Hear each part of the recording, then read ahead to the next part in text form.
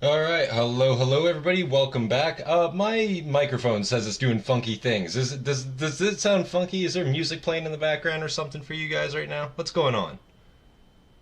What's going on? Do I have different instances up? I see that. What's happening right now? Something's a mess. Sounds echoey. Oh man, it's probably coming through. It sounds funky. Okay, guys, technical difficulties. Give me 2 seconds to check out what my stream's doing. I'll be right back. Because I see that shit. What the fuck? Hold on.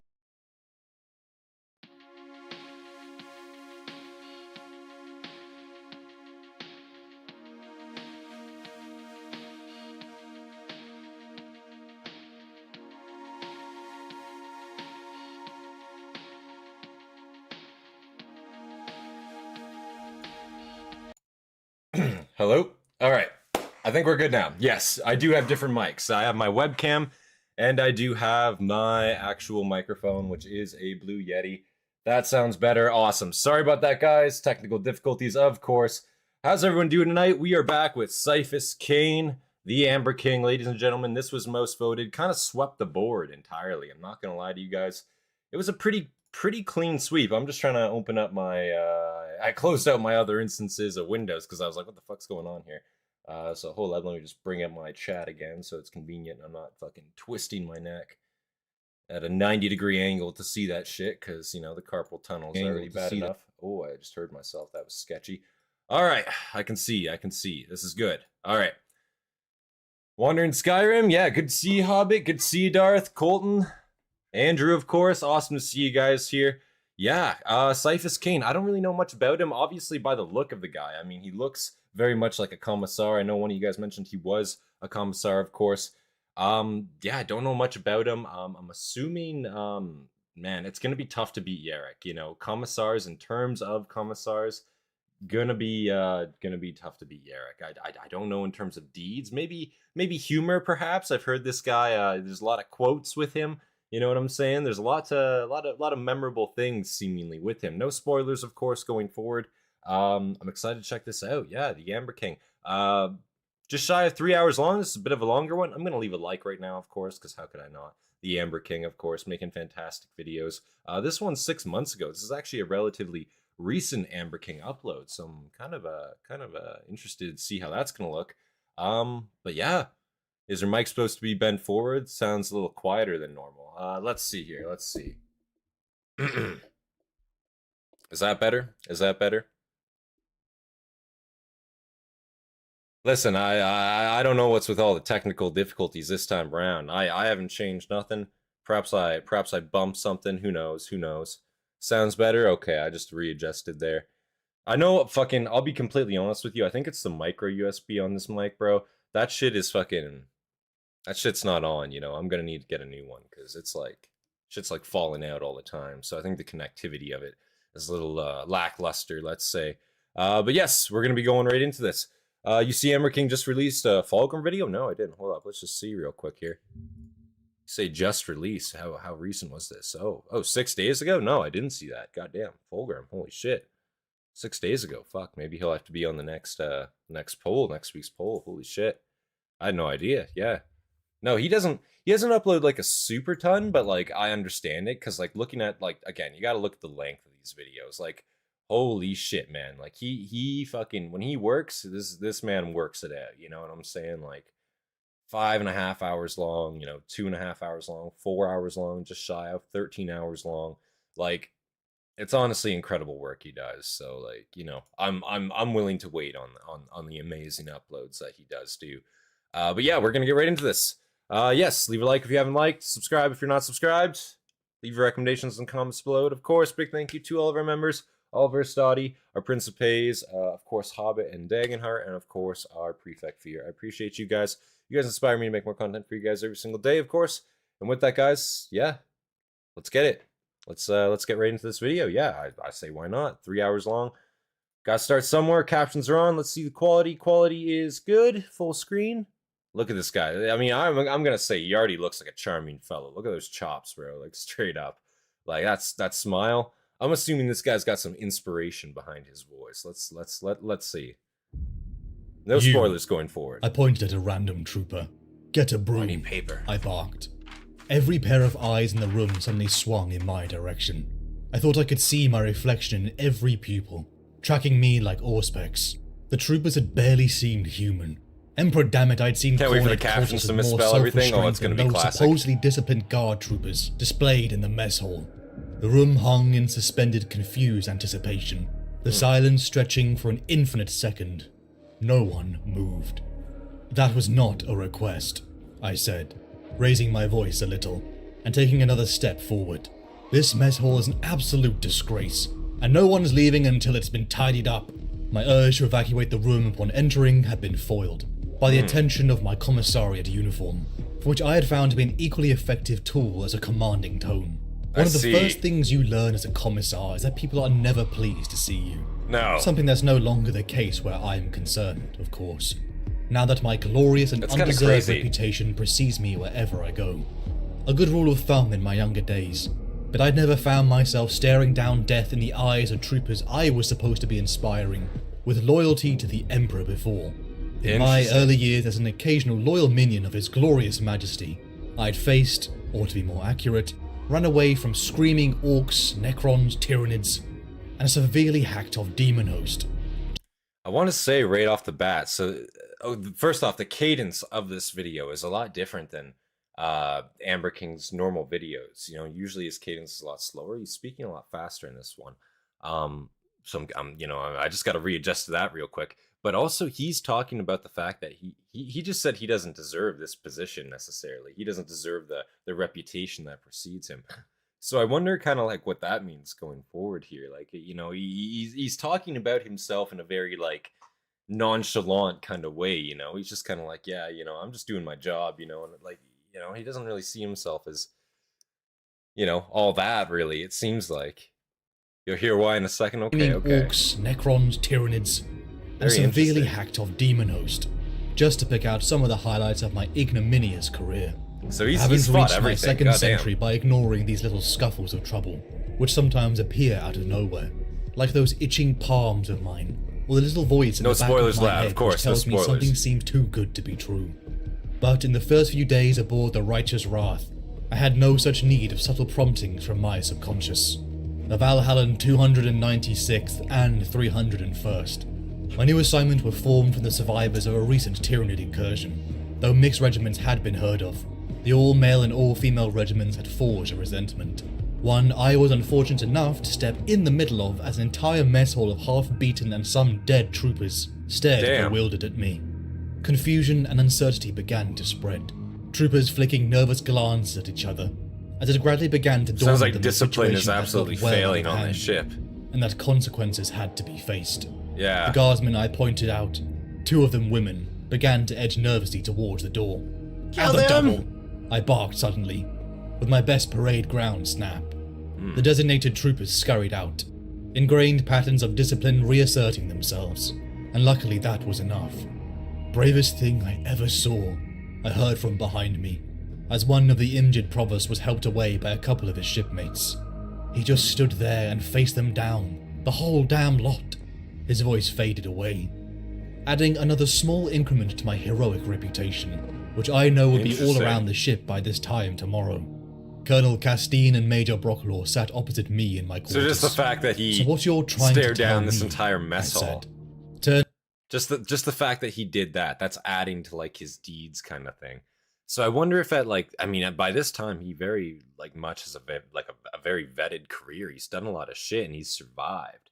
And usually when you survive in Warhammer, that's usually enough for you to, you know, get a name. You know what I'm saying? You start to get a bit of a reputation going. You start to get some veteranhood going.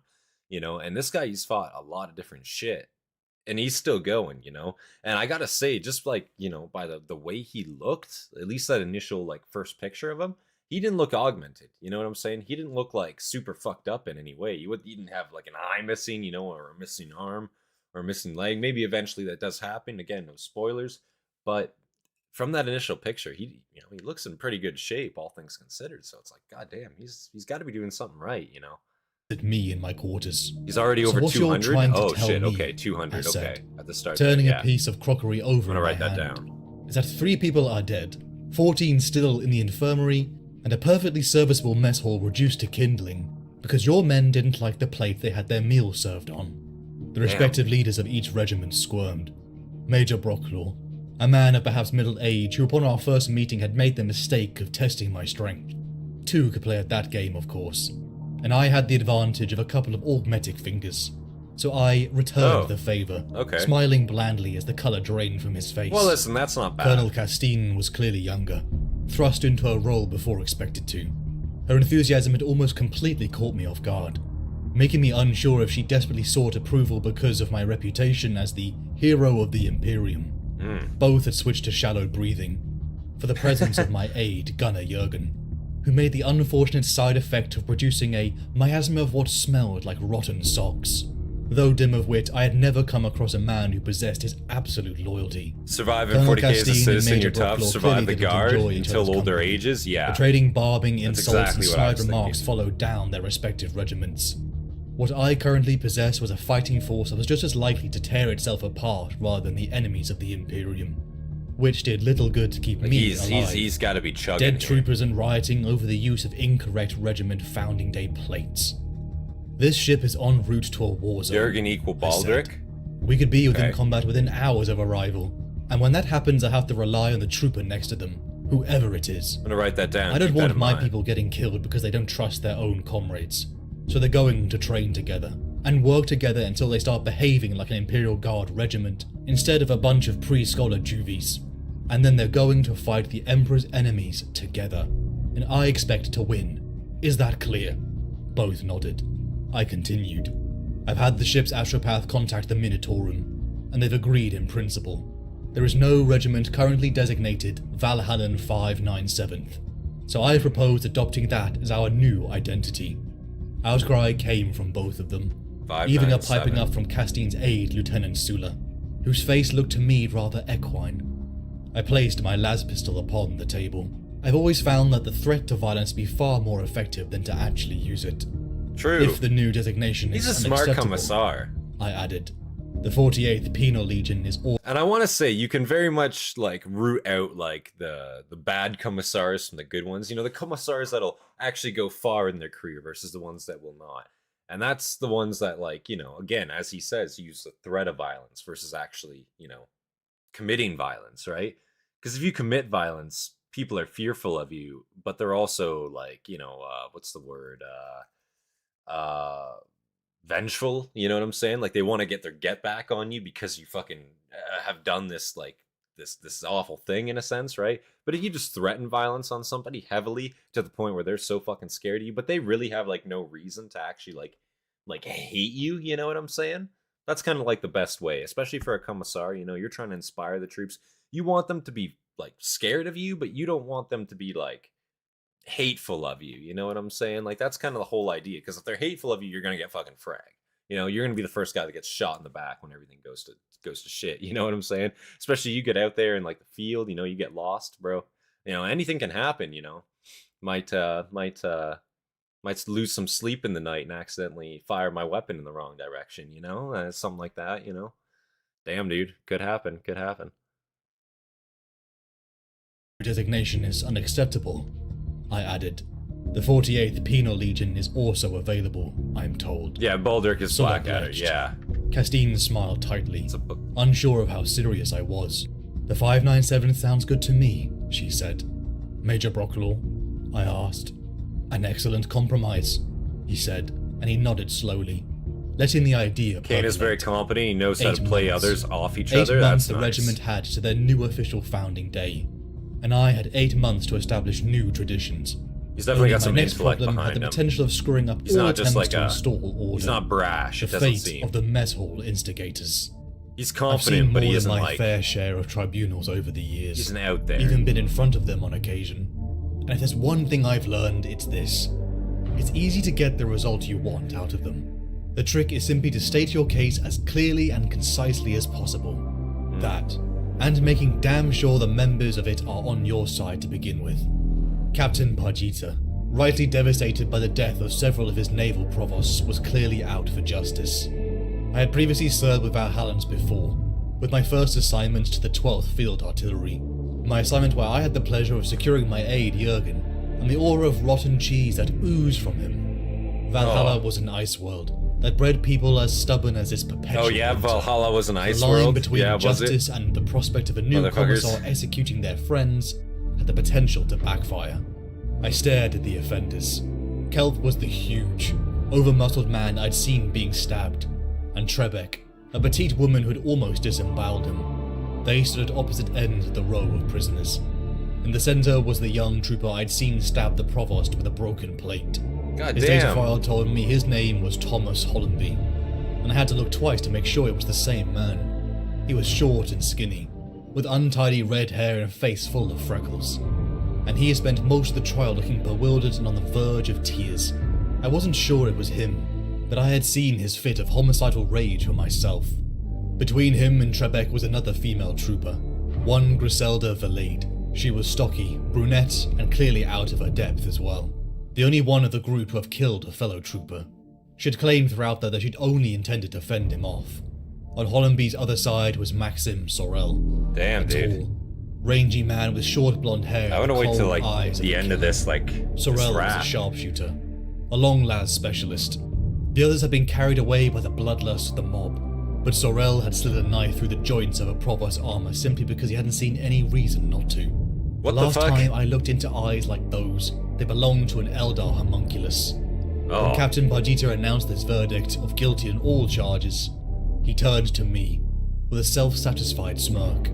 I just want to say off the bat here, like, man, like, there's so many like varied like peoples throughout the Imperium here. You know what I'm saying? Like, and you also see like people that like seemingly look innocent. You know what I'm like? They don't look like they could commit a crime like that, but he stabbed some guy. You know what I'm saying? He stabbed him with a plate. You know. And he's been on the verge of tears this whole time. Like, you get people that just, like, are so fucking desperate, I guess. Because, like, I guess when you join the Imperium, when you're drafted like that, you must know, like, you know, you're going to die, and no one is going to bury you. Like, you have to kind of, like, know that. That has to be in the back of your head somewhere, you know? Like, you're not going to be ever going home again, kind of thing. So it's like, I feel like people get a lot more desperate. They care a lot less. Like, you definitely see, like, especially like you hear stories in like World War II and like Korea and shit. Well, people will just do absolutely insane shit because they think they're already gonna die. You know what I'm saying? They'll do it because they're probably not gonna come back. You know, but then they do it and they come back and it's like, holy fuck, you're crazy. You know, like you're actually just an insane motherfucker. But in this case, it's, you know, it's obviously a lot different. But I could see that same kind of like mindset sit in, but like times 1,000, because like, you know, you're in the Imperium and there's so many fucking whores out there in the galaxy that want to like get you in the night. You know what I'm saying? Not even in the night, in broad daylight, actually. Then a lot of the time they're not even like stealthy about it. You know, they could be stealthy about it, but it doesn't have to be a stealthy thing. That's for sure.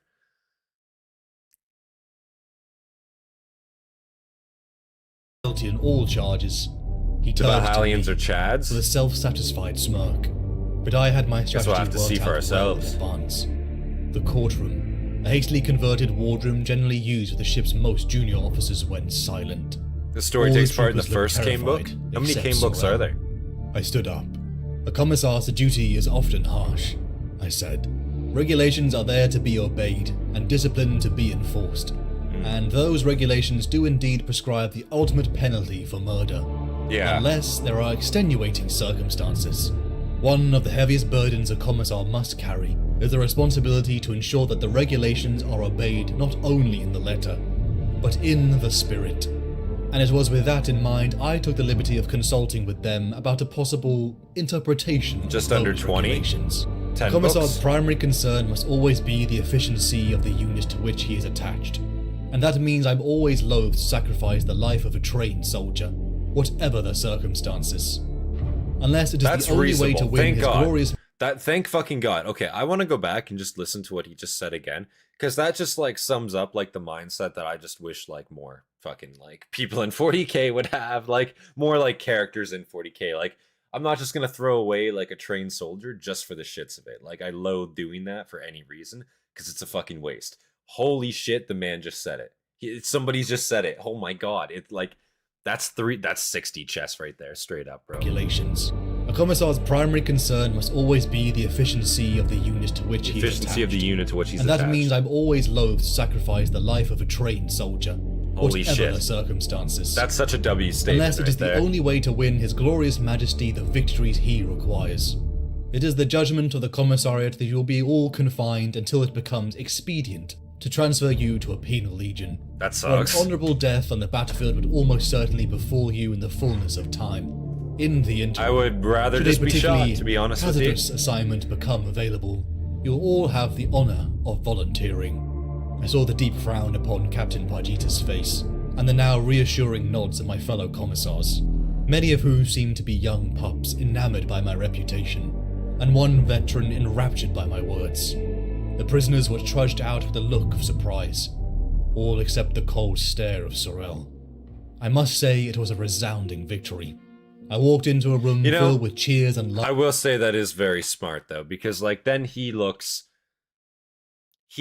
like he's being, lenient, you know what I'm saying? But they're still getting punished very, very severely, you know what I'm saying?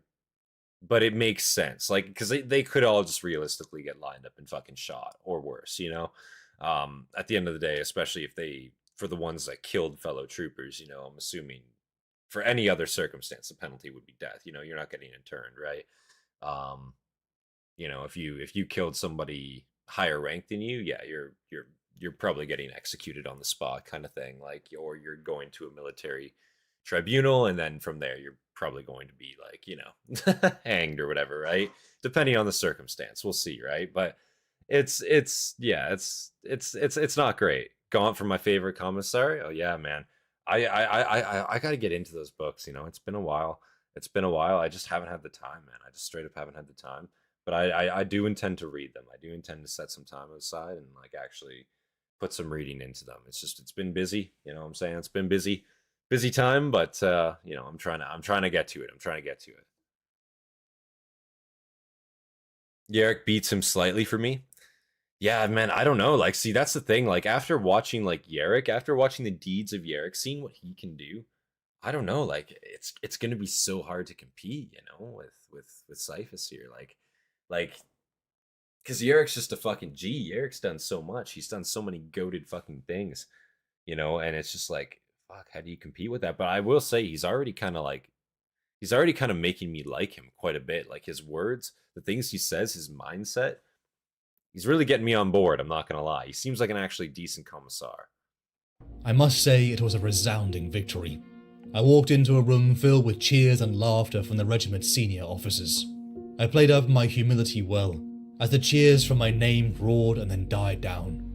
I, Castine, Brocklaw and the others raised a toast to the 597th. The 597th, they all shouted, men and women alike, swept along with cheap motions and cheaper rhetoric.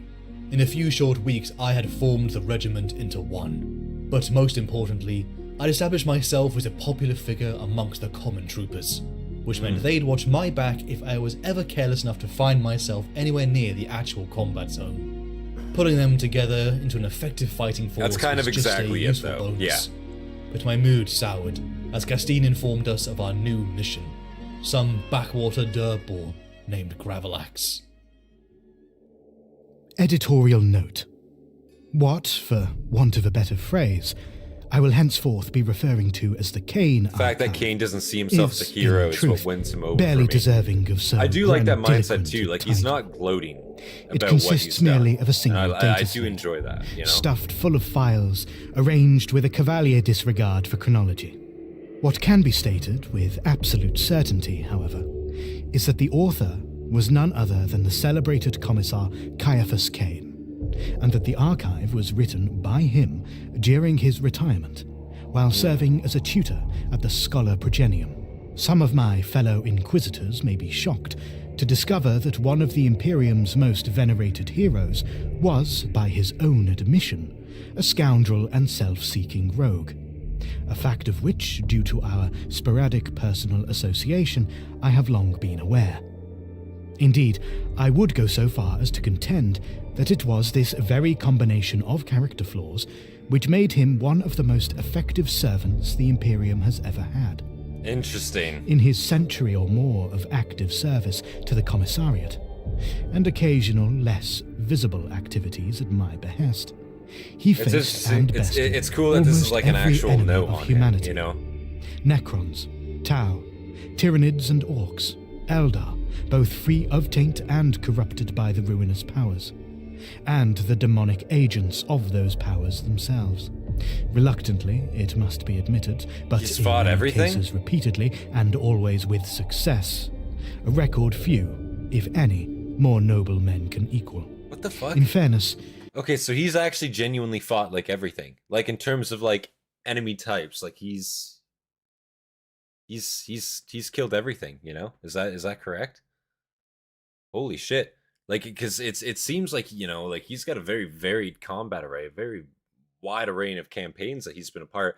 I think that alone might make him a little bit more badass than Yarrick. And not to say that, like, you know, Yarrick isn't badass, but Yarrick mostly has fought orcs. He's mostly, you know, spent his time killing greenskins. That's like, he's the fucking master at that. He can't get better at it.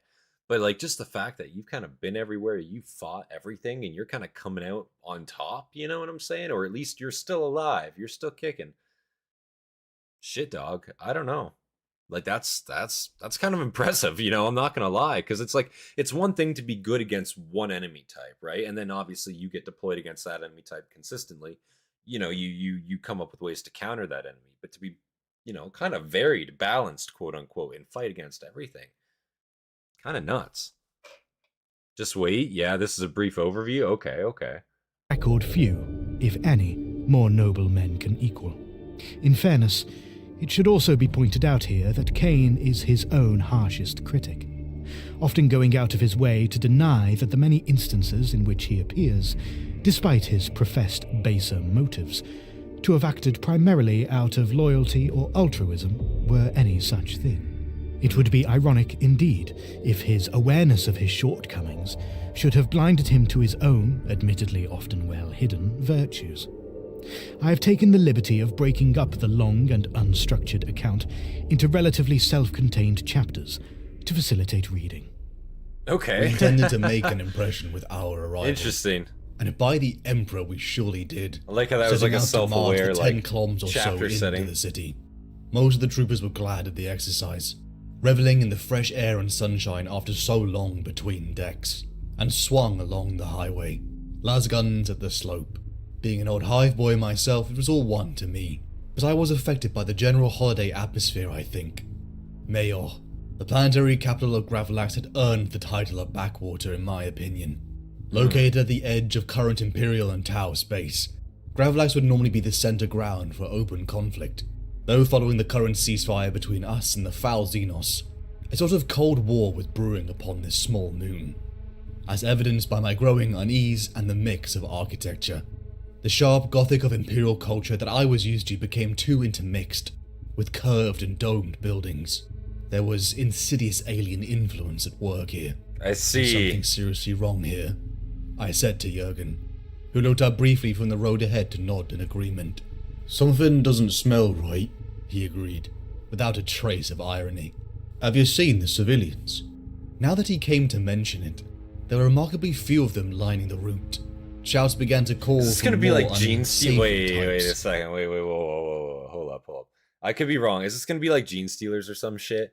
You know, because, like, you know, there's, you know, it's not obvious, you know, but there is like some slight differences going on. You know, there's some slight oddities. Hey, there's not really many people in the streets. You know, even, you know, things seem a little bit more like, you know, uniform than obvious. Fuck this, you know, I'm not, you know, I don't know. I don't know for certain, right? But something strange is going to be here. The architecture. Few of them lining the route.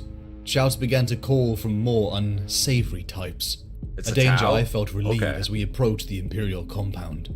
A voice came shouting out to me. The last time I had seen This world's on the Torren border Divas, of Tau he space. just I made got captain. I was nursing a hangover as he saw me off from the 12th Field Oh, so this is Artillery. some greater good I shit. remember thinking at the time, he was probably the See, only I man haven't in seen the any of battery the who was Tau. sorry This to is gonna see be me go. interesting. There were streaks of grey at his temples now, I noticed, and his belt was out another notch, but the same air of boyish enthusiasm still hung around him, as on the day we first met.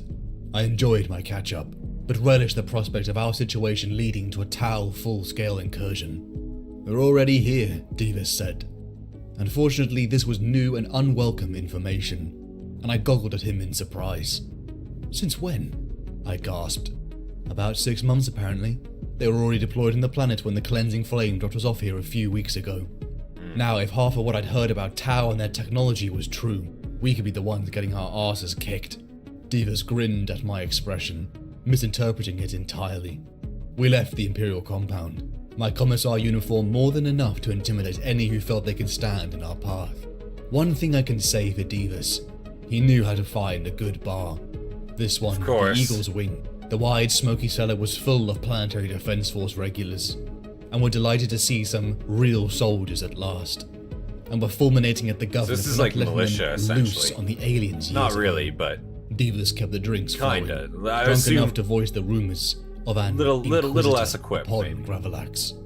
We began walking back. Divas far drunker than I. The fool walked us through the hostile side of maybe town, not less equipped, just less then experience. You know, planetary defense. About a dozen locals not really stood getting behind out us, there. the street light striking highlights from their shaven heads. A variety of improvised weapons hanging purposely from their hands. They looked tough, at least in their own minds. But when you've been face to face with orcs and Eldar Reaver slavers, you don't intimidate. Very basic in training and gear compared to full-on regiment. I said to yeah, Divas. I'd assume you don't want to start anything. You probably just don't get a basic las gun and want. The group stepped forward. Not much their else. Spokesman stepping into the light. Told how to shoot paint it. Was smothered across his face. Fine, I thought. Keep him talking.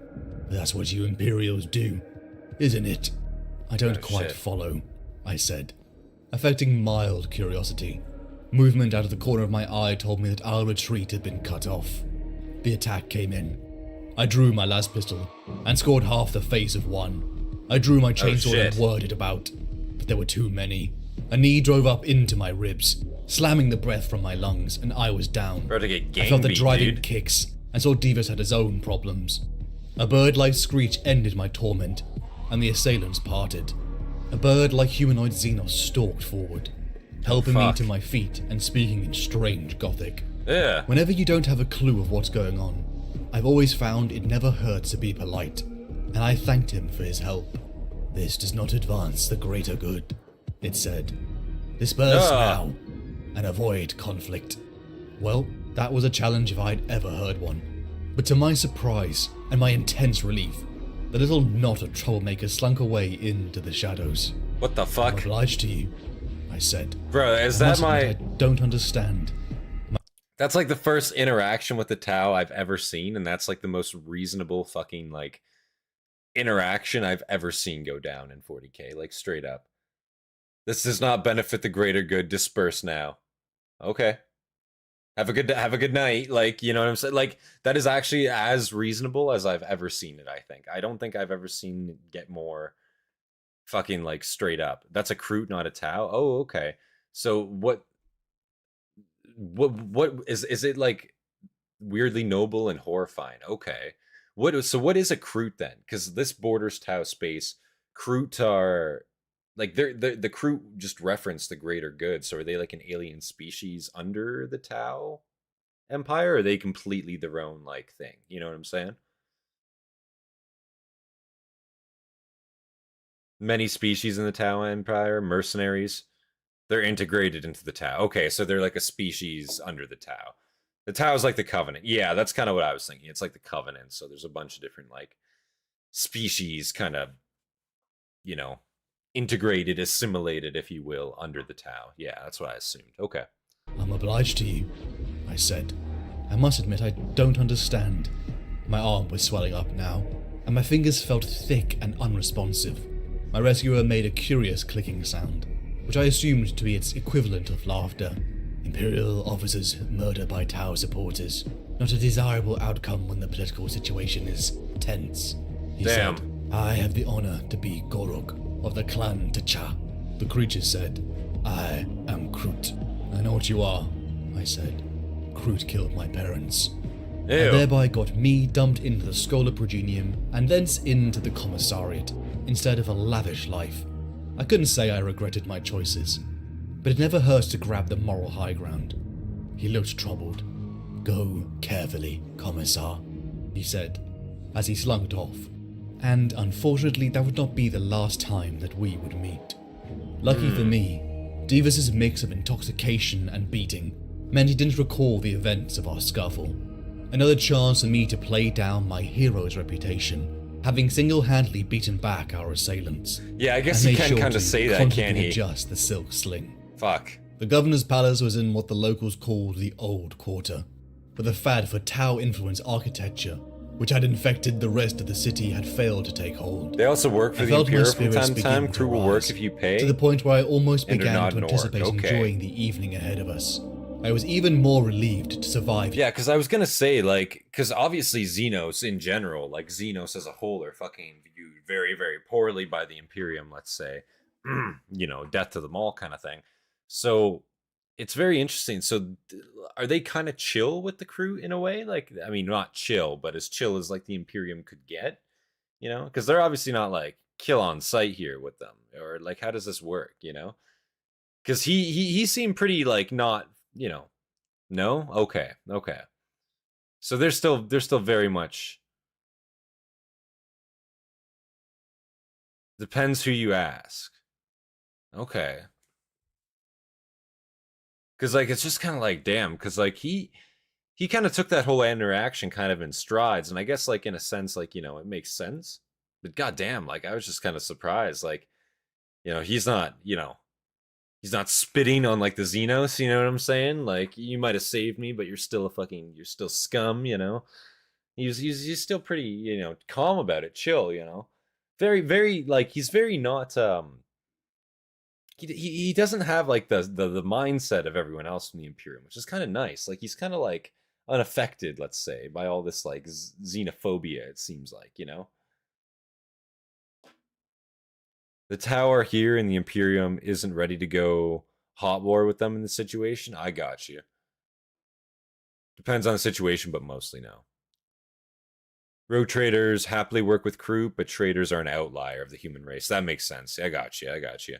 Began to anticipate enjoying the evening ahead of us. I was even more relieved to survive Jurgen's driving. I told my aide to watch the vehicle. Go Trek and Felix win. wins soon. Jurgen mixing with the cream of Gravalaxan aristocracy was almost too hideous I promise. The doors swung open to lavish guests, now screwing their eyeballs upon us. You're talking Tau? Yeah, apparently we encountered the crew. Murmured, as we gained the elaborately carved entrance doors. That was the idea.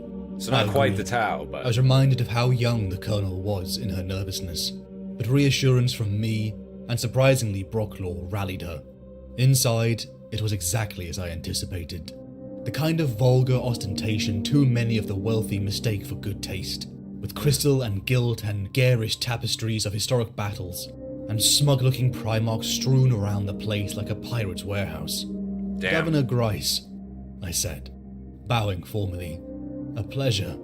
Of all the planetary governors I have met, Grice seemed to take the cake. Probably literally. For such a rotund and garish figure before me was almost hard to look at. For once in my life, my hero's reputation seemed to be entirely ignored. This guy's just fucking gargantuan. The governor was completely locked upon Castine and her red hair. It enabled me to fade out of the picture and go looking for some amusement of my own. Also, quick question too, before we get too far into this. When exactly does I guess does this story take place? Is this in like 40k or is this in 30k? You know what I'm saying? I'm assuming this is a 40k story, but I want to confirm here. 40k? Yeah, 40k. Okay, I want to make sure. I assume so. I just want to confirm on that. Me to fade out of the picture and go looking for some. All later 40k? Okay. A young woman was standing on a podium. Like, so this is like modern. Surrounded by before musicians Gilliman. Okay, before Gilliman. As our regimental band. But they could have been playing orc war drums for all I cared, because her voice was extraordinary.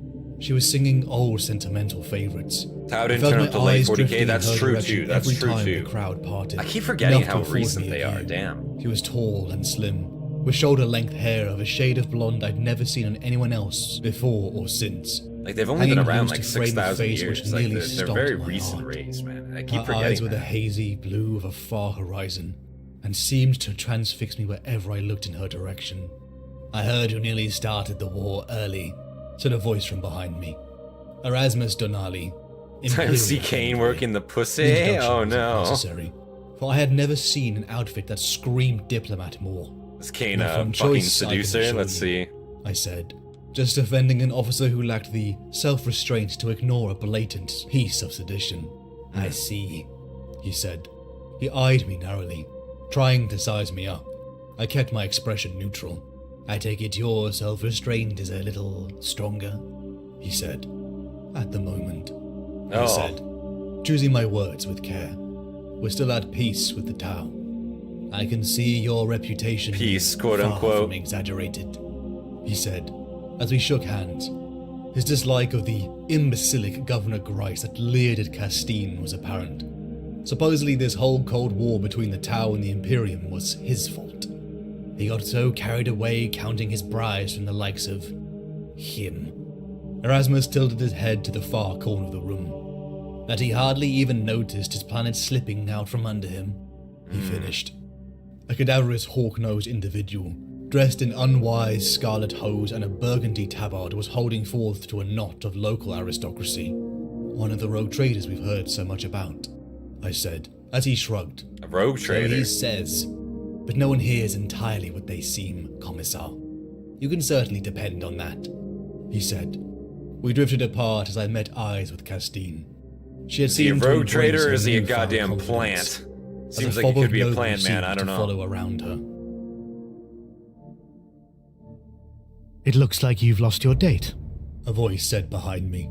I turned. Hey, 10, how you doing? Found myself falling into the wide blue eyes of the singer I'd been watching before. Uncharacteristically for me, I was momentarily at a loss for words. She was smiling, a plate of finger food in her hand. She's, just a colleague. A fellow officer. Nothing like that between us. Strictly against regulations, for one thing. Say less. And anyway, we're in, boys. She laughed. A warm, smoky chuckle that warmed me like Amasek, and I realized she was pulling my leg. I know. No time for romance in the Imperial Guard. It must be grim for you. We have our duty to the Emperor. For a soldier, that's enough. It's the sort of thing I usually say, and most civilians lap it up. But my beautiful singer was looking at me quizzically, the ghost of a smile quirking at the corner of her mouth, and I suddenly got the feeling that she could see right through me to the core of deceit and self-interest I normally keep concealed from the world. It was an unnerving sensation. For some, maybe. But I think there's more to you than meets the eye. She picked up a bottle from the nearby table with her free hand and topped up my glass. There's more to everyone than meets the eye. More to deflect the conversation than anything 18 else. inches more if you want me to be real. No, God. That's very I bet you astute, Ciaphas just has a straight horse She cock. extended Let's her be hand, real here, boys. slim and cool to the touch. You know? The middle finger He ornamented with a large He keeps it and finely tame, wrought but oh ring God, of if she unusual gets loose, you know. Evidently Oh, she was God. extremely successful in her position, or had at least one wealthy admirer. I would have laid money on both. I kissed it formally, as etiquette demanded. And to my astonishment, she giggled. A gentleman as well as an officer. No. You are full of surprises. Then she surprised me by dropping a curtsy, in intimation of the bovine debutantes surrounding us. The light of mischief was in her dazzling eyes. I'm Amberly Vane. The light of mischief? Whoa, I sing whoa. in it. I know. And very well, too. She acknowledged the compliment with a tilt of her head. I bowed formally. 19 inches of entering Cain. into the Oh game. God. Ciaphas Cain. At your service. Currently attached to the Valhallan 597th. Her eyes widened a little as I introduced myself. I've heard of you. She said a little breathlessly. Didn't you fight the Gene Stealers on Kefia? Well, I did. If you count hanging around drinking recaf, while the artillery unit I was with dropped shells in the biggest concentrations of Stealers we could find, from kilometers away as fighting. I've been in at the death, so to speak, and emerged with a great deal of the credit, more by luck than good judgment. It was That's one kind of of the early funny. incidents that had laid the foundations for my undeserving reputation. But my misadventures since had tended to overshadow what most of the galaxy still regarded as a minor incident on a backwater agri-world. So there's kind of like the foundation though. Like he's just kind of like failing upwards, it seems. Not even failing upwards, he's doing his job as normal as he can, but yet he's still gaining more credit for it, you know? Like he just fully like kind of admitted to himself there. Like, yeah, I was there. Yeah, we did our job. I was with the artillery regiment. We just fucking, sat there and lobbed shells at them all day. It was great. He sees himself as failing upwards. I see. So he's kind of like aware of that too. He's not like, he's very much aware of it because he straight up says it's an undeserved reputation. He says that to himself a few times already. He's failing to fail and diving into the air. Major inferiority complex. Oh, shit. Most of the galaxy still regarded as a minor incident on a backwater agri-world. Definitely seems like a character flaw, that's for sure. I said.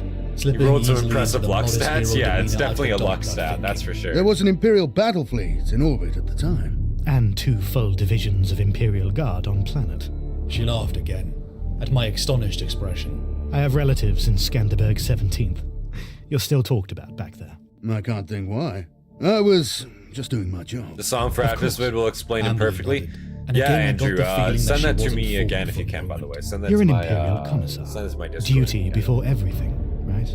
Absolutely. So I can find it easier. And right now, I think it's my duty to ask you to dance. It was a transparent attempt to change the subject, which I'd hoped she'd put down to modest embarrassment. I half expected her to refuse, but she smiled, discarding her plate of half-eaten delicacies, and took my uninjured arm. I'd love to. I have a few minutes before my second set. So we drifted across to the dance floor, and I spent a very pleasant few minutes with her head on my shoulder, as we spun around to an old waltz I'd never learned the name of. I noticed Teamwork in the pussy. Vehement altercation he kind of expected she'd say no. Rogue trader. Do you know who that is? I asked. See, like, that's the thing. He half expected her to say no, but like, he knew damn well she wasn't going to. He's definitely, he's definitely got an in. She's gonna finish this second set, and let's just say she'll be a little bit busy for the third. You know what I'm saying? Like, she might not show up in time. Mentioning hookers, what the fuck? Just found out my next door neighbor is a lady of the night. What the fuck? How does that happen? Holy shit. Whoa. Hawk-faced rogue trader. Do you know who that is? I asked, not really expecting an answer, but it seemed my companion was well versed in the intricacies of Gavalaxian politics. It came with performing Thanks for to songs and DM and video. Okay, His name's thank you, Andrew. I appreciate that. A rogue trader here to deal with the Tau, so he says. The qualification was delivered in precisely the same tone of skepticism as Donali's had been, and for some reason I found myself remembering Divis's cloak and dagger fantasies about our night in the Eagle Wing. Why do you say that? I asked. Ambly shrugged. The Tau have been dealing with the same traders for more than a century. I think he means literally, guys. Aurelius arrived from nowhere a month or two ago. Might be some knife play in there. I'm not too sure. With them through Grice. It may just be a coincidence, but...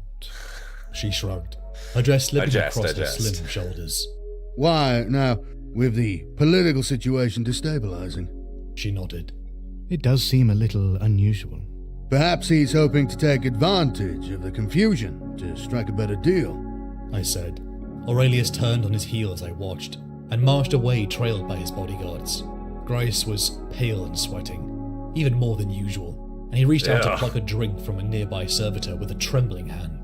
He's thrown a scare into our illustrious governor, at any event. Has he? Amberly watched him go. That seems a little presumptuous, even for a rogue trader. If that's what he really is.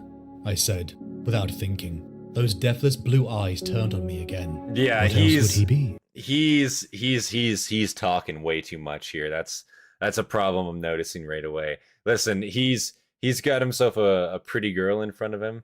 This is like the stereotype for like every like female fucking like agent, you know what I'm saying? Like in the world, they fucking get close to you, and then you spill some historic knowledge, and then next thing you know, you end up with a 9 mil in your fucking head. You know what I'm saying? Like, that's how this works. OffSec, like, bro, yeah, he's just spilling the beans. First pretty girl that walks up, gives him any sort of attention. Oh yeah, that rogue trade over there. If he might be a bitch. Like, bro, like listen, this isn't the place. She's not the person. You got to keep your mouth shut. She's not even military, you know what I'm saying? She's not even in the in the Imperium, right? She's not in regiment. She's just some fucking singer, as far as you know. That's totally a plant, bro. Like, you're getting planted right now. Just saying, like, that's obvious. Thinking, those deathless blue eyes turned on me again. Deathless blue eyes? Yeah. Oh, yeah. An inquisitor. Very pretty, I said, the idea taking firmer root in my head even as I said it. Amberly's eyes widened. An inquisitor? Here? Her voice became a little tremulous, as though the enormity of the idea was too huge to grasp. You have no clue at all? Oh. The urge to impress her was almost irresistible. She can't be I human. have to confess. The urge to impress her. If you could only know how bewitching she was, I know you would have felt the same. So I looked my most commissarial.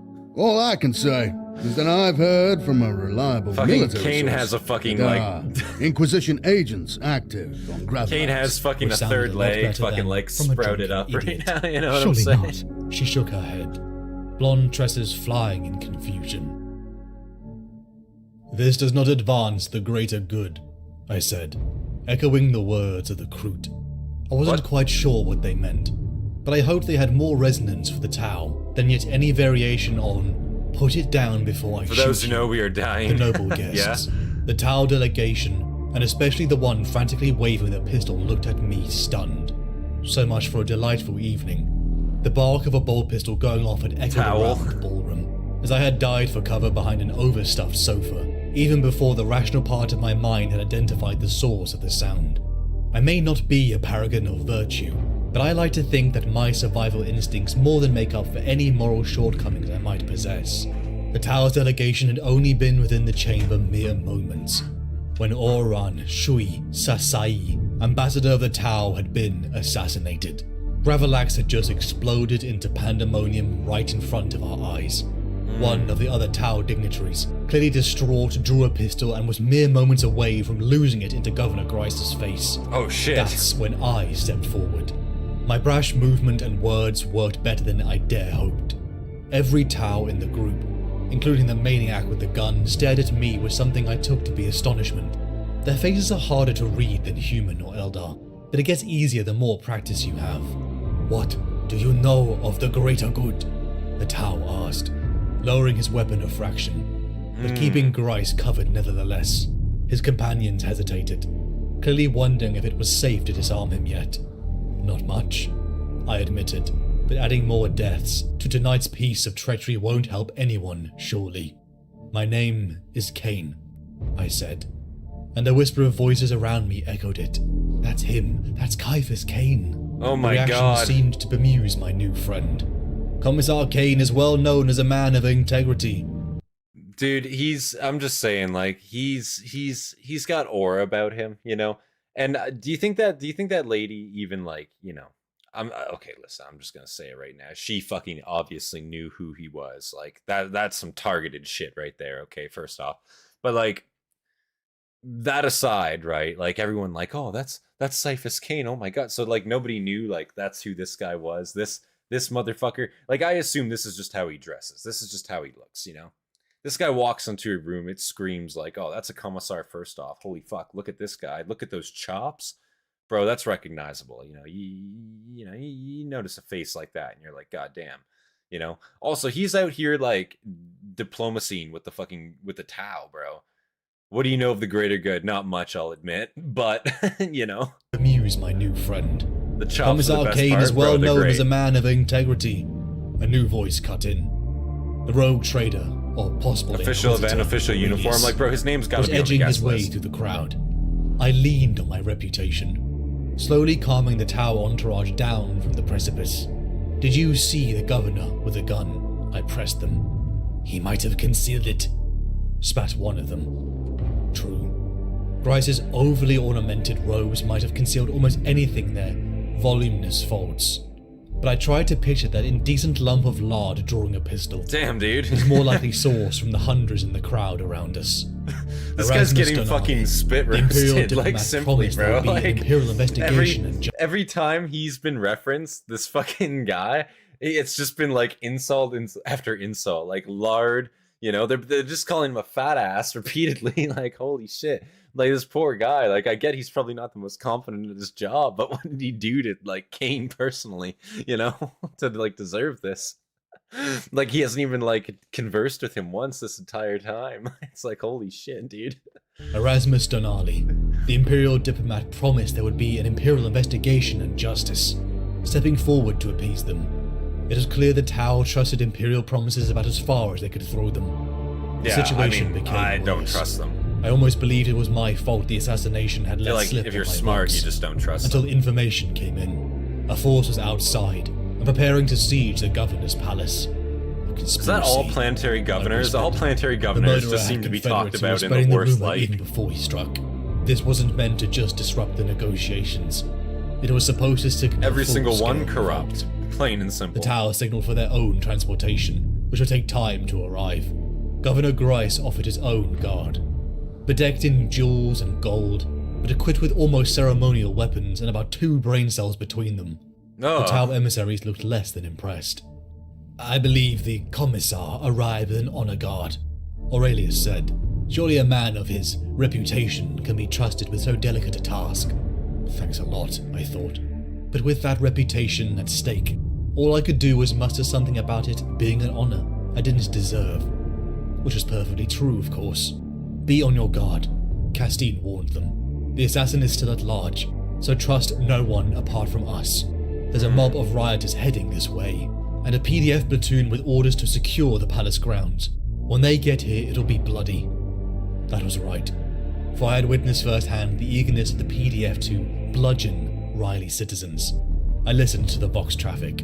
We had 10 minutes before an angry mob was here to rip the Tau, Imperials, and most importantly me, apart. Oh man. I called Jurgen to bring around the transport. I like how the classic, like, angry mob is just targeting everyone, though. They don't even give a fuck. It's like, your Tau, fuck them. Your Imperium, fuck them. You know, the classic quote-unquote angry mob just going there and ripping the rich apart, like, you know, eat the rich kind of like deal. I'm for it, you know what I'm saying? Honestly, fuck it. Yeah, give it power, bro. Let's let that engine ride, you know? I'm ready to see importantly, me apart. I called Jurgen to bring around the transport. I wonder if Ciaphas is ever actually going to be like in combat, or if he's just like, you know, in the vicinity of combat, and he just the discipline of the mixed Valhallan teams was a fails upwards repeatedly, you know. Our spirits lifted as away from the palace if he ever actually gets his uniform dirty. But I felt my stomach lurch as a missile launched from the city punched into its underside. It fell in fire. The sound of Tau accusations grew in my ear. Sudden realization hit me like a punch. He's amazing in battle, you will see. One thing to be said for being paranoid is that sometimes you begin to see patterns no one else can. Killing the ambassador was meant to make them run. The mobs in the street were meant to leave them with nowhere to go. They're supposed to only have one option now. And if we called in the Tau military, these conspirators would get exactly what they wanted. I see. War. Then we must die, El Sarath said, as though he'd been suggesting a stroll through the park. The greater good demands it. His companions looked sober, but none of them argued. We, however, preferred them alive and well for the continued talks and deals. I made the most bizarre declaration of my life. I put on my hero's smile and vowed to get the Xenos to safety. That's crazy. We left the governor's palace as soon as we could get the Tau aboard our truck.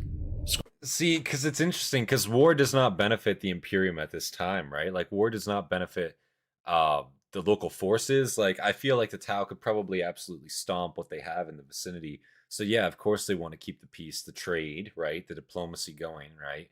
And if these Tau ambassadors die, that certainly means that, like, yeah, there's no more open diplomacy that's going to be taking place. And probably that means that war is going to occur because, like, you know, political embassies are dying on this Imperium world, right? So it's a big issue for them, like, and it's kind of a huge responsibility.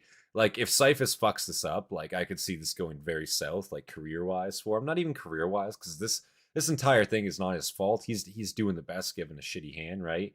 But it's like, goddamn, you know, like, still, like, he's, you know, if he gets these people out alive, and I'm assuming he's probably gonna do this through diplomacy, like, probably he's gonna get approached by this angry mob, and I'm assuming he's just gonna talk them down somehow, like, in some miraculous way, and he's gonna be like, how the fuck did I do that? This guy's luck we left stat the is governor's about palace to as soon go as we crazy. could get the Tau aboard our truck. Scrambling over the tailgate in the flickering light from the burning buildings, Oh shit. Lustig's squad split into teams again, 5 on each side, leaving the Xenos diplomats in the middle. It wasn't exactly high security, but it was the best we could do under the circumstances. You'd probably More whoop news Yurik's had come ass in a fight, But really? even within the PDF, whole regiment had risen in revolt, leaving us the sad affair of not knowing who was friend or foe. We actually seemed to be making good headway through the burning city, until a scruffy man stepped out in front of our transport. Who goes there? He was young, I noticed. His face still pitted with acne scars, and his helmet looked too big for his head.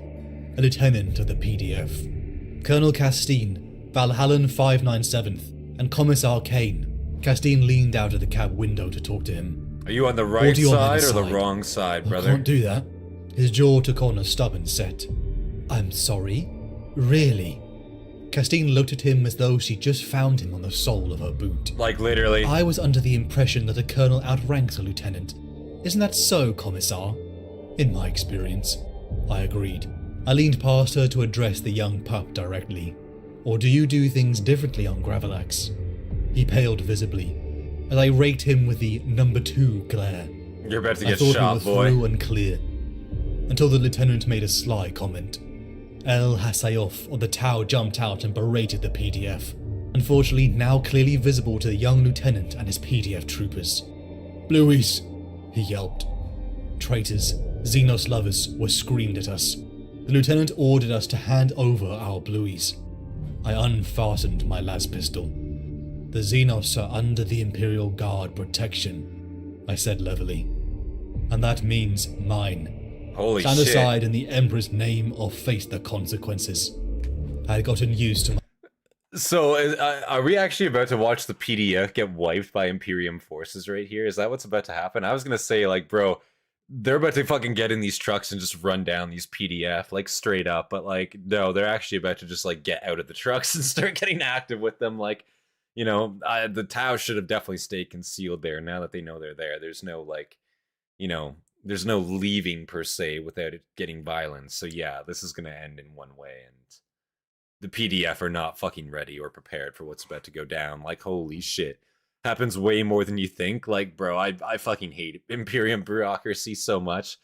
Like, shit like this just happens all the time. It's such a mess. Holy shit. The PDF always gets shit on. I can imagine. Stand aside in the Emperor's name or face the Casual consequences. citizenry. I had gotten used to my uniform inspiring Fucking farmers authority. with their The pitchforks, boy like, literally. lieutenant and his undisciplined mob, prepared to raise their weapons. He ordered his sergeants to take the blueies. You fuckers are about to get Lustig, annihilated. I said. Fire. Even as I spoke, I was leveling the las pistol.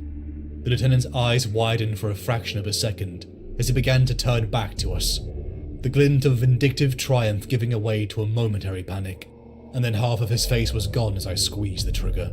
Damn, My dude. las rifles flicked up and began cutting them down. Jurgen powered forward and rammed through their makeshift barricade, the sound of bone crunching beneath our tread. Oh. Castine and Lustig mopped up the rest. We were very silent for the rest of the journey. I have killed many in my over a century service to the Commissariat. Well, listen, I It mean, was part of the role to maintain Imperial. they got in the way. Now, I'm just curious, what was that convoy consisting of? Because goddamn, dude, like, they obviously had trucks. It was obviously a mechanized convoy. Did they have, like, tanks and shit in that convoy as well? Like, were they, like, fully rolling this shit out? Like, we're getting the fuck out of this city? Like, or was this just, like, purely, like, you know, kind of a covert thing? We got 1-2 trucks. We're rolling out with our troops, trying to get these Tau out of here, you know? I'm definitely guessing that they had at least one salamander. Oh, shit, did they really? They had a salamander attached with them as well? They had a Jurgen. Salamander APC. Oh, fuck. Chimera tanks with the mouse for transport. So they straight up, like... So, they straight up just, like, rolled over them there. Like, there's no fucking chance. Bro, imagine having the balls to, like, tell, like, a commissar and a colonel, along with, like, their complement of, like, regimental troops, like, Imperium troops, that, like, yeah, you're gonna, like, stop them. Like, you're literally fucking militia forces. Like, you have no fucking say over what we do. Also, step the fuck aside, like, you're gonna get put down. I can get from their perspective, and, like, that's the backwards, like, messaging in the Imperium as a whole, is that, like, all the Xenos have to be purged, all the Xenos have to be killed. Well, sometimes it's convenient that that doesn't happen necessarily right off the bat. So like you got the mixed messaging to the citizenry, and like then you have situations like this just like constantly arising. Like it's such a fucking mess, bro. God damn. My over a century service to the Commissariat. It was part of the role to maintain imperial discipline. It was a despite that salamander I've always armored tried my transport, best to avoid using okay. lethal force. I don't know how many I have killed, but that was the first night I didn't sleep easy. Seeing the terrified look of that over-eager lieutenant clearly out of his depth. We trudged through the rest of the city. Bodies were scattered everywhere, which reminded me of a chaos incursion, not civil unrest. It was as night came that we finally arrived at the Tau base.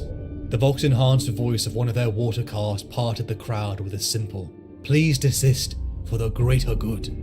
As we dropped off the emissaries, we caught sight of the machinery and weapons I was beyond relieved we weren't engaging. The prospect of our Valhallans against what looked like to be mobile Hastati's dreadnoughts made both me and Castine shiver. I did a much better job at hiding my feelings though. I had a lot of practice. I felt relief flood me as we departed.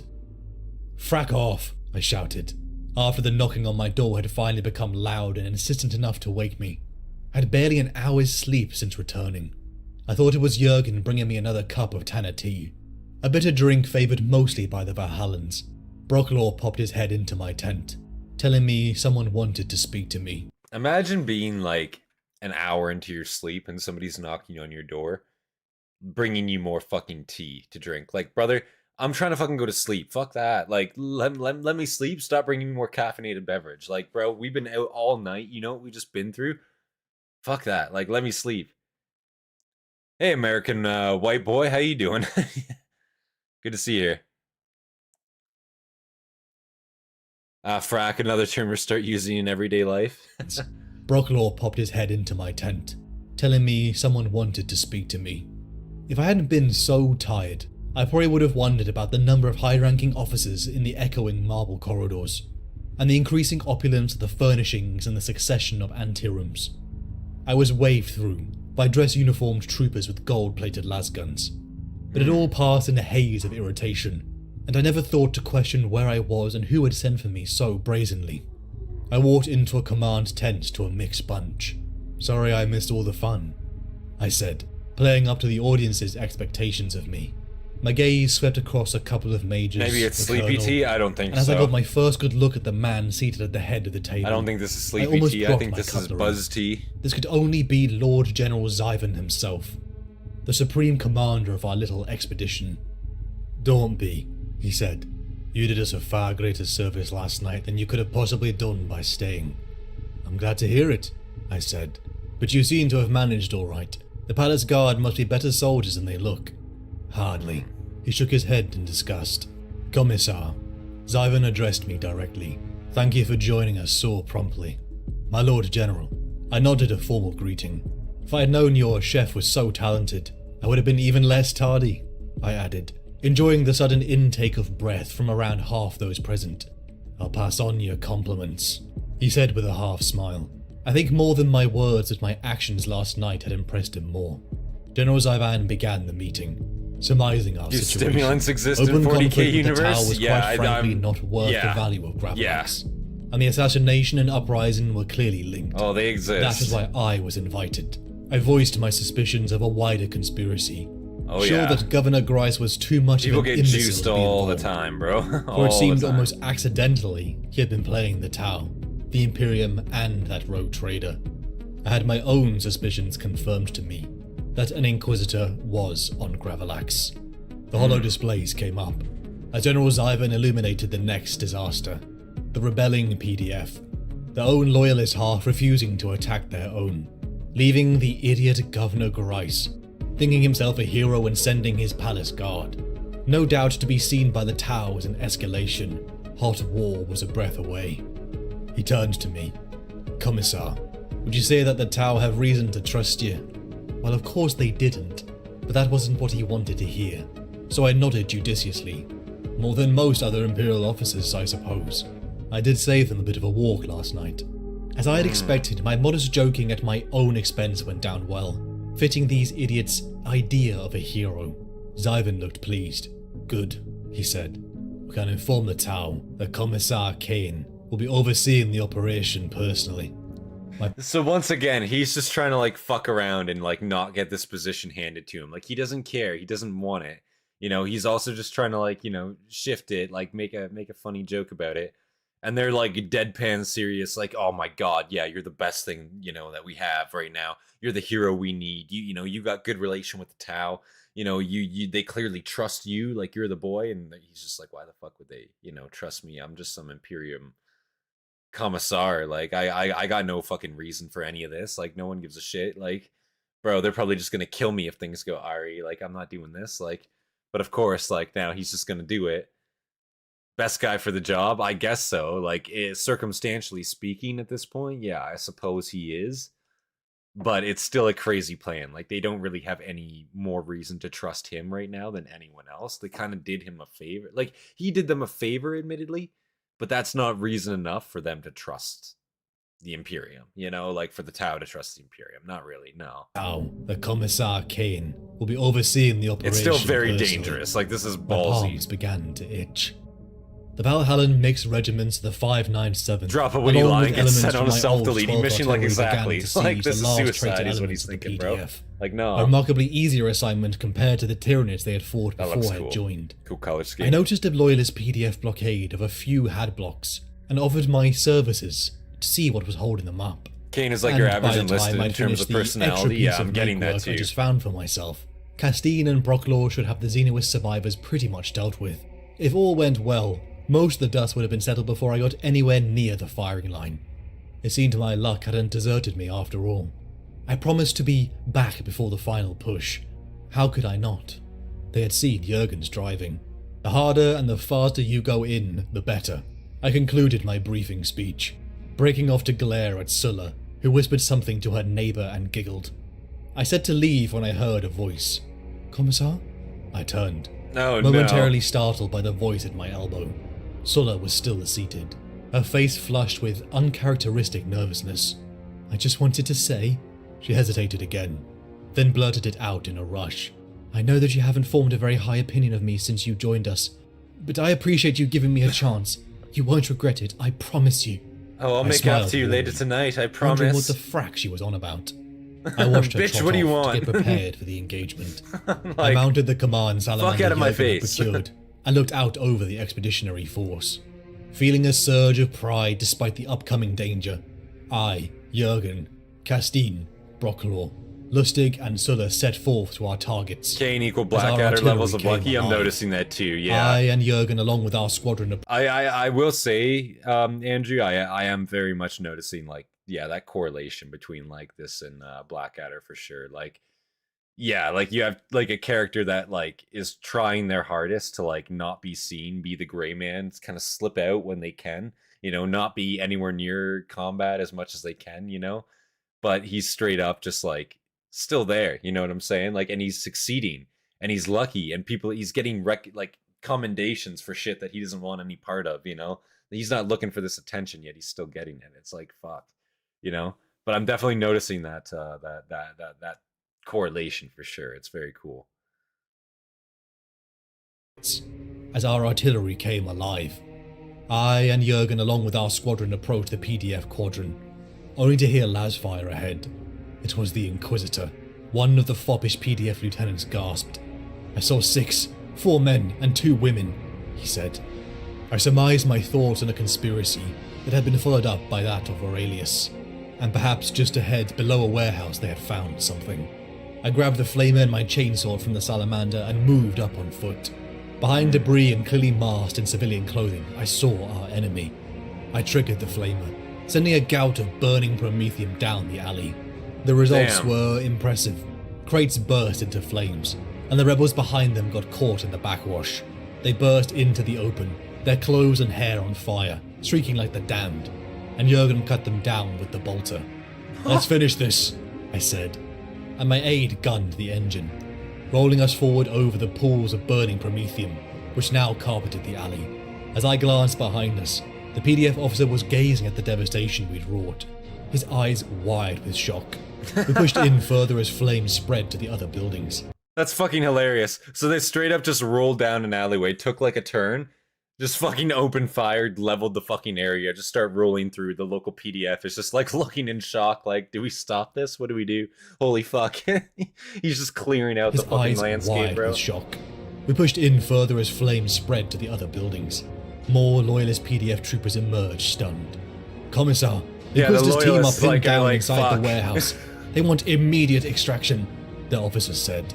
Like, do what you have to do, but the collateral damage, my God. I was the one who set the very fire that put a member of the Emperor's Holy Inquisition in danger, and my usual sensible aversion to putting myself in harm's way was utterly useless before a firing squad. Jurgen, take us in, I voxed, as the salamander began to roll forward once more. We burst through a sheet steel cargo door.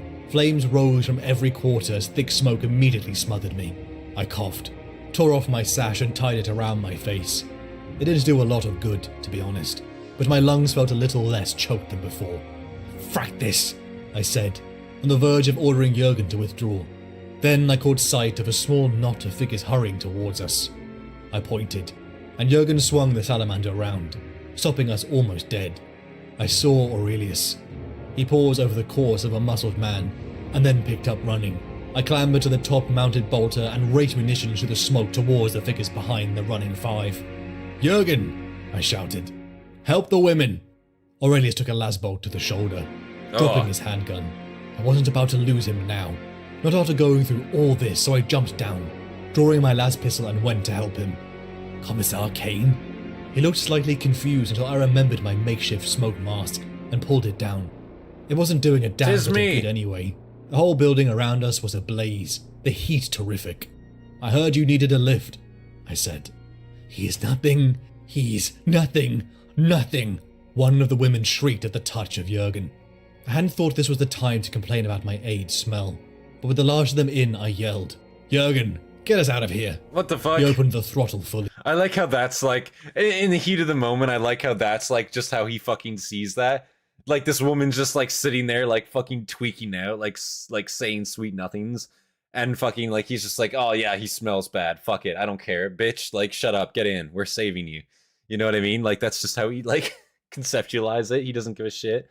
That's also a plot point for later. Yeah, no, I could tell. Like, you don't just mention something like that casually, slip that in and, you know, not mention it later. Like, but I like how he just, like, that went over his head completely. Like, just straight up. But with the last of them in, I yelled, Jurgen, get us out of here. He opened the throttle fully. With pleasure, Commissar, he said. The salamander leapt forwards, braking for the shattered loading door we'd come by in. We departed the war zone as I voxed. Also, I like how this place is only on fire because of him. The woman in black had dropped her hood, revealing a face I'd thought about often in the last few days. Amberly Vale gazed at me with what I took to be faint amusement as my jaw dropped open. An inquisitorial lectu flashing into visibility. Oh, Commissar, how strange we should meet under these circumstances. What a coincidence. Oh, yeah, like, yeah, you want me to suck your cock? Like, bro, like, what? Get fucking, how is this bitch here? This is too uncanny. Like, this is some uncanny valley shit. You're not here, you know what I'm saying? In the palm of her hand. Like, thank you, Commissar, she added, smiling what sweetly. the fuck? I sat in a quiet booth. And he's gonna fall for it. He's like, oh my god, yeah, I just saved this broad. I'm totally getting it tonight. Like, in an eerie contrast to my visit here with Divas. Brocklaw had briefed me of their rounding success, even a daring act by Janet Sulla, who trotted off blushing after I gave her praise. I was alone, and resting until company joined me. May I join you? Amberly Vale said. Feel free. I gestured to the waitress, who looked vaguely disappointed as she delivered our order. 2 more, please. Thank you. Amberly sipped delicately at the drink. I think it only really hit me now just how close to death I had come over the previous days, and my utter failure at avoiding He's trying to seduce an Inquisitor and it works later. Bro, I'm just gonna say right now, like, straight up, yeah, like, he's got that riz, like, and he had that riz immediately, like, straight up. Like, you know, I could tell you in their very first interaction that he was gonna, how do you say, get it in at some point, you know what I'm saying? Like, plain and simple. Like, I mean, she was kind of on top of that. Let's just say. Avoiding that fate. Please don't say Riz. You don't like that? So I've been told, though I can't see it myself. The corner of Amberly's mouth He's got that aura, and with what let's looked say. like genuine amusement. Cain is laying it down. Yes. Oh, yes. The modest hero routine. You've got that one off, Pat. I'd rather hit on a question. gene stealer than She an knocked Inquisitor. back It the might rest be of her safer. drink It in definitely one would be safer. And signaled for another, leaving me gaping like an idiot. Her smile widened. What's next? I'm just a humble soldier. She flashed a grin of pure mischief at me. Lighten up, Commissar. I'm only pulling your leg. And in the process, letting me know she saw right through me. Oh, yeah. You could just try to be yourself, you know. Pulling your She leg. said. The thought was terrifying. I spent so long hiding behind masks. I was no longer sure there was. She was the one genuine narrating Caiaphas his under them memoir anymore. earlier. Oh. Just a quivering bundle of self-interest. Then an even more terrifying thought hit me. She could tell what I was thinking. Everything I tried to conceal about my fraudulent reputation would be open to her and the Inquisition. Emperor's bowels. Relax. I'm not a psycho. Just very good at reading people. She watched me sag into my seat with relief. Not even trying to... Bro, that's like, straight up, having a relationship with a fucking Inquisitor is like having a relationship with a DEA agent, bro. I feel like it's just something that you like, you know? You just try not to do when you can. My alarm's going off. 2 seconds. Oh, there we go. But yeah, bro, I just feel like that's something that's just like, you know, you don't, you try your damnedest not to, like, you know, get on top of that shit. Like, holy fuck, you know? It's not worth it, you know? It's just not worth the risk, you know? I'm not trying to self-incriminate here, you know? People. She watched me sag into my seat with relief. Not even trying to conceal it. The faint amusement still dancing in the back of her eyes. Then came the worst part. She asked for my help. You deal with DEA aliens. agent who can blow up planets, like, yeah. Amberly Vale of the Ordos Xenos, she explained. I, Amberly, and General Zyvan were gathered, around in a much more private meeting. Amberly pulled up a star chart onto the hololith, which I recognized without too much difficulty, as it had been produced in far less detail in the briefing slate I'd skimmed through before. Why would you be afraid of the DEA? The Damocles Gulf, I said. I don't and know. She nodded. Historically We're speaking, here. there's plenty of reason. She I'm pointed just out saying. the Gravelax system, seemingly alone and isolated on the fringes of Imperial space. Notice anything about the topography of the region? We're close to the Tau border, I said, playing for time as I studied the images. She's gonna be slurping his knob. Close. Holy shit, I bro. concluded finally. If we had to fight a war here, our supply lines would be far too thin for comfort.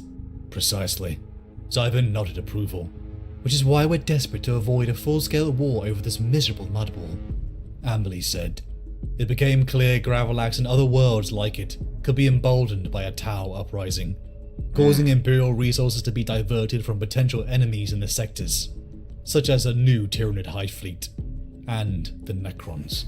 I shuddered. Gurgling his gargantuan Governor gherkin. Grice and his corruption was not surprising, but our bigger concern was these Oh conspirators. no. They sought to drag the Imperium and Tau into an open conflict that, quite frankly, both sides wanted to avoid for now. The real question was, who were these conspirators? Bro, look at this picture.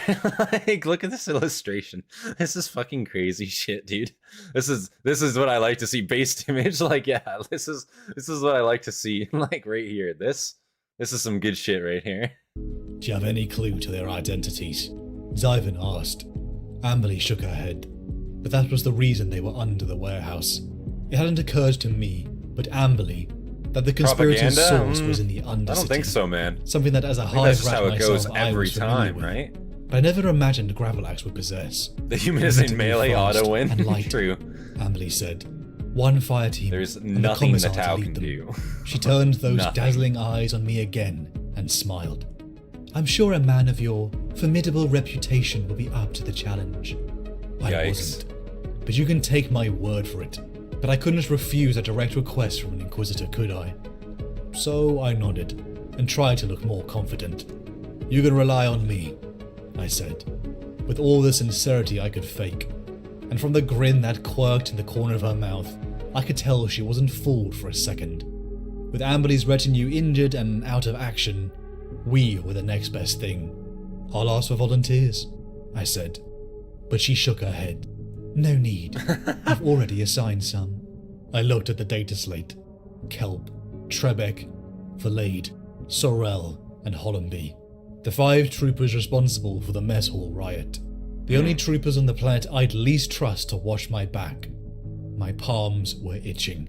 My inbuilt warning system that said my life was very much fracked. Castine and Brocklor came to send me off, both equally surprised and concerned at the Inquisitor's choice.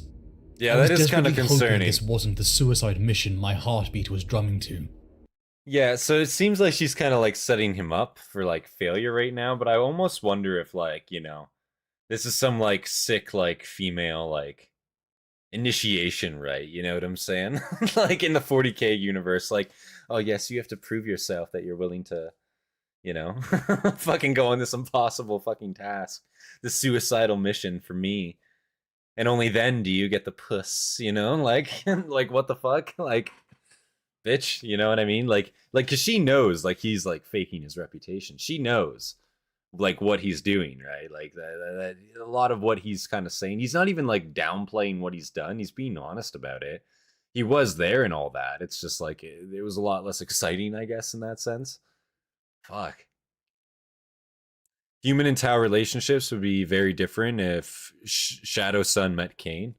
Fuck, I don't know who Shadow Sun is.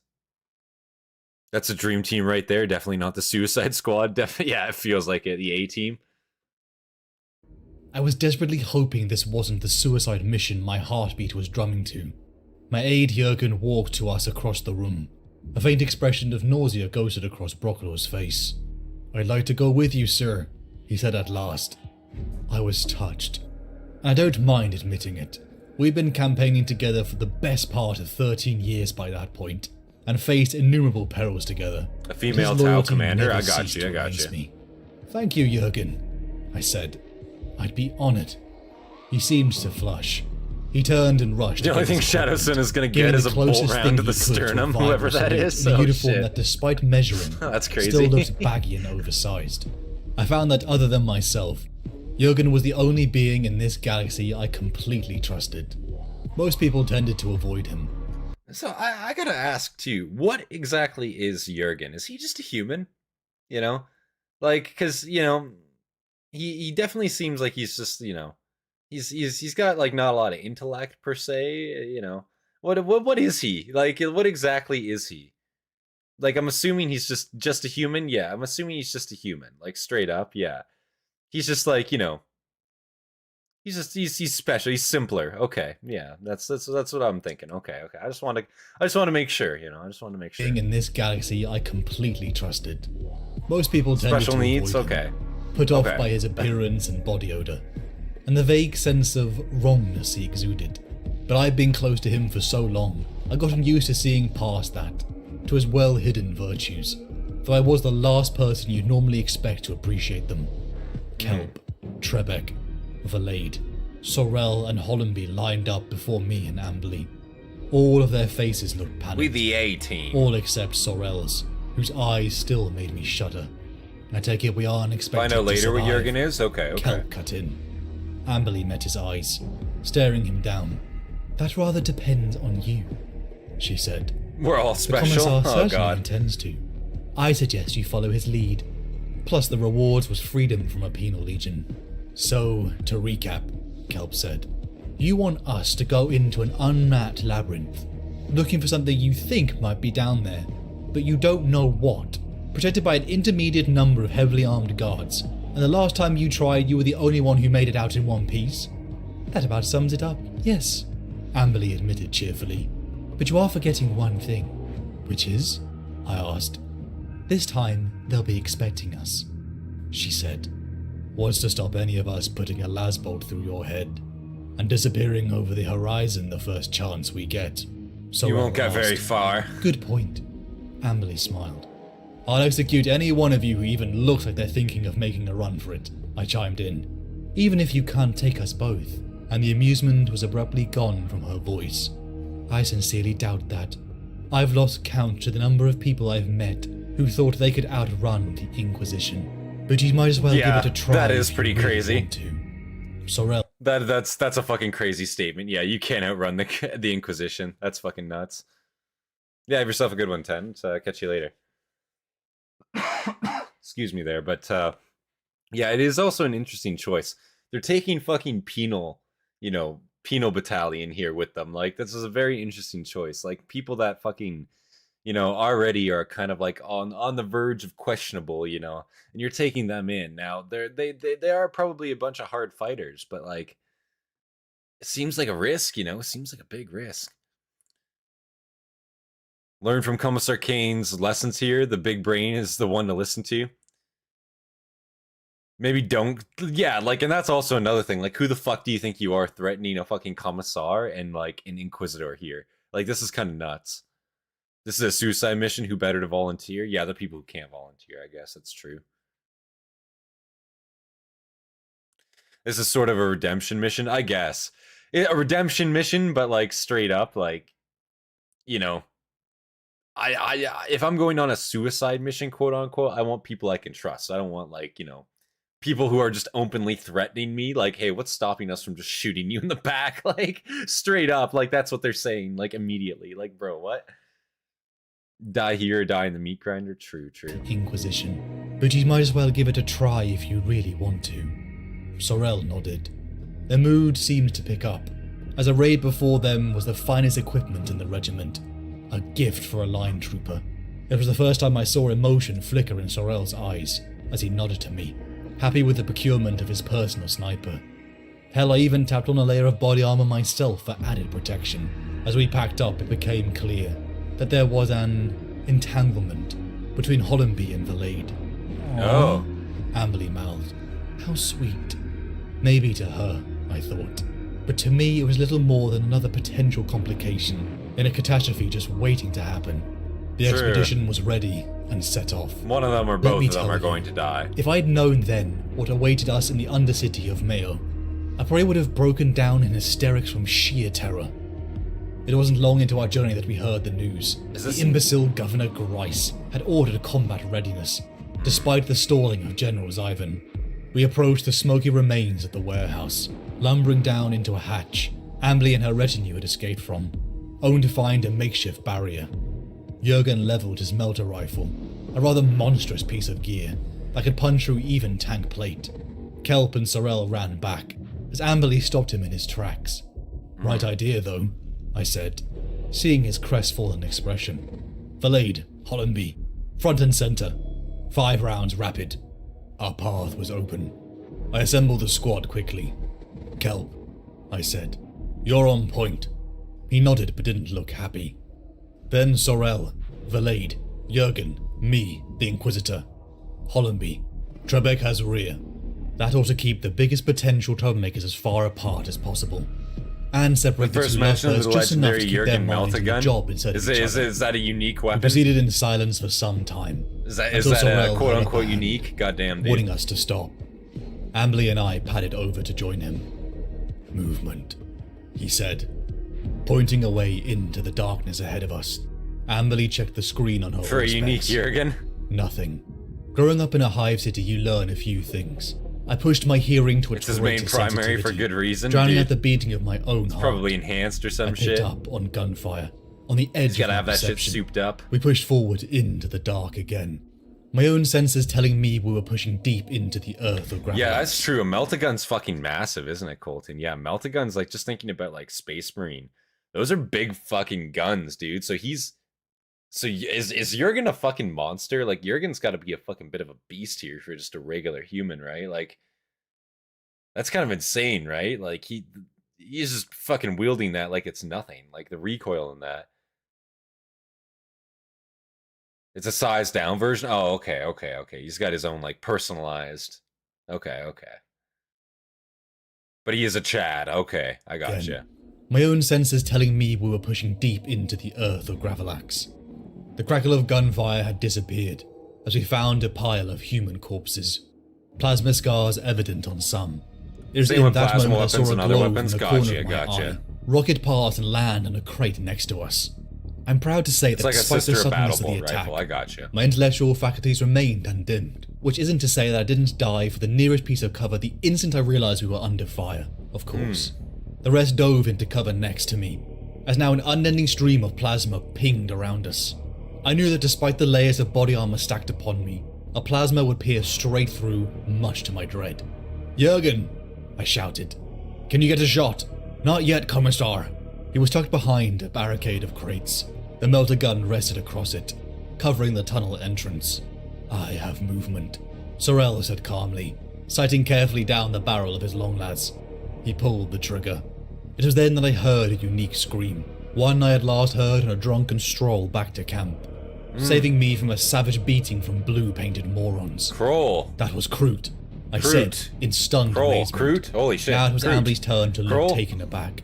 Are you sure? She asked. Stroke? I nodded. I've spoken to one. I expected her to query it, but instead she stood. To my utter shock, she strode into the middle of the chamber and hissed something in the Tau's foul language. I clearly wasn't the only one to be astonished by this. Wait, what? As the incoming fire ceased immediately, after a tense pause. She answered in the same tongue and gestured to me. Gotta go to sleep? Yeah, you know, you have yourself a good night, man. She said. They want to talk. Don't tire yourself out. Despite my instincts, I stood with the others. Also, this Inquisitor speaks fucking Kroot? Like, what? Holy shit. I didn't realize she was, like, multilingual in a Xenos language. Man, I assume it'd be really, really hard for a human to learn, like, an alien language like that. That'd be rather insane. Like, that's gotta take a long goddamn time to do. Most guard versions of weapons, like bolters and chainswords, plasma guns, etc., are smaller than Astartes patterns. I got you. Most Inquisitors are multilingual, especially Ordo Xenos, which she is. Oh, okay, that makes sense. So she's straight up. I guess that, yeah, I guess there is like different branches of the Inquisition. I forgot about that. I didn't forget, but I guess, yeah, that would make sense that she's part of the Ordo Xenos. Yeah. Okay. Ordo Xenos, they learn a ton of languages. True. So she's like kind of specialized for the Tau in that sense, right? Like she's kind of like, that's her main goal here.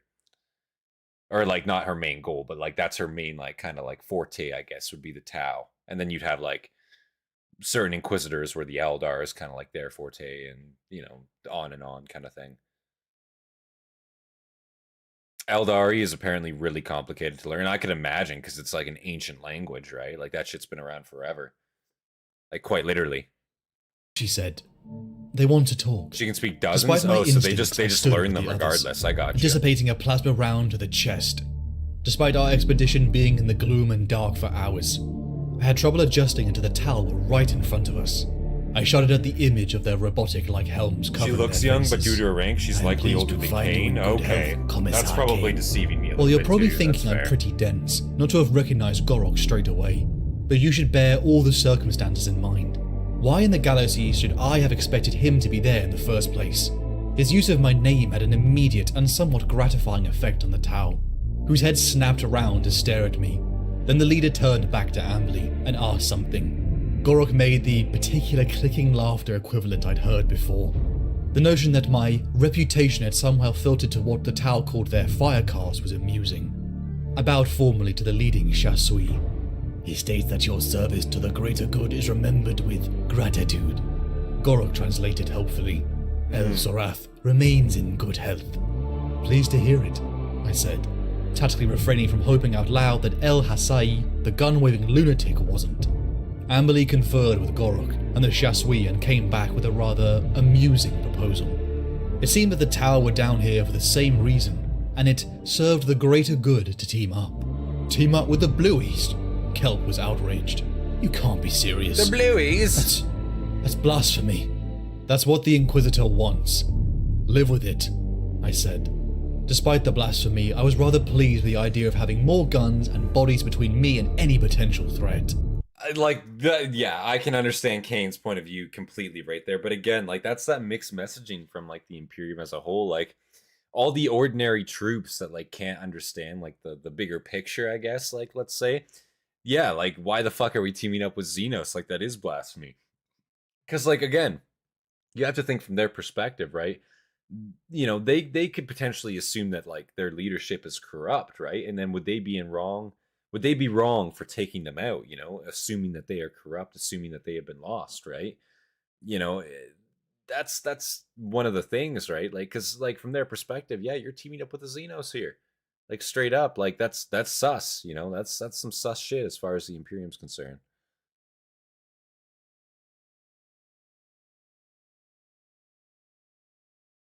Vutin is probably just low gothic with a Scottish accent. You're saying it's just incomprehensible drunken ramblings? Holy shit. My kind of people. Fair enough. Eldar has a lot of body language and metaphor involved in them. It's why humans find it so hard. Even the bending of pinky finger can add dozens of meanings. Damn. Which meant my chances of survival just went up. So we formed up, the tower leading, which was fine by me. Let the blueies lead. Ambushes. I was sure to be lurking in the dark ahead of us. It was only Kelp whose protest fell on deaf ears. Apparently the Kroot had lost one to Sorel, but they seemed very matter-of-fact, even impressed by the kill. Sorel, overhearing, looked quietly pleased at the compliment. In stealth we moved up. Unnervingly the Kroot disappeared from sight, and reappeared later, holding corpses in their arms. They began to bite and consume parts of the human flesh, much to our and even the Tau's disgust. Yeah, that's kind of crazy. Gorok informing us they were tainted like the others, like their very genes were tainted. Amberly nodded to herself, as though it confirmed something she suspected. And a terrible realization hit me, the nagging memories of some previous campaign. Suddenly I knew what she expected to find down here, and it was all I could do not to turn on my heels and run, screaming for the surface. We pushed in deeper, more cautiously. Are these going to be gene stealers? The bodies are tainted. Almost chokingly familiar. Amberly wanted to push on despite my warnings. She wanted confirmation, but I knew that what we were potentially facing could turn on us in an instant. We might have a bit of an edge ourselves, she said, glancing at Jurgen. And I remember thinking that one melter gun wasn't going to make that much of a difference. But, of course, it did in the end. And that wasn't the edge she'd been thinking of in any case. After 3 more kilometers we found an opening. The chamber was huge, vaulted tens of meters over our heads, like the scholar chapel where I spent many droll and draughty hours as a juvie, listening to old chaplains droning on about duty and loyalty to the Emperor, and furtively swapping salacious holopics with the other cadets. But the atmosphere here was about as far from musty piety as it was possible to get. However, palpable danger seeped from every corner. Emperor's bones, Trebek muttered. Perhaps a hint at what Jurgen is. An entire army of them down there. A few short, sibilant exclamations from among the tower, we'll keep enough it to secret. confirm that they too were unpleasantly surprised at what we seen. It's worse than that, Kelp muttered. They're mutants, Sorel said. Mutants? No, they're not. Jurgen chipped in helpfully, blissfully unaware of my frantic shut up hand gestures as he shaded his eyes for a closer look. They're gene stealers. They're gene stealer hybrids. Yeah. We saw plenty of them on Kefia. And his voice trailed off lamely as he finally turned his head in my direction and saw the expression on my face. Kelp's jaw clenched. You knew. It was a flat statement, an accusation, and all the others hung. So he's a gene stealer. So he's a gene stealer as well. Jurgen's a fucking gene stealer. Is that what I'm hearing here? Like he's no what no what is he? What is he there? Let's keep going. I'm gonna go back. Trailed off late let's keep going. As he finally turned his head in my direction. I won't get it incorrect. The expression on my face. Kelp's jaw. I was like, that's kind of crazy. You knew. It was a flat statement, an accusation. If he had hearing it by now, and all yeah. the others hung on his words. You knew Stinky he is. Well, listen, that was kind of a hint. Just right in to get slaughtered. No one's getting slaughtered unless I do it. I snapped back. It all seemed to click in place. The rebelling half of the PDF now engaged with the Tau. The conspiracy to bring the Imperium and Tau Empire into conflict. It was these gene stealers, the infiltration arm of the greater Tyranid threat. Kelp ran off, threatening to kill anyone who stopped him. And I couldn't kill him unless I attracted the horde below. The Chasui is saying it could be most prudent to divide our forces again. Gorok translated helpfully. Big surprise there, I thought. If I was the Chasui and just seen one of our allies pull a gun on his commander, I'd be having second thoughts about our little arrangement now too. It didn't matter. We needed to pull out and inform General Zyvan. They taint flesh, Gorok screamed. And they must not taste ours. My bowels froze. I saw what looked almost like a man carry the severed head of the Kroot Sorel had shot earlier. They were preparing to eat it when our Kroot allies, at the sight of the blasphemy, charged them. We ran. The Tau refusing to pull back as they traded plasma shots into a swarm of beady eyes and claws. Oh shit. We pounded to the entrance we had used, until my heart froze with terror. I had seen too many on Kefir, as part of the screaming mass of Tyranid army, to mistake it for anything else. A pure-strain gene stealer, one of the deadliest creatures in creation, and it wasn't alone. A blast of superheated air roared past my face, vaporizing the oncoming stealer and chewing a chunk out of the front ranks. Jurgen had already raised his weapon. "Keep your distance!" I shouted. The hybrids were hoping to pin us in, allowing the pure strains to close. We mowed down the pure strains in front. I, Amberley, Jurgen, Trebek, Valade and Hollenby all darting forward, as Sorel shot a suspended Promethean tank. We didn't turn to watch the fire behind us. The chittering mixed in with human screams and dying Tau were plenty warning. I was the last to leave. Kind of crazy that the Tau just like stayed behind. I guess they saw like their own kind of getting eaten there. But like, damn dude, you know? It's rough to see. Like they just straight up got like left behind there, you know? But yeah, they didn't run. Like the humans aren't gonna sit there and die for no reason. Like why what beef do they have? They got no reason to sit there and fight, you know? Pure strains can cut through Astartes armor. The pure strain, they're pretty fucking metal. I've heard, yeah. They can peel Terminator armor off like butter. Yeah, like that shit is, yeah. Like the pure strains I've heard are rather fucking crazy. Kind of nuts that this planet's like, you know, not only going through like open rebel. Well, it's not even crazy, I guess. I guess the rebellion in a sense, like this open rebellion on Tau space, it's a perfect place for a gene stealer cult to spring up, you know. This place is already a hotbed. It's already got like a Cold War, you know, lots of instability. Like, yeah, this is a perfect place for a gene stealer cult to just slip in, you know, cause a little bit more instability. And like, fuck, they're not even the main focus of the instability, so they can just do their own shit. They started it, yeah, okay, fair enough. I could see that, yeah. I could definitely see that. Screams and dying Tau were plenty warning. I was the last to leave, as the group began to divide into a mad rush through the tunnels. It was after what felt like hours, but probably minutes, that I found myself alone. That's As scary. I entered the welcoming darkness, the panic I tried to force down resurfaced, stronger than before, and try as I could to make myself slow down and get my bearings. Fear had control of my limbs now. I ran as hard and as fast as I could, until my body almost gave out.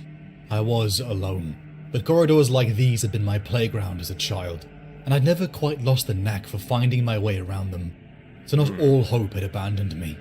I rested, taking out my canteen, and trying to get my breath under control. I heard a scrape to my side, and immediately sucked in a held breath. "Inquisitor?" I asked cautiously. "Inquisitor, you wish." The voice was close and harsh, and if Kelp had been able to resist the taunt, the rifle butt which had followed it would have probably stove in my skull. As it was, he'd been considerate enough to warn me, so I ducked it easily, and drove my fist into the pit of his stomach. We tussled, until he drove kicks into me and I fell.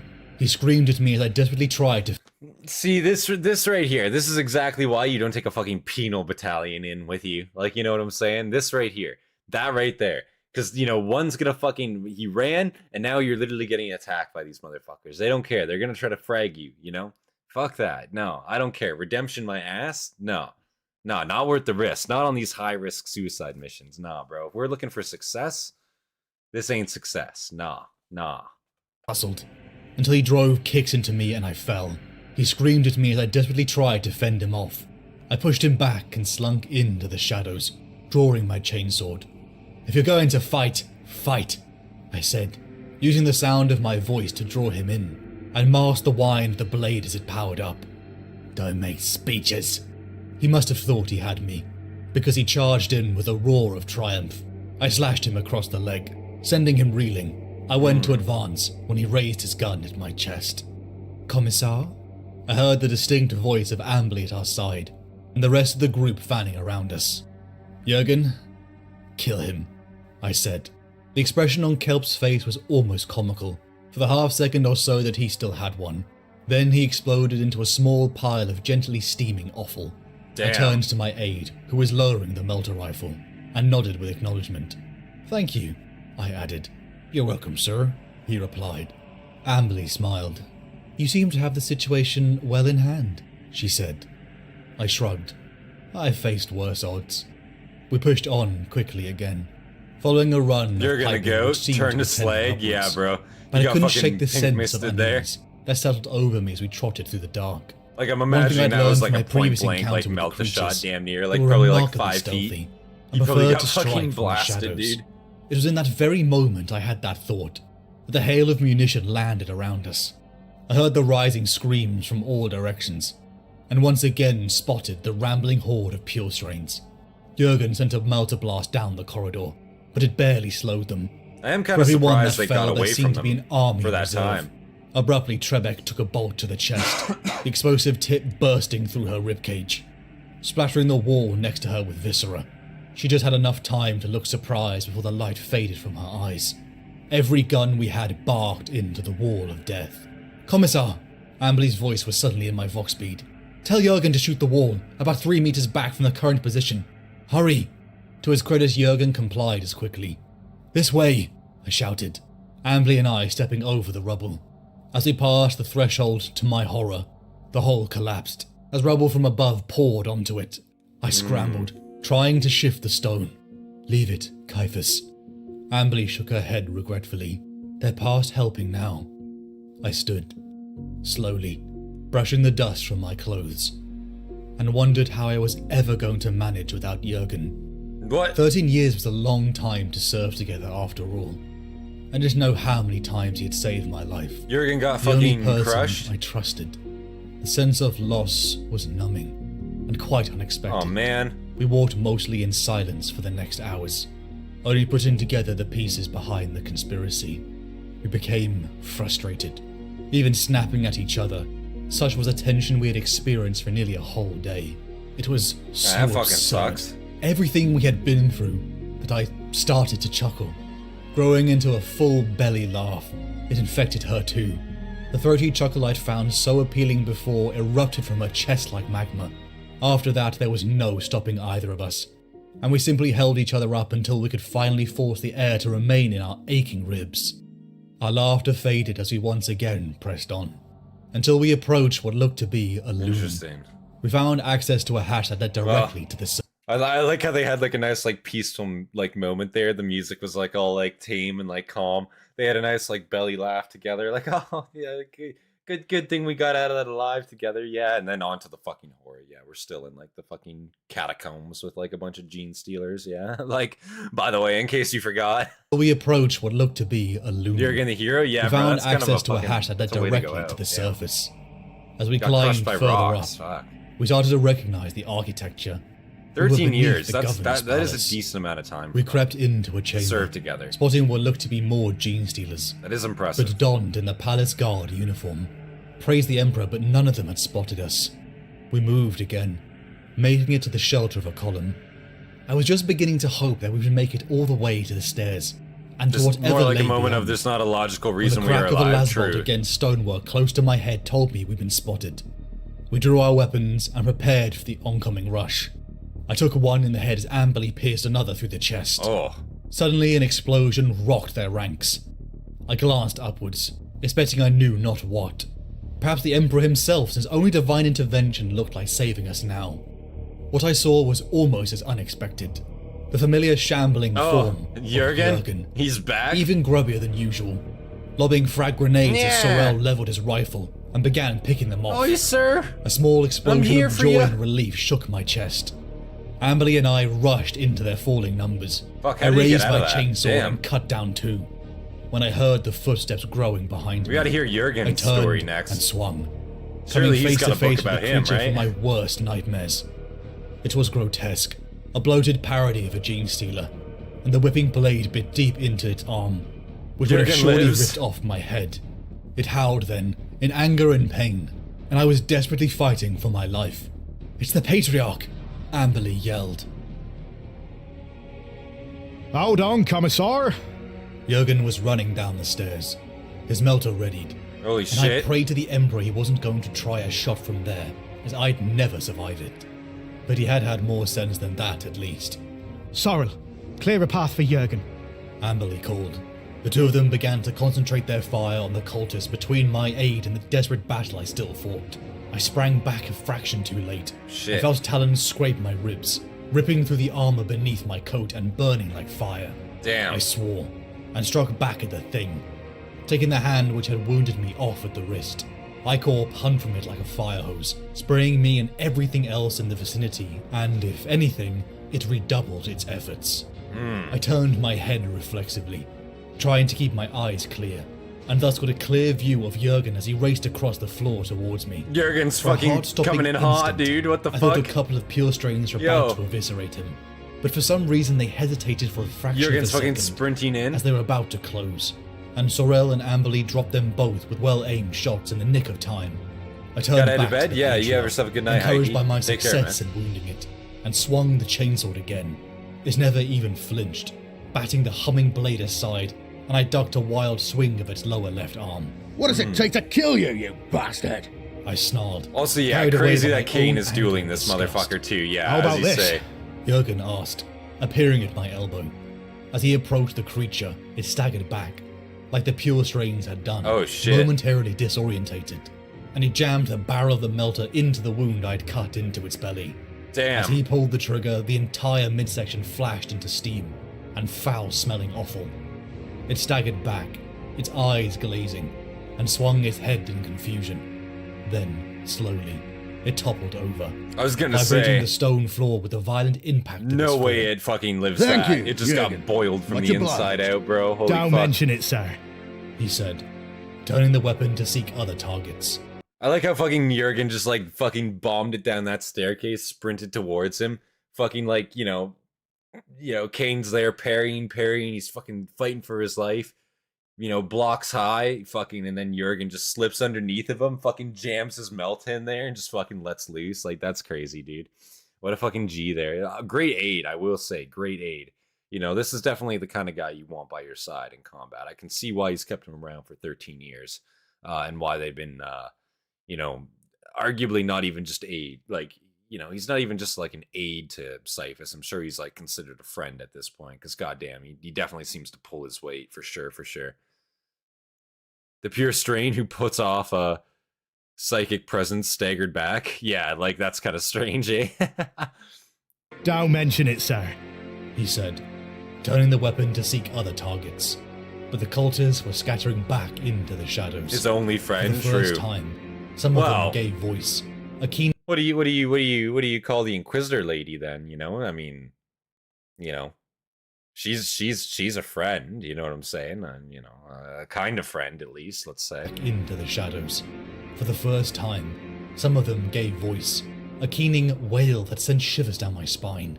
We sent a few shots after them, but I, for one, had had my fill of combat for the time being. Friend with and was benefits, more than different happy kind to of leave them friend. to the follow-up teams. Pussy. Without the Patriarch to focus and direct them, they would be easy to pick off. Yeah, But they would friends, have to be exactly. Like, eradicated yeah, eventually. Otherwise, one of the surviving pure strains would grow to take its Nothing, place. hey, nothing wrong and with the that. whole I'm vile just saying. cancer would start to take root again. I thought you were dead. Jurgen nodded. So did I, to be honest. I They were thought almost I on was us when dead the wall too, sir. collapsed. Then I thought it might just be as thin on the other side, so I took a shot at it on the off chance. I take it you were right. Lucky that. What about the others? Amberly asked, as we began to climb the Oh, stairs. crushed instantly Jurgen they were. looked somber. Sorrel made it through with me. We didn't see what happened to anyone else. But then he didn't have to. They would have been overwhelmed in seconds. Yeah. Lucky you found us when you did. Not really. Sorel had come to join us as we reached the level of the gallery. We found your tracks in the dust and just followed along. How did you know it was us? Amberly asked. The marksman shrugged. One pair of Imperial Guard boots, one pair of ladies' shoes. Didn't need an Inquisitor to work that one out. Yeah, I literally. suppose not. She looked at him with something like respect. Once we heard shooting, we just moved to flank the position. Jurgen added. Yeah, I'm not gonna lie. That's not really like that's not really like hard hitting like info that you need to know. How did you know it was us? Well, I mean, yeah, like you're both pretty dressed like distinctly, you know what I'm saying? Like, I'm just trying to, you know, like. Once we heard shooting, we just moved to flank the position. Jurgen added. Standard operating procedure. Wonder if Inquisitors allow safe words? Oh god. He pointed to the solid wooden Hufflepuff? door we'd reached at the Yikes. top of the staircase. Hufflepuff as your safe word is kind. crazy. That's My crazy. pleasure, miss. He grinned, like a scholar student picked out to answer a question he knows the answer to, and vaporized it with a single blast from the melter, along with a generous section of warm. Emperor's teeth. I breathed, as we entered the passageway beyond. It was panelled in burnished wood, a thick carpet on the floor, and delicate porcelain stood on occasional tableaus of unmistakable antiquity. She definitely Bright likes afternoon Kane's sun stabbed chainsword. our eyes Oh through the yeah, brilliant dude. windows, and a dreadful suspicion began to form in my mind. I think I know. Well, I think Sen just sent his new safe said, word, bro. Hufflepuff and is not nodded. my safe Her word. jaw said, No, too. no. She said grimly. Plain and simple. The silence was shattered by the bark of a bolt pistol. Too many and syllables. Sorrel fell, chunks of his brain spattering an expensive-looking tapestry and staining it beyond repair. Commissar Cain and the charming Miss Vale. Governor Grice was Jesus. standing at the end of the corridor, gun held firmly in his hand, the air of vapid imbecility now totally dispelled. You really are most annoyingly persistent. God, this guy's voice. The bolt exploded against the oversized helmet protecting Jurgen's head, What? flinging him backwards in a shower of scattered cannabis. There's no way this guy got a shot You're off. one of them, Amberly stated flatly, as though this merely confirmed her suspicions. She took another step towards him, and Grice shifted his aim to cover her. I watched, with some trepidation, despite knowing Amberly had an emergency displacer field. The brood will survive. A new patriarch will rise. But not in your lifetime, I said, swiveling the hellgun under Jurgen's pungently damp armpit, and squeezing the trigger. The supercharged las blast screamed through the air between us, blasting a smoky crater through the left side of the governor's chest. Thick plates of chitin were visible beneath the ruin of his robes now, and a third Interesting. deformed arm emerged in the rent in the garment. Yeah. Through my nausea, a sudden shot of understanding lit up my synapses. You know, I'm just trying to say right now, you know, like these governors, you know, like this guy is malformed as fuck. Like, and not only is he malformed, he's got like 400 pounds of like extra weight. You know what I'm saying? Like under his robe. You know, there's gene stealers on the planet. The first motherfucker I'm like physically like investigating is the fucking the governor of the planet. Everything's going to shit on a planet, blame the governor, and then if there's gene stealers on the planet, fucking physically inspect that motherfucker. Take your robe off. I want to see you. I want to fucking see what's under there. Cause like, bro, what? Like all those arms were in his clothes the whole time. Like, yeah, like what? Like just go feel him up. Like do a pat down or something. You know, I'm sure you'd fucking like, hey, whoa, like what the fuck? You know what I'm saying? Like, holy shit. The weight is kind of normal for planetary governors, I guess, but like, you know, shit, dog. The moment I hear gene stealers, it's like, no, you got to go start doing like, you know, you got to start frisking, you know, like that's straight up, like. Garment. Through my nausea, a sudden shot of understanding lit up my synapses. You were the assassin, I gasped. Grice raised his pistol at me. I was sure the kill shot was coming, but then he remembered Amberly, and swiveled to her as she dove for her pistol. He fired. Only to his utter shock, Amberly vanished into thin air. He turned, following the sound of Amberly's landing. Patting down high just power in isn't time to see exactly her roll possible. to her feet. I mean, but like you have like a member of the Inquisition here too, like the Ordo, like Xenos here, like, you know, even for her, it's not possible. Like she's got the power to get shit done. She could fucking blow this planet up if she like theoretically wanted to, right? If she had the appropriate privileges for it. So like in theory, right? Like if anyone can investigate a planetary governor, it would be her, right?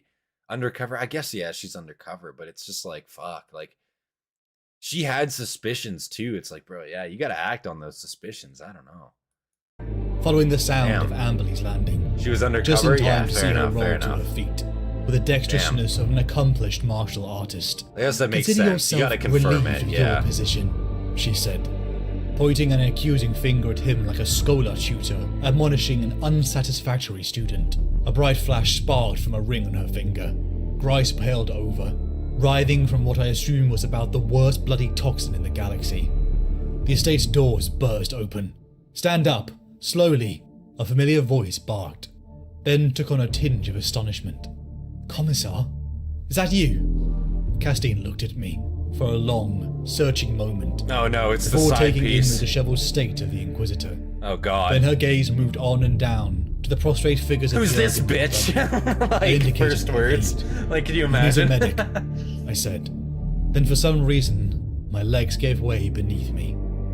I, Ambly and Jurgen rested, as Castine briefed us on the situation, of the battle above ground, and the now sweeping Imperial and Tau forces, mopping up the traitorous PDF. It was a little vengeance to all the pain Grice and his coven had inflicted upon Gravelax. Gene stealers. All of them, I told Castine. "They found some survivors," came a shout. Castine hurried off, to where a small knot of figures was emerging from the wreckage of the palace. Ambly and I exchanged glances. Verlaide and Hollenby, There's no way. each supported by a trooper with an arm around their shoulders, holding hands like a pair of courting teenagers. How the fuck? Apparently, Lieutenant Sulla's team had found them wandering out of the tunnels. "Verlaide?" I asked gently. She turned her head towards me, her eyes unfocused. She looked ill. "What happened?" "Sir?" Her brow furrowed. "They were everywhere." Hollenby cut in, his voice distant. "I see," Yeah. I said, nodding slowly. This is a little I glanced suspicious. across at Amberly. The same doubt was clouding her eyes. Yeah. I could see. This is a I trap. turned back to the bedrabbled troopers. I'm not sure Then you guys brought can up be my last allowed pistol to and shot them both through leave, the head yeah. before either of them had a chance to react. "What the hell?" Castine shouted. For a moment, I was horribly unsure of myself, afraid I'd made a terrible mistake. Yeah. Then I glanced again at Ambly for reassurance. I stepped forward, cutting a hole to reveal an existing wound on both corpses. Yeah. "What the hell is that?" Like, Castine. there's no, I was gonna say, there's no fucking way. There's no fucking way they made it out of there, unfortunately. Like, there is zero fucking way that they were alive. Like, 100%. I was gonna say, if he didn't just, like, fucking, like, cap them both right there, like, that was going to be, like, a plot line later on. Like, I knew for a fact, like, if he did not act right there, that was gonna come into play later. Thankfully, he shut that shit down right then and there. Listen, it's sad, you know, they were lovers, whatever have you, but, like, listen, they weren't human. They weren't alive anymore. Listen, you got to know that. Wound on both corpses. "What the hell is that?" Castine asked, over the sound of Sulla being violently sick. "A gene implant," Ambly explained. "Once it takes root in a host, it gradually subverts their own genetic identity, turning any offspring into hybrids. For the next week, the Valhallan 597th had the glorious task of putting the last of the gene stealers to the sword. The Tau themselves had begun their evacuation of Gravelax, apparently coming to the conclusion that the backwater was not worth the expense in their greater good. With Jurgen recovering, I did little else apart from Yeah, that's eat, fair. sleep, With gene and stealers shuffle there on the data planet, sets. yeah, not really worth it. I finally joined Ambly for a drink. She was apparently eager to check up on Jurgen. According to her, Jurgen was rare. He was a blank. Blanks are like Interesting. anti-psychers, she'd explained. He's a They blank. can't be affected by psychers or warp entities. They block telepathic communication. You saw how the Patriarch reacted to him. I recalled then the peculiar moments of mine and Jurgen's life that now seemed to make sense.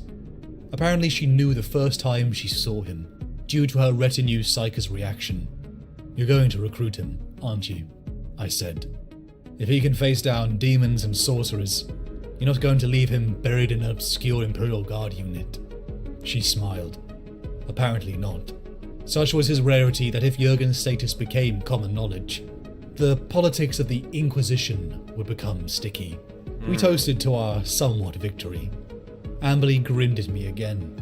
"Here's to the beginning." That's why of the a woman who he beautiful touched friendship. her earlier. Not to mention Oh, that makes a lot of sense. Yeah, that's why the woman who he touched earlier freaked out. The woman was a psyker and a blank touched her. That makes a lot of sense. Yeah, yeah. So he's just not affected by any of that mental shit going on, by none of the psyker nonsense that they can pull, demonic warp entities, anything like that. He's just completely safe from all that. And yeah, he would have a completely negative effect on any psychers in his vicinity for sure. So that was probably pretty torturous for that woman. I kind of feel bad now. I'm not gonna lie. That must have been pretty awful for her, like straight up. That's why they gain the advantage against the Patriarch. Yeah, that makes a lot of sense. Also messes it up for others using it near him. That's what I thought too. Like it has a completely negative effect for any psychers in the vicinity of him. Yeah. Jesus, yeah. That's pretty powerful. That's a pretty powerful thing for just like, you know, well, especially the aid of a commissar to have. Because again, in like duel situations like that, you know, like in combat situations where it's just him and his boy, they fucking slap because he's just not affected by any of that. Like that's pretty sick. He's only a low-level blank. I mean, shit, dog. That's all you need. That's still the advantage you need, straight up. And he's just a goat, too. Like, he just seems like a fucking very dedicated soldier, straight up. Grinned at me again. Here's the beginning of a beautiful friendship. Not to mention half a lifetime of running, shooting, and bowel-clenching terror. But looking back, I have to say she made it well worth the effort. Editorial note. This, the second extract from the Cain archive, which I've prepared and annotated for those of my fellow Inquisitors who may care to peruse it, is in much the same format as the first. The astute among you will realize that it follows my previous selection, Cain's account of the Gravel-Axe incident, quite closely chronologically, although with his usual disregard for such niceties. It was actually recorded at an earlier point in the archive itself.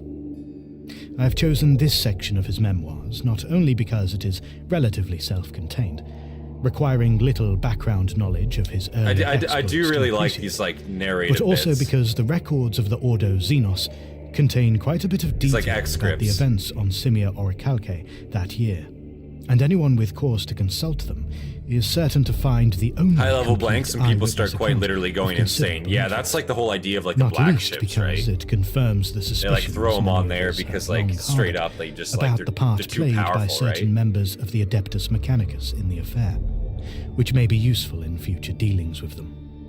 It may be argued that Cain is not the most reliable chronicler of events, but I am inclined to accept his version of events as absolutely true. Here, as throughout the whole archive, he rarely gives himself credit for what, to any unbiased The books are observer, Amberley Vale going through Cain's journals and organizing them for the Inquisition. However few and far Gotcha. between. As before, I have been largely content to let Cain tell his story in his own words.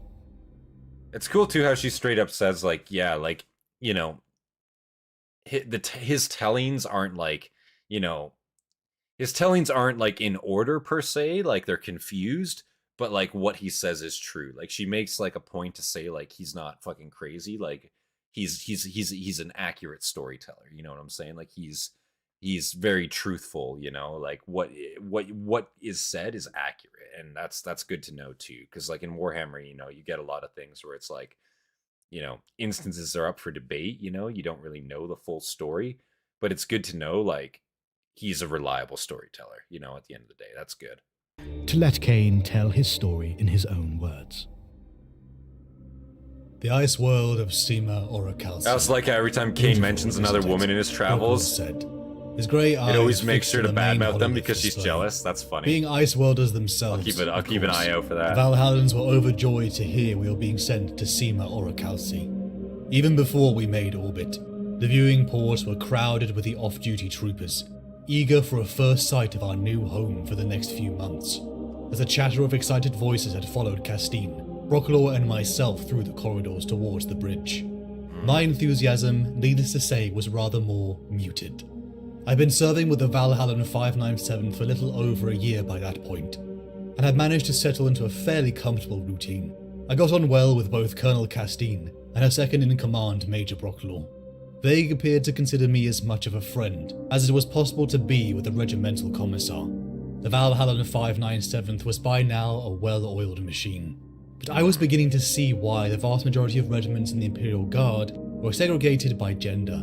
Lovers' trysts and relationship drama were certainly not what I had prepared for in the commissariat. Those spirits and discipline were now high, for the prospect of fighting in the conditions so similar to their homeworld.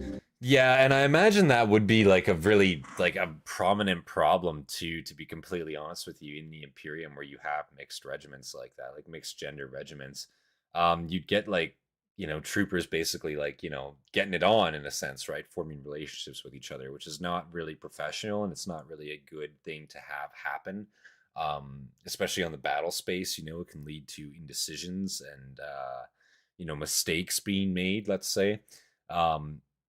And it can also lead to like a lot more mental strain when obviously things go south. Yeah, what do you guys feel about that? I mean, I guess they can't really stop it. Like there's no way to like enforce it en masse. Obviously they can say don't do that, but to like catch it, you know what I'm saying? Like to stop everyone from doing it in a mixed regiment, you're talking, you know, thousands and thousands of fucking troopers here. Like it would be hard.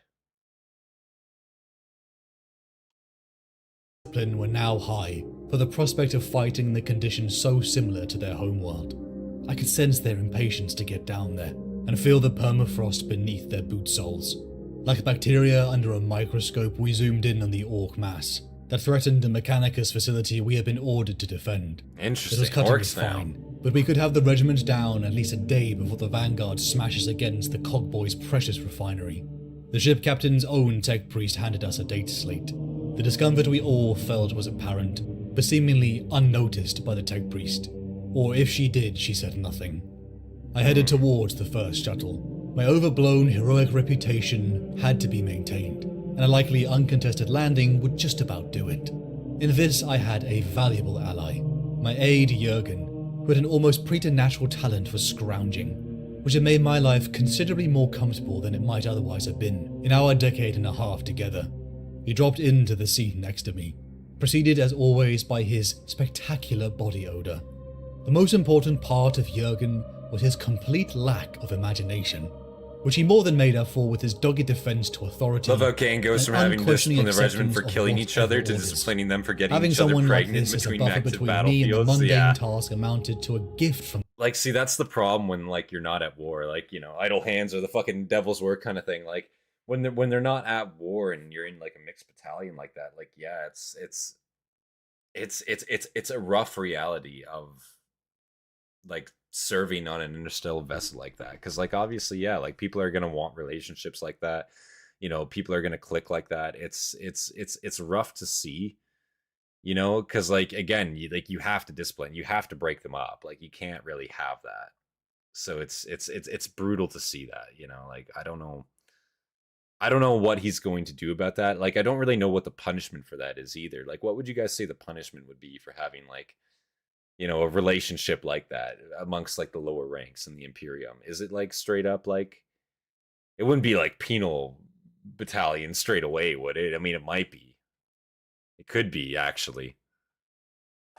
Having someone like this as a buffer between me and the mundane task amounted to a gift from the Emperor. Add that to the innumerable Commissar's perils we choice. faced and bested together. People would be I can separated honestly in say different he was units. the only person I ever fully trusted, apart from myself.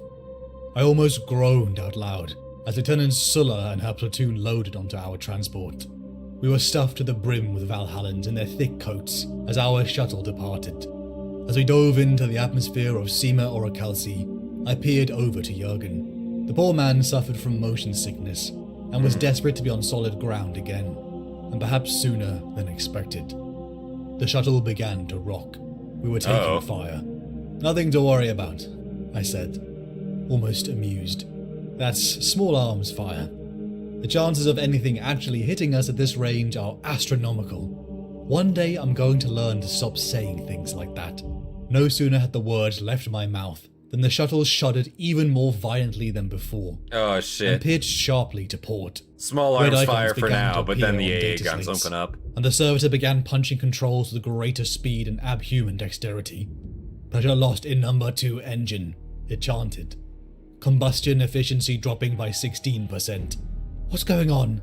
Sulla asked as I buckled in, tense for the impact. Bro, The greenskins put a dent in us. Let's go. I almost wish like the servitors would just like shut the fuck up and not tell me like the status of the ship sometimes. Like, bro, I don't need to know that engine is only working at 16% efficiency. I don't need to know that, okay? Just like set us down as gently as you can. Stop freaking me the fuck out. You know, if we're going down, Just bring us down gently and fucking keep that to yourself. You know what I'm saying? I'm already bracing. I'm already sitting there, fucking cheeks clenched. You know what I'm saying? I don't need you to be like spouting off just how fucking terrible of a situation it is for us. Okay, like goddamn, bro. I'd be freaking out even more. Like he'd be ruining my morale actively. Sulla asked as I buckled in, tense for the impact. The greenskins put a dent in us. There's going to be a bump, I said. I felt strangely calm. A bump? There was fucking... nothing I could do now except trust in the Emperor. A violent impact jarred my spine into the roof of my skull, driving my breath from my lungs. I felt the screaming vibrations ripple through my body as the transport glided hard upon the rock and ice. We grounded to a halt and staggered out. I turned to Sulla, who was trying to stem a nosebleed. For that matter, I suppose we all looked a bit worse for wear, except possibly Jurgen. As with him, it was hard to tell. We dragged our wounded from the wreckage, and I had the unfortunate task of the pilot, who after saving our lives, threw up on my boots. The blistering cold winds of Sima or Pilot's just a servitor. You can get another one of those. Come on now. My nose was so frozen that the stink of Jurgen had seemed to disappear. Lucky for us, we had crashed not too far. Jurgen, you gotta take a shower or something, my man. Lucky for us, there was a bone-chilling cold and roaming orcs. Rather than freezing my gonads off, I suggested Lieutenant we start Sulla, making Cain's horse-faced Satorian fan. Orcs, Sulla shouted. Later becomes a regimental Rather commander. unnecessarily under the circumstances, I thought. Claims she was I whirled inspired around by to Cain to look in the rise to direction she rank. was Damn. pointing. She was right. Except it was a handful charging an entire It's his blank platoon nature worth of that he rifles. smells? It Damn, suddenly hit that me. sucks, dude. I was the only human they could see. The Valhallan's camouflage uniforms were blending them into the snowscape. And with my commissar's black and scarlet making me stand out like an Ogren in a beauty pageant, they hadn't bothered looking for anyone else. I breathed a silent thanks to the Emperor. Ceasefire, I snapped, seeing the opportunity for a perfect ambush. Let's draw them in. Far better to cut them down at short range than engage at distance, where we would run the risk of a survivor or two escaping to report our arrival back to the war boss. It was a good idea. That's fair. Until I realized the only one in danger was me. I dropped suddenly, with a dramatically outflung arm and a theatrical scream. It was a performance which wouldn't have even fooled a 5-year-old, but I heard a whoop of triumph from the leading orc. As they got closer, I was able to hear enough. Together they were arguing about who would get the credit for killing me. Their crude weapons and clothes, likely strung together with more hope than engineering, rattled louder, as finally they were within range, so I ordered to fire at will. So those were orcs, Sulla said. They don't look so tough. I bit my lip. She might as well feel crazy to say. for as long as possible. But I knew from bitter experience that when the main force got here the next day, it would be a different story. Yeah. I, Jurgen, and Sulla's platform trudged until we finally reached the black smoke. Bro, the orcs aren't spires bad of until the you're fighting Mechanicus fucking facility. millions of them, and then it's Castine really, really welcomed bad. me up to the conference room in the heart of the refinery. Scriver Quintus, Sulla becomes a one general of in the guard? Shit, administratum, stepped dude. forward She to rises welcome us. high He was a then, youngish damn. man, with thinning blonde hair and a pasty complexion. Thank you. Castine smiled warmly. Colonel Castine, Valhallan 597th. This is our regimental commissar, Ciaphas Cain. An honor, I said. I've seen your statue in Liberation Square on Telethon.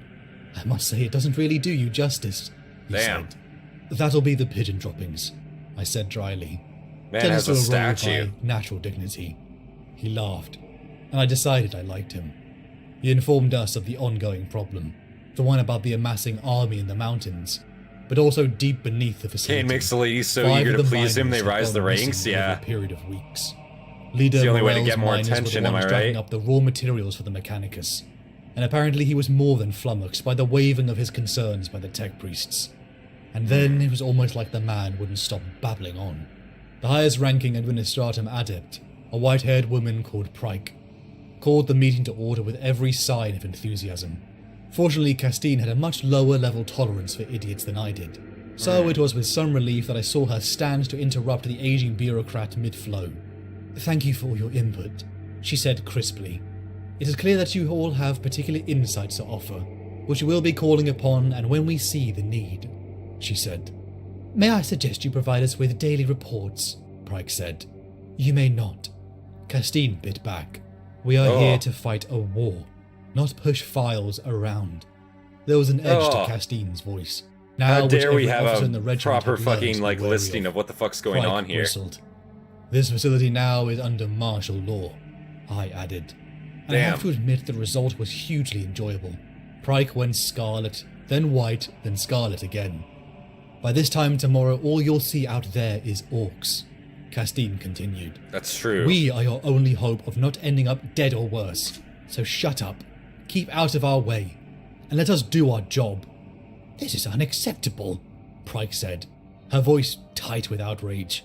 Live with it, Castine said, unless you prefer the alternative. I most certainly do. Pryke glared at us both.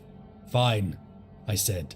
I drew my las pistol and dropped it on the table from just the right height to produce a nice resonant thud. Damn. Under the powers bestowed upon me by the Commissariat in the name of His Divine Majesty, I serve notice that any civilian obstructing his forces in the defense of his realm will be subject to summary execution under Article 17 of the Rules of Military Justice. That's I baller as raised an fuck, bro. interrogative eyebrow at Pryke. You were saying? I added, and much to my chagrin, the meeting was cut rather short. So I guess that was like the kind of the scene at the start there.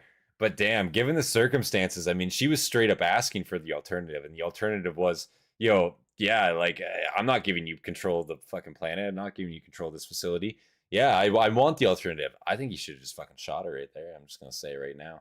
Also, like, you know, to get one over on these fellas, you know, you got to take it where you can get, right? Like, you know, Cain can kind of come in there, drop his nuts on the table, and like get shit done. But I just feel like, again, if you got somebody sitting there like asking for it, you know, fuck it, give it to him. You know, literally, she's sitting there asking for it. It's no loss then, right? No loss at all. And much to my chagrin, the meeting was cut rather short. Signor Morel, might like a quick word with you, if you can spare the time. I judged my movement precisely, so that to the casual observer it looked as though we'd reached the door of the conference room together purely by chance. The grizzled miner turned in my direction, assessed the situation with keen intelligence, and nodded, dismissing his staff with a casual wave. They filed out along with the tech priests and quill pushers, Ernulf and Pryke, still simmering nicely, leaving us alone with Castine and Brocklor. The Major had joined the conference shortly after Castine dropped her little bombshell, talking over the tactical briefings of the refinery staff. Now the two of them were huddled over data slates refining their strategy for the defense of the planet. Ernulf, Pike, and their respective hangers-on had turned out to be quite helpful after the sight of my sidearm, and had cleared the air. Imagine no doubt that. reflecting that the orcs might very well Imagine threatening death on anyone that's like, you know, to help. And fucking around, like, I actually most produces would. results. I couldn't. A handful of troopers were bustling in and out of the conference suite, setting up maps, boards, and large urns of tanner leaf tea. It looked as though this was going to be our command Hey Troy, post, how you doing? at least for the time. Good to see you. Castine claimed it was an excellent vantage point from which to direct the troops, but I suspected she just liked the view from the window. I found the gradual transformation from civilian decadence to the purposeful military atmosphere quite reassuring. How the miner viewed it, I had no idea or interest to come to that. Of course. How can I help? Morel asked. I poured myself a bowl of tanner tea and offered him one. Oh, more After a tanner moment, tea. He took it, sipped cautiously, and appeared to approve. Although the Valhallan brew isn't to everyone's Man, taste. Cain really likes his tanner Earlier tea, you let me tell mentioned you. some of your miners had disappeared in mysterious circumstances. Would you care to elaborate? An expression of mild surprise crossed his grizzled features. Tanner tea. I suppose that after being stonewalled by the other factions here for so long, our interest was unexpected. 5 people. In just over a month. He shrugged. It might not sound much out of a workforce of 600, but believe me, it matters to us. Of course, the Administratum and the Mechanicus don't give a damn. Just trot out the same old line about the losses being within acceptable statistical parameters. Yeah, I mean, acceptable statistical parameters, but also like 5 out of 600 people like going missing or dying, like straight up. Like, bro, that's very sus. Like, I understand Imperium bureaucracy. Yeah, it's statistical losses. But like, fuck, that is something you might want to look into a little bit. Like, that could potentially be bigger things at play there, you know? More malicious things at play. The tea is a tool Cain uses to help him judge people. I was gonna say that it seems like that shit, like, straight up just gives him superpowers, you know? How he drinks it. You know, it just gives him the mind-reading abilities, the tool of judgment, you know? Straight up, yeah. Same old line about the losses being within acceptable statistical parameters. What's your opinion? I asked. Morel sipped his tea, formulating a response, and I forestalled him. I want your gut reaction. Don't feel you have to be polite. He laughed and looked at me with renewed respect. Just as well. Diplomacy isn't exactly my strong point. He sipped again. Something's definitely wrong down there. Don't ask me what, though. Then we need to find out. Wouldn't be surprised if the tea is what Castine gave him his broke off luck. a conversation Maybe. with Brocklaw long enough to nod. Brocklaw nodded too. Absolutely. No point in fortifying the place if the trouble's already inside with us. You think we've got orcs in the tunnels? Morel Probably. paled at the thought. Whatever he'd thought the problem might be, this clearly wasn't it. It's possible. Although sneaking around picking people off one at a time isn't exactly their style.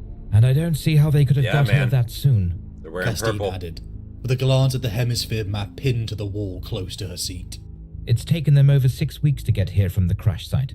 If an advance party was taking your miners, they'd have had to have got halfway around the planet within a few days of their arrival. And we've seen no sign of any rapid deployment capability. Unless they teleported. I suggested. It has been known.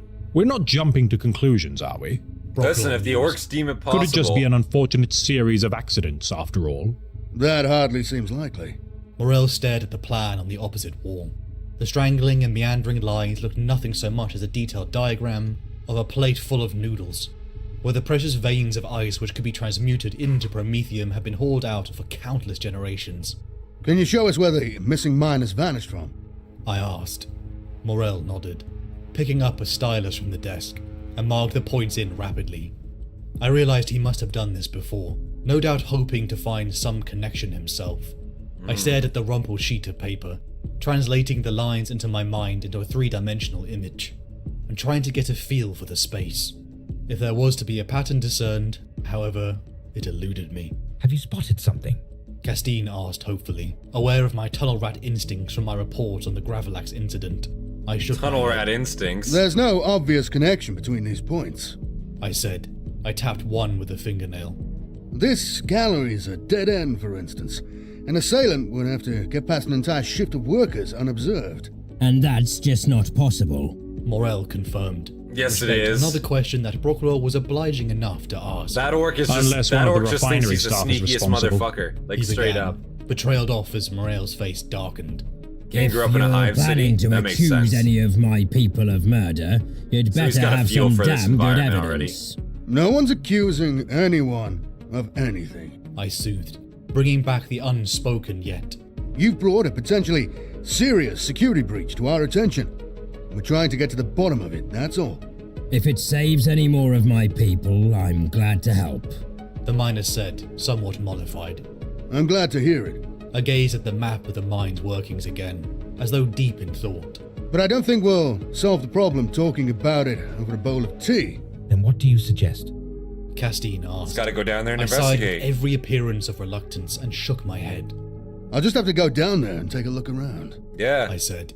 Now, if you've been reading Alone, my by memoirs myself, in and any see if I degree get of ganked attention, in the night. it's probably struck you that this apparent willingness to put myself in harm's way is somewhat uncharacteristic, to Little say bit. the least. But try to see things from my point of view.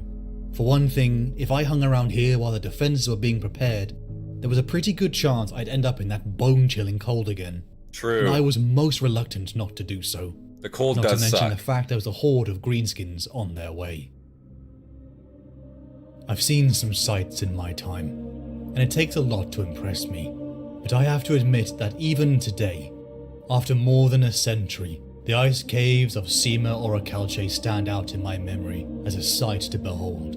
The walls glittered. Cain, you're only putting yourself every in more single trouble. irregularity in the surface reflecting Probably, and yeah. refracting Like, beams. again, I'm assuming he's probably going to get ganked down here in these tunnels by whatever's taking these miners. Like, he's probably straight up going to get fucking, like, brought in the night, bro. Like, I don't know. Glittered. We'll have to see. Every single irregularity in the surface reflecting and refracting beams of light.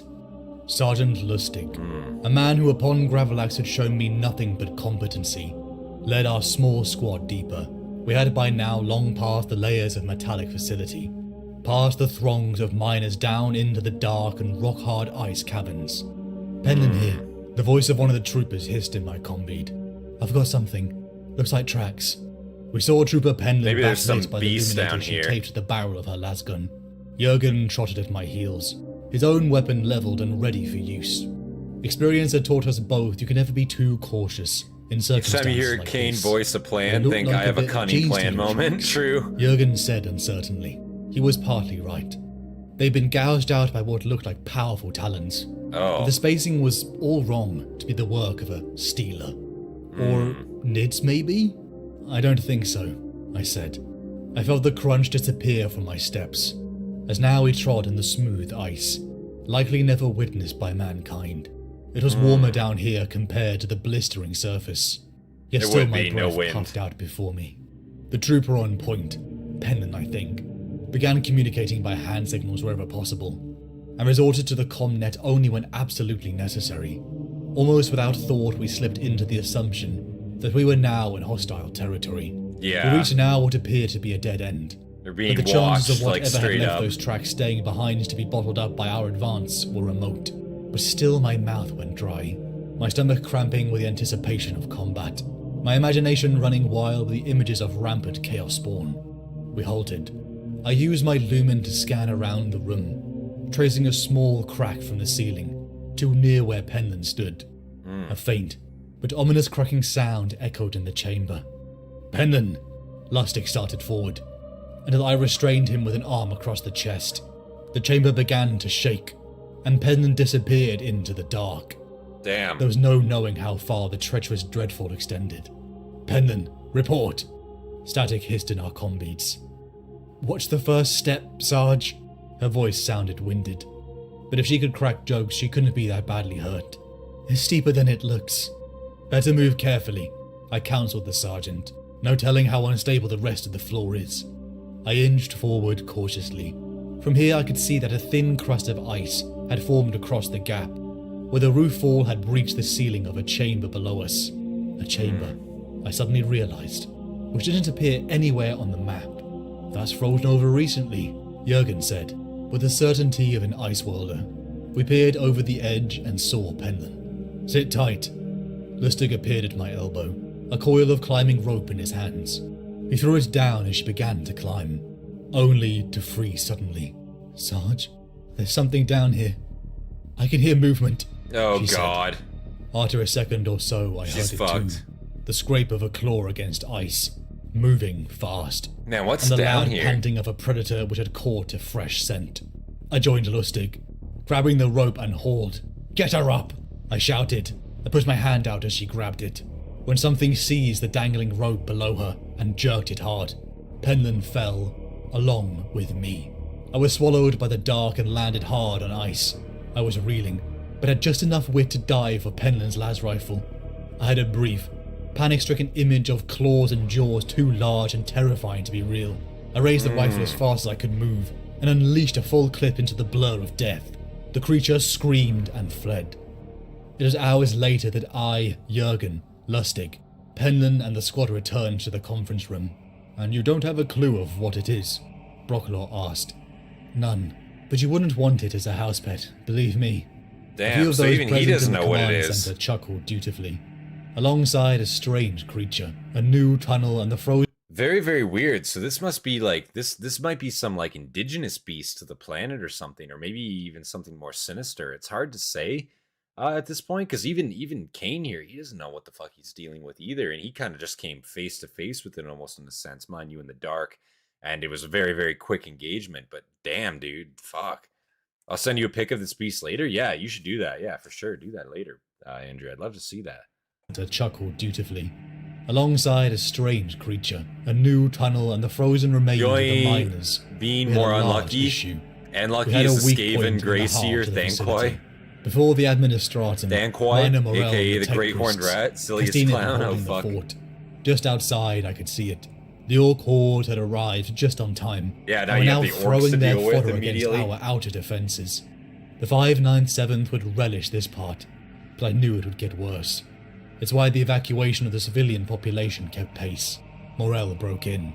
The question is, what are we going to do about it? Thank It was easy, I you. thought. Okay. Go back down there and kill it, I said. Morel nodded with grim satisfaction. A small justice for his miners. It was extremely vital that the orcs didn't discover these tunnels of the creatures burrowing underneath us, lest we have a war on 2 fronts. Literally. And if the process kept me away from the worst of the fighting and cementing my reputation, I volunteered for the hunt. Literally. I would like to come too, if I may, said Who the Logash, fuck? one of the tech adepts. I think I'm hardly exaggerating when I say the rest of us simply stared at him in blank astonishment. Genealogy is a bit of a hobby of mine. I might be able to identify what we are looking for, he said. This is a search and destroy mission, not a stroll around the zoo, Castine said irritably. Logash looked a little crestfallen.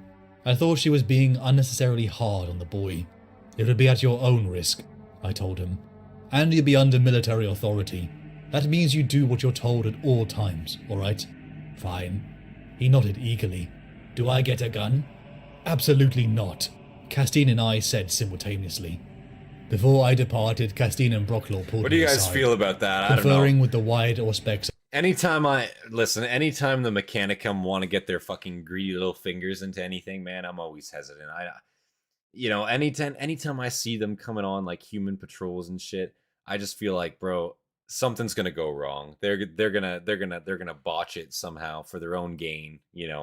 I don't know. I know that's not always the case, but I just don't trust the Mechanicum at all, man. It's just me. Maybe I'm just anti-Mechanicum. Fuck. Before I departed, Castine and Brocklaw pulled me aside. Conferring with the wide auspex of our ship above the planet, I saw a blip that made my heart civvies or throb. text? Nah. According to this, it's huge, Castine said, a hint of confusion in her voice. But I knew what it was. A gargant. Castine and Brocklaw stared at one another in horror. The orcish equivalent of a battle titan. The approaching construct might be crude, but it would certainly have enough firepower aboard to punch through our defense. We descended back into the tunnels. Yeah, Did you Gargant's remember kind the of an marshmallows issue. this time? I asked Jurgen, echoing Amberly's jest when she caught sight of the melter he was carrying on Gravelax. He smiled. Less calls involved, and yeah, No it's always the problem. case. We'll It just have to seems like find it. It something seems else like for they're you to always toast. just fucking around I for their said. personal gain, bro. I'm not sure that would be wise, Logash said, hurrying to join us, and looking somewhat askant at the heavy thermal weapon. That would pretty much vaporize the creature. Then we might never know what it was. That's a disappointment I could learn to live with, I said. Literally. Then took pity on his crestfallen Fuck it, we're just trying to kill it. Led by the newly promoted Sergeant Gryphon, who You only I being could here tell is only was out of the nervous. kindness of our hearts. Like, don't get Jurgen, that mixed up. Logash, Voorhees, Hale, Simla, Dreer and Katra peered down the hole Penland and I fell down earlier. Are there any tracks? Logash asked eagerly. Gryphon looked at him with an air of vague surprise, as though it slipped her mind for a moment that we were being accompanied by a civilian. I could tell that Logash's Xenos fascination was going to be very tiresome. Literally. He climbed down the opening and began to tread down the clearly burrowed tunnel. Thank the Emperor for my highest sense of direction and depth. As more tunnel opened and meandered, I kept a mental sense of direction. Logash seemed to be more excited by the markings on the walls as we got deeper. Just then the palm of my hand started tingling, in the way they do when my subconscious warns me of something my forebrain has yet to grasp. I stopped as I felt a tremor. I looked back and forth down the tunnel. Does Cain just have some natural, like, fucking spidey senses reflex going on? Because, like, every time his palms start to tingle, bro, it's like fucking, like, it's like that Spider-Man, like, dodge, you know what I'm saying? It's like his spidey sense is fucking going off. It's like, bro, something bad's about to happen. You're about to get devastated. Like, you should look out, Like, it seems to happen quite consistently. Is that just to do with, like, his character luck rolls, or does he actually have something more going on? Maybe if it's gonna spoil it, don't tell me. But like, damn, it seems like it happens pretty constantly. Man's really lucky, I gotta say. Has yet to grasp. I stopped as I felt a tremor. I looked back and forth down the tunnel, craning my neck to see as best as I could. So you just built different. Past the troopers on either side of me. Damn. Okay. The light from our lumens receded in both directions, still striking dazzling highlights from the deep blue surface of the ice around us. Something's coming, I said. Both point and rear guards saw nothing. Sudden understanding punched me in the gut. The creature we were hunting was a burrower. Jurgen, I shouted, give us some elbow room. Divining my intentions, the troopers nearest to us scattered back along the passageway. Logash was hauled away protesting by Gryphon, who couldn't be bothered trying to explain. He only let out a hissing blast of melter into the wall, filling the chamber with obscuring mist. He was just in time too. An instant later the frozen wall burst in on us, in a hail of glittering ice shards. The living nightmare I'd encountered before was among us, and by sheer foul luck, I was the closest to it. I drew my chainsword and smashed against a rending claw. I was too close to the beast for the others to take a shot, and had I been any other commissar, perhaps they would have. The beast snarled as I pushed free and dove beneath it. I swung the humming blade at its thorax, feeling the teeth bite home, and was rewarded with a spray of ichor and foul-smelling viscera. It screamed again, opening the mandals impossibly wide, and bringing its head down to snap me. That was precisely what I had been hoping for. The tactic worked well on some of the larger Tyranid bioforms, so I was ready and waiting, thrusting the tip of my trusty chainsword up through the open maw. I stood back as the corpse of the creature slumped forward, the group staring at me in amazement. Lucky they couldn't see the panic I was feeling, as once again something had reinforced my heroic reputation. "There's your specimen," I told Logash, returning my trusty chainsword to its scabbard. "Do you think you can identify it?" "It's an animal," he said, shaking his head in bafflement. "They are all desert dwellers." Clearly not native then. But then came the worst part. There was never one. They had a nest. "Any idea of how many more of those things are down here?" I whispered, hoping the others wouldn't hear. "No more than half a dozen," Logash muttered. I think it dawned upon him now that he was unarmed. Whether he still had enough meat on him to actually interest any amble was a moot point, of course. Very interesting how, like, you know, there's just a nest. There are also desert creatures on this ice world, which is very suspicious. It makes me think, how did they get here? Could they have come from like an orc vessel or something like that? You know, they're an invasive species, perhaps something of that degree. Hard to say, but like, fuck, he just kind of 1v1 that thing and took it out by himself, like straight up. And like, you know, he does, like, yeah, he mentioned he like has a tactic that works on these Tyranid bioforms. Clearly it works very well on this. So it's cool that they have like an actual tactic for fighting larger units than themselves. Like, that's pretty awesome, I will say. Does a very good job, and like just driving it straight through its fucking mandibles like that, straight through its head, killing it instantly. His reputation is just getting more and more enforced here with everything that he does, and it's not even like on purpose per se. He's just trying to get out of like the extreme combat zone, you know? It's kind of awesome. Enough meat on him to actually interest any amble was a moot point, of course. Fire sounds barked behind us. We rushed to the point guard, seeing a corpse. It was surrounded by chattering troopers, and riddled with the cauterized craters of lasbolt impacts. Voorhees was breathing heavily. "Well done." We hit a milestone, 10 dropping 40k jokes, oh god. It never hurt to show I never thought I'd see the day. I cared, even if I didn't. He grinned at me weakly. "Persistent little frackers, aren't they, sir?" I asked Voorhees the direction from which it came. He pointed down one of the adjoining tunnels. I absently noted that is Ice World just a really big cold desert or a really hard ocean?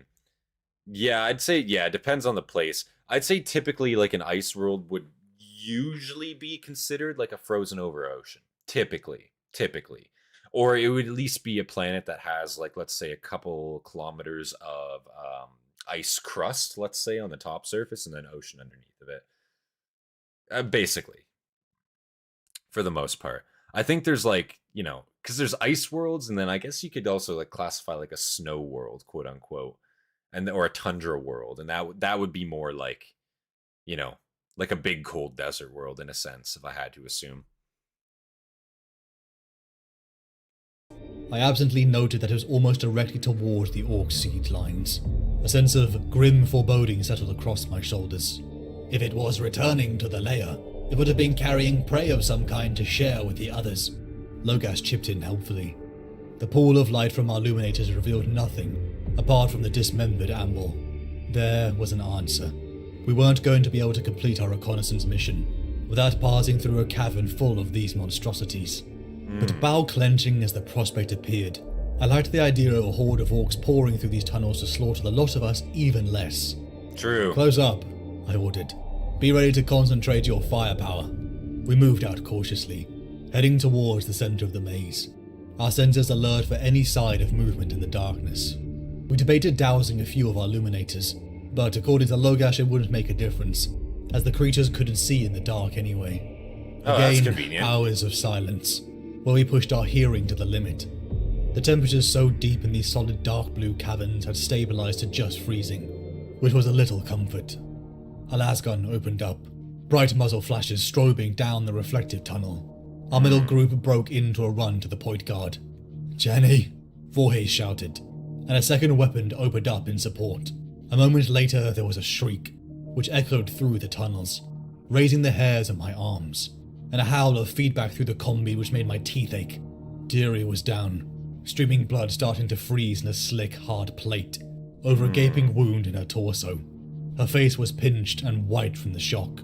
Voorhees stood over her, pouring lasfire into the monstrosity, which had evidently inflicted the damage, driving it back, screaming in rage and frustration. Our squad opened up, as lasballs lit the chamber like a flashing strobe. "Over there! 8 o'clock!" Jurgen swung his hand in a familiar gesture, lobbing a frag grenade over the heads of the nearest monsters to burst amongst the ones clustered at the back. Human limbs flew in front of me, as I drew my chainsword, slashing its teeth across one's face. But just as quick as it started, it ended in hard silence. "Casualties?" I asked, playing up to my caring image. Gryphon made a rapid assessment. "Too serious. A few cuts and bruises amongst the rest, but they'll live." Voorhees was treating Deary. The determination in his eyes told me there was more to their relationship. I see. Hated hard choices like this. We had no evidence of orc presence, and had likely killed enough ambles, but I wasn't certain. And we didn't have confirmation that this weakness was patched up. Plus, there was the other risk. The certainty of safety, or the potential loss of my carefully nurtured image as a leader who cared about the troopers he serves with. The illusion that I was one of them had saved my life many times, as they repaid the loyalty they believed I held for them. It was Jurgen and Logash who broke the... That's interesting that he just said that. The illusion that I was one of them had saved my life many times as they repaid it, the illusion of loyalty to them. So, it makes me think, is Cain, because, Cain is kind of in it for himself here at the end of the day. He is and he isn't, he's very, very neutral. He's playing up to his images, right? But he's mostly in it for himself. He's mostly trying to make work easier for himself. He's just looking at the easier of two problems and taking the easier problem for the most part, but somehow that usually turns out to be the right solution for him, career wise. You know what I'm saying? It's so strange to see. But it makes me think if he actually really cares about his troopers or not. Because obviously he has to appear to, but that word right there, the illusion that I was one of them, that's what's kind of got me. In reality, it's more complicated again. He has imposter syndrome. Okay. So he definitely has some shit going on. I see. The loyalty they believed I held for Major them. Inferiority complex. It was Jurgen and Logash who broke the very good guy who's just in there with the lads and lasses. Leading us to the ambled nest just remembers the bad thoughts. We found evidence of more lost miners. And, to my disappointment, an orc skull. So I had my answer. Whether or not the greenskins were aware of it, there was a way down into this labyrinth somewhere beyond their lines, and any other choice I might have made was now moot. I turned back to Gryphon. "We go on," I said. I made a big show down of there would be pretty Logash, crazy to see, where everyone could hear me, confirming with him that we were unlikely to find more Cain's animals, actual writings are a which bit means we can unreliable. safely Oh, are divide our they? Forces, I said, as I had expected a flicker of interest pass around the faces surrounding me. Second team would head back with the wounded, and thus if they passed on the way, my reputation was intact. A win-win. I had to hold back when Logash excitedly announced he would continue with us. The Cogboy had been nothing but a curious child. Cogboy, but I figured his auspex would be useful. Despite my confidence that we were alone down here, we moved out in full combat order. Despite everyone's unspoken apprehension, we encountered no more ambles, which came as an immense relief, believe you me. That's and good. The only footfalls we heard were our own. After an hour, Logash popped up beside me. "We are below the ice layer now. Actually down in the bedrock of the planet." Hey, thank you, Hobbit. He said. Whenever Cain puts down his actions to selfishness and failing up and successes to luck, I imagine Big E chuckles. Like, yeah, that's true. Big E is probably like straight up just like rolling around. Like, what the fuck? Like, you know, but he probably loves it too. Cause it's like, I don't know. Cain kind of like imbues like what we all kind of want to be, you know, like we want to take the easier option and kind of be like rewarded for it. But like the easier option in his case usually turns out to be still like a very, very hard option. But one thing I do like about this story so far is that like Cain is just a human and they're portraying him as a human. He's feeling very, very human emotions too. You know what I'm saying? Like, you know, the hair on his arms standing up, the grit in his teeth, you know, like he's got that itch in his palms. Like he's feeling very human emotions. Like he's flirting with people. You know what I'm saying? Like he's actually getting it on with some people, you know, like he's very, you know, he's a very interesting character. He's very human in that sense. You know, he's relatable, I guess, you know, in a way is what I will say. Down in the bedrock of the planet. Quite fascinating, he said. I'm glad you're finding the trip so entertaining, I said. But the tech priest was almost impervious to sarcasm as Jurgen, and nodded in response. Not quite the words I'd choose, but it certainly beats recalibrating the interrocitors. He has what Astartes lacked, exactly. I had no idea what he meant. Because like we, as just like people, right? And I think it's made this way by design. And like certain Space Marines, certain Astartes, you definitely can relate to a lot better, right?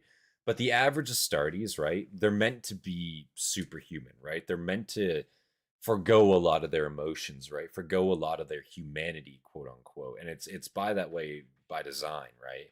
So I think when you see a story where it involves like actual humans, like just Imperium Guard and like commissars and stuff like that, it very much shows like, you know, it's the humanity of 40k. Like it's still very much there. It's just not really present in the Space Marines because they're super soldiers. You know what I'm saying? Like that's how they're meant to be, you know, in a way. He has what Astartes lack, demigods. Yeah, exactly. I think, he said cheerfully. I had no idea what he meant, of course. So I smiled and suggested we get moving again. To my surprise, it was Jurgen who kept in conversation with Logash. It was then I overheard them. So, what you're saying, Jurgen said slowly, is that these mountains are like a very large carrot. I kept my face straight with an effort, although a strangled snort escaped from Margaret, who was behind me.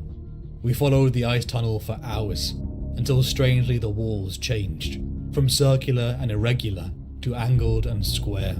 The hairs on the back of my neck rose.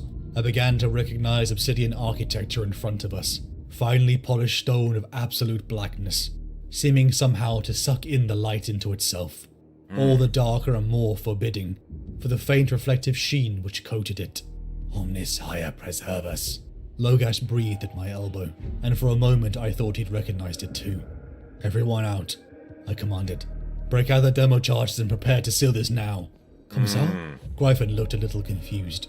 The last thing on my mind was how I appeared to the other ranks. There are worse things than greenskins, I said.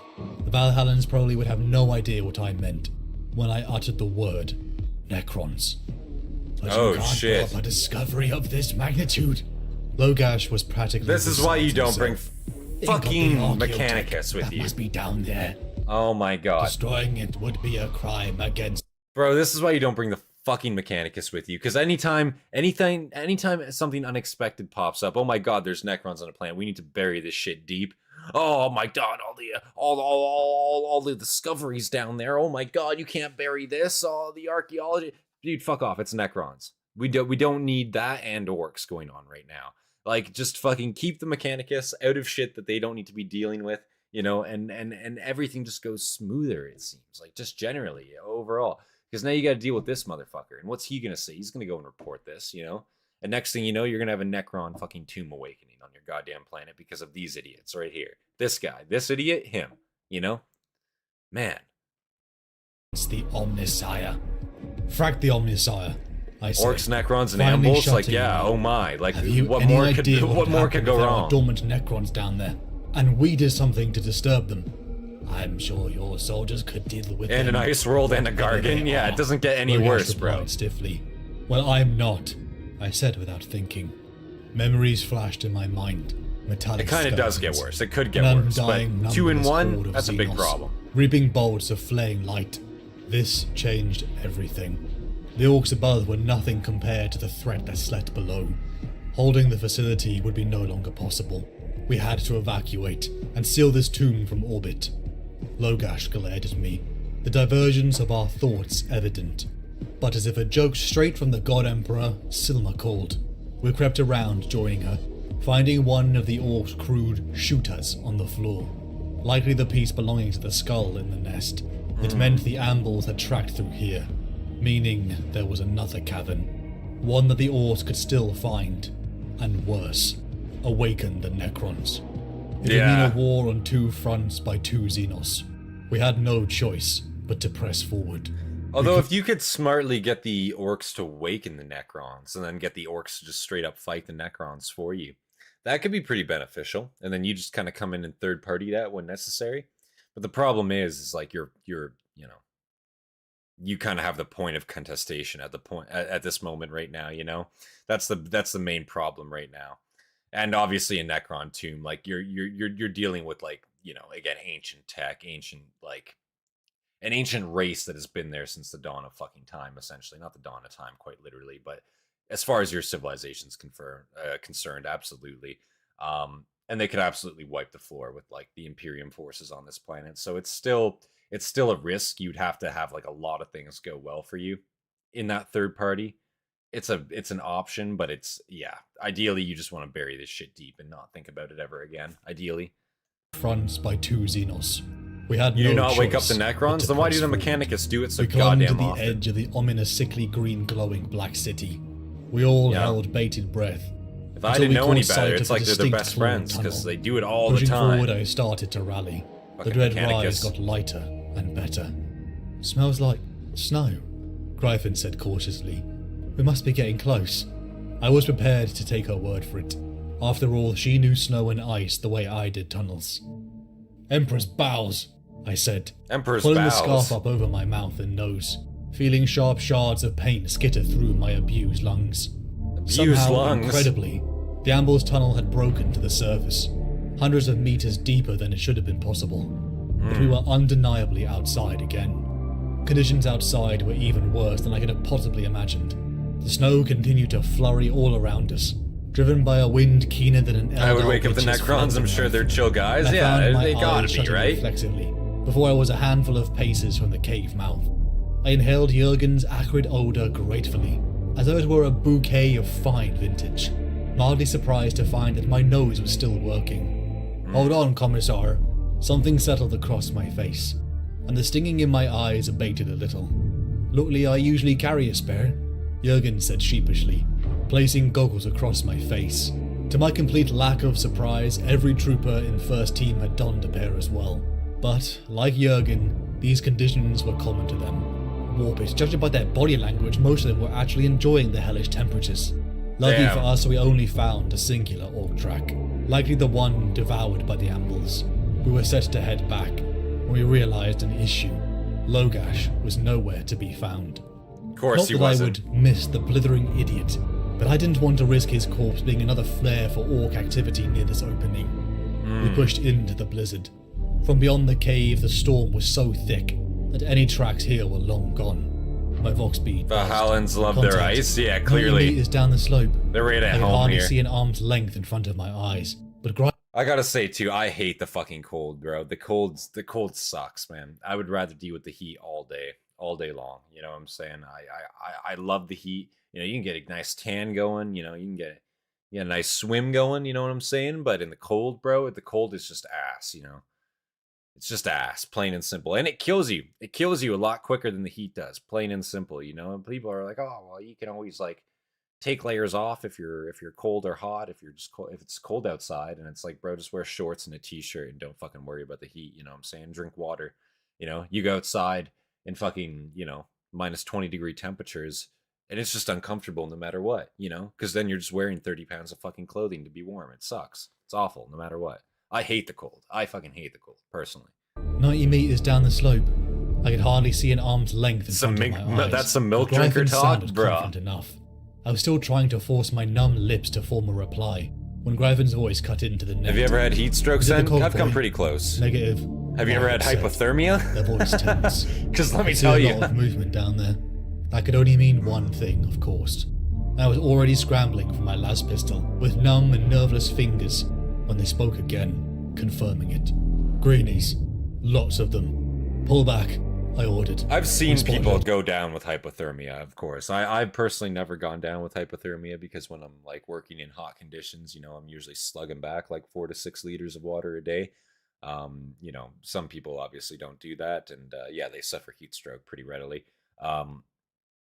Problem is, it's just like, you know, even when you're doing physical activity outside in the cold, you sweat, and now suddenly that sweat is now an extra method for you to get cold as well. It sucks, you know. I don't like it personally. I don't like it. Also, 101. I'll be real with you, Battle Chicken. 101. That's not a readable. That's not a readable unit of measurement for me. Listen, so in Canada, right? I could tell you in Fahrenheit what to cook a pizza at, right? Because a lot of our like stoves and shit, we cook in Fahrenheit. But if you're talking about the temperature outside, bro, I know Celsius. I could not tell you the temperature outside right now in Fahrenheit. I just couldn't do it. You know what I mean? We just don't get, yeah. For larger measurements, when we're cooking and shit, we use Fahrenheit. When we're talking about temperature outside, we use Celsius. I do not know Fahrenheit outside right now. I know it's probably what, like 15 degrees outside right now, something like that. Celsius.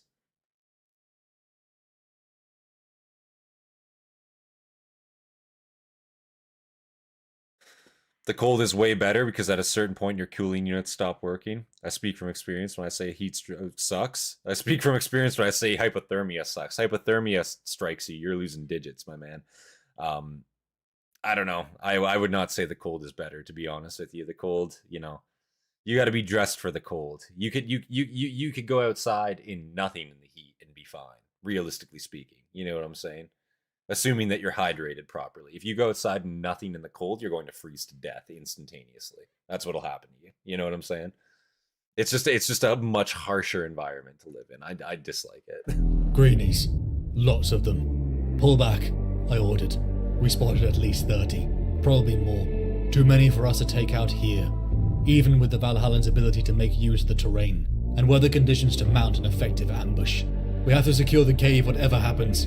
I must confess that the thought of getting out of the bone-numbing wind was so strong and so all-pervading that I quite lost track of my surroundings. I stumbled through the snow like an automaton, following in the tracks ploughed by Jurgen. I thought we were clear, when a bolt round shattered against a rock next to me.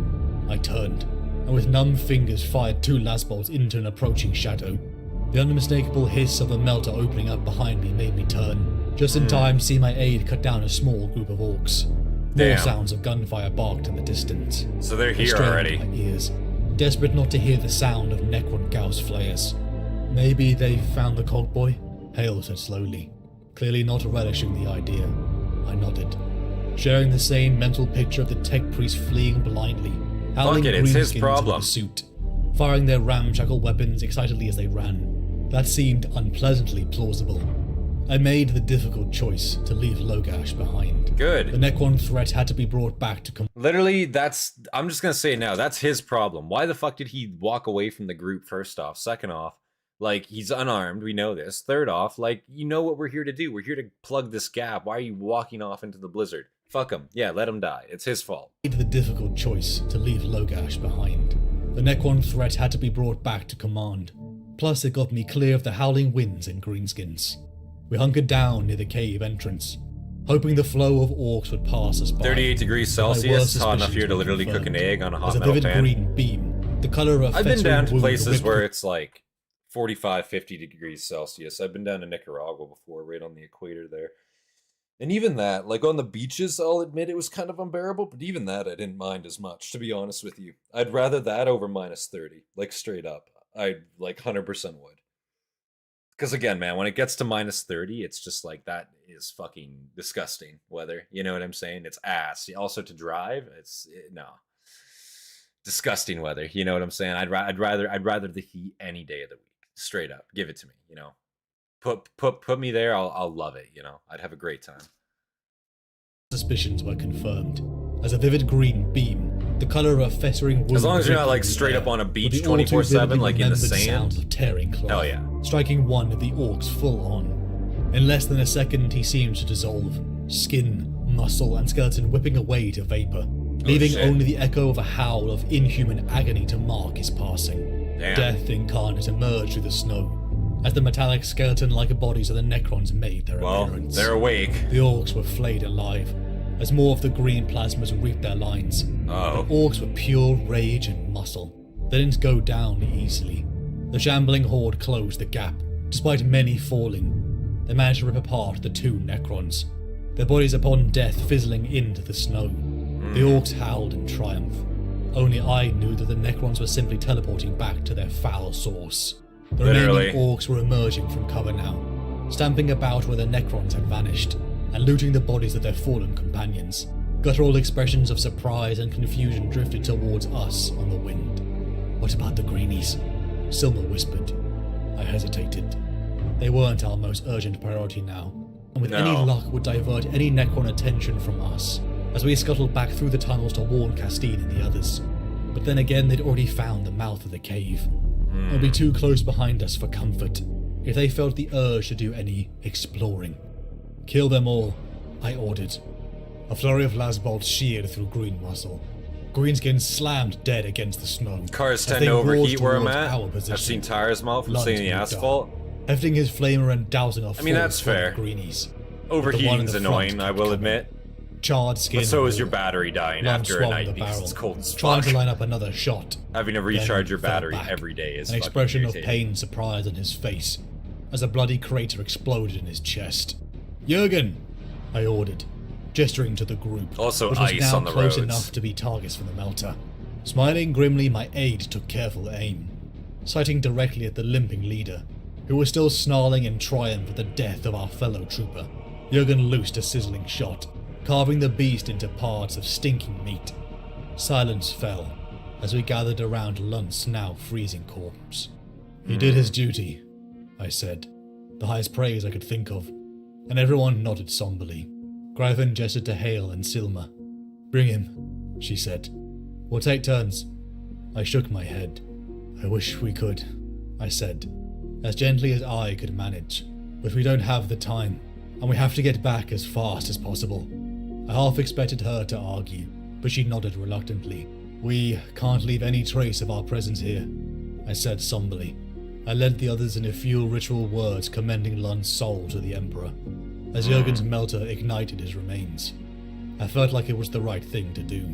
We pushed back into the cave, bringing our lumens back up as that probably was the smartest thing he could have done right there, yeah. We caught the sight of another side tunnel.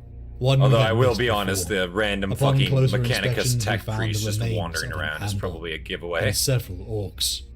The bodies intact, except for the terrifying fact their skin had been completely flayed. Whatever did this was nothing like the orcs, Amble, or Necrons I knew. What? Shouldn't we see what's at the end of the tunnel?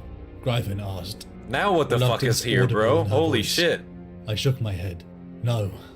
It took all the self-control I could muster to sound calm and collected, instead of screaming the word.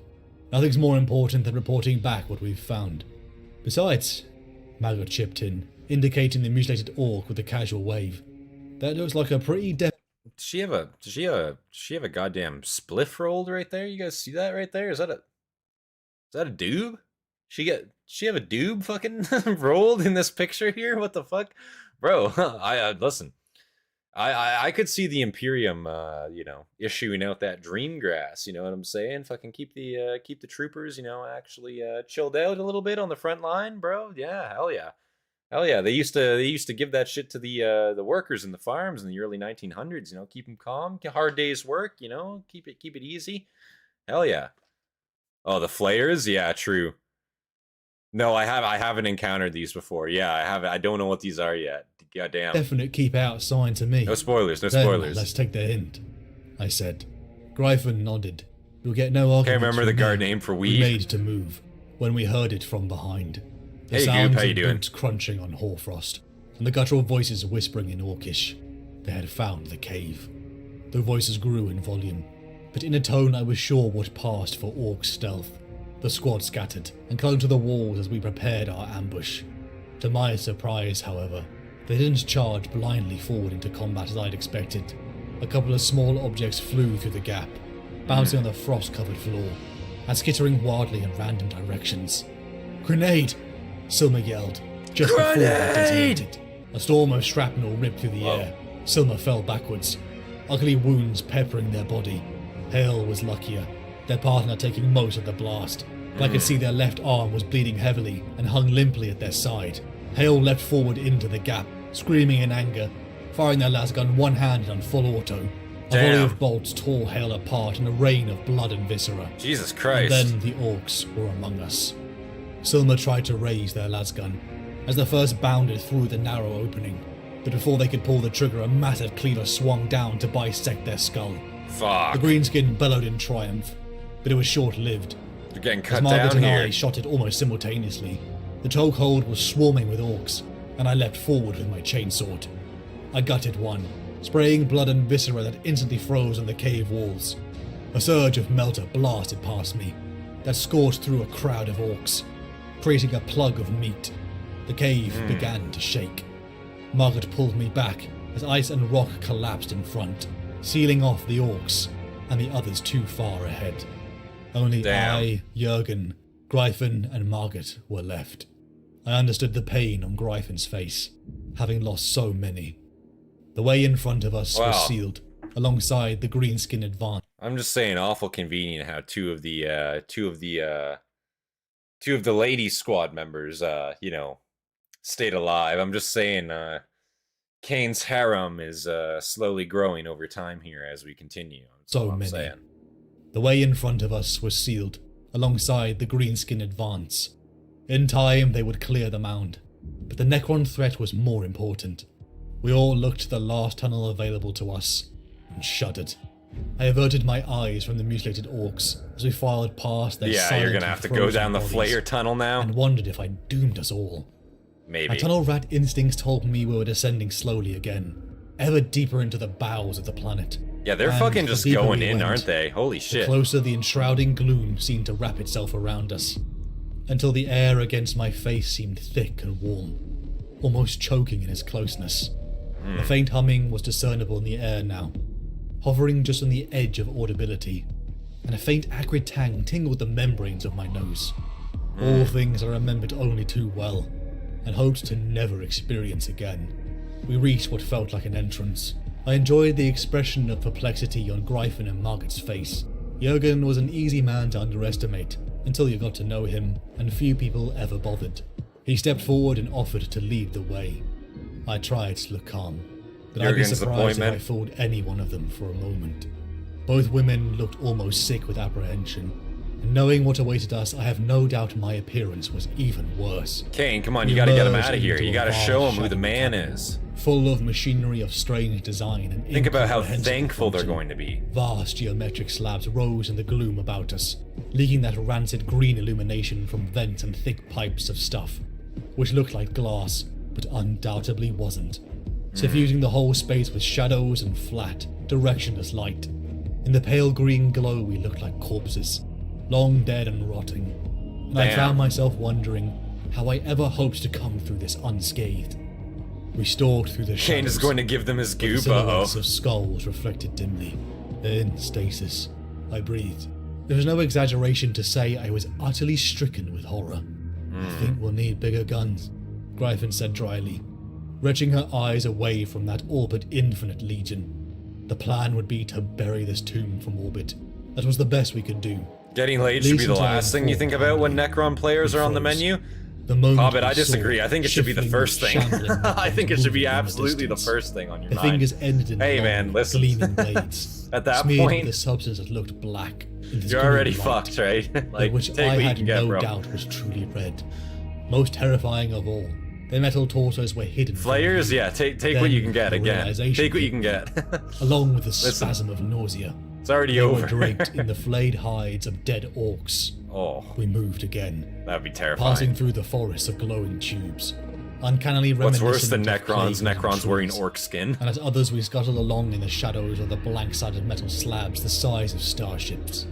At least twice we passed through more stasis chambers, as full of dormant horrors as the one we'd first encountered. But looking back, I found my recollections hazy, as though my mind was simply refusing to accept what I was seeing. "The whole place is a miracle, is it not?" a new voice asked. I whirled, bringing up my last Fucking pistol and idiot. frowned an instant away from pulling the trigger. No, you should pull The the speaker trigger. sounded vaguely familiar. Pull the trigger. And after a moment later, I caught sight of a human figure. Pull the trigger. All praise the Omnissiah, whose bounty has been revealed to the worthy, despite the worst efforts of the unbeliever. You're a fucking Logash, idiot. I said, not quite sure if he'd gone balmy or not. We thought you were dead, but he wasn't. Worse Sadly. luck, the treacherous little Yeah, weasel had literally. given us the slip in the snowstorm, and come scuttling back here as fast as he could.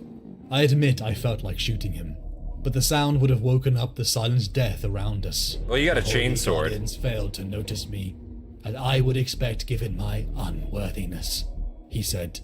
There are mysteries here far beyond my abilities to fathom, but no doubt those of greater wisdom can commune with the machine spirit of this wonderous place. You're a Assuming fucking... we ever managed to get out of here to tell them, Gryphon chipped in sourly.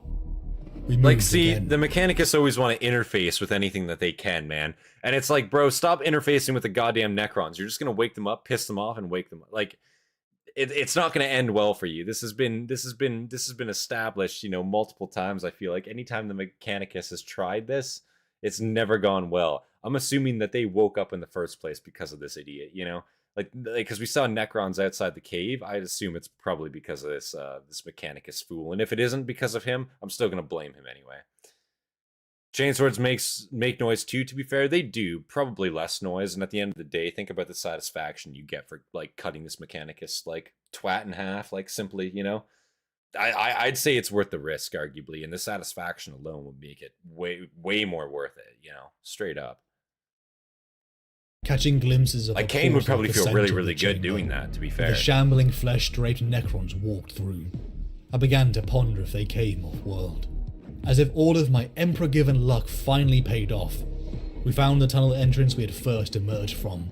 Through hours of silence, we trudged back through the ice tunnels, until emerging into the light once more.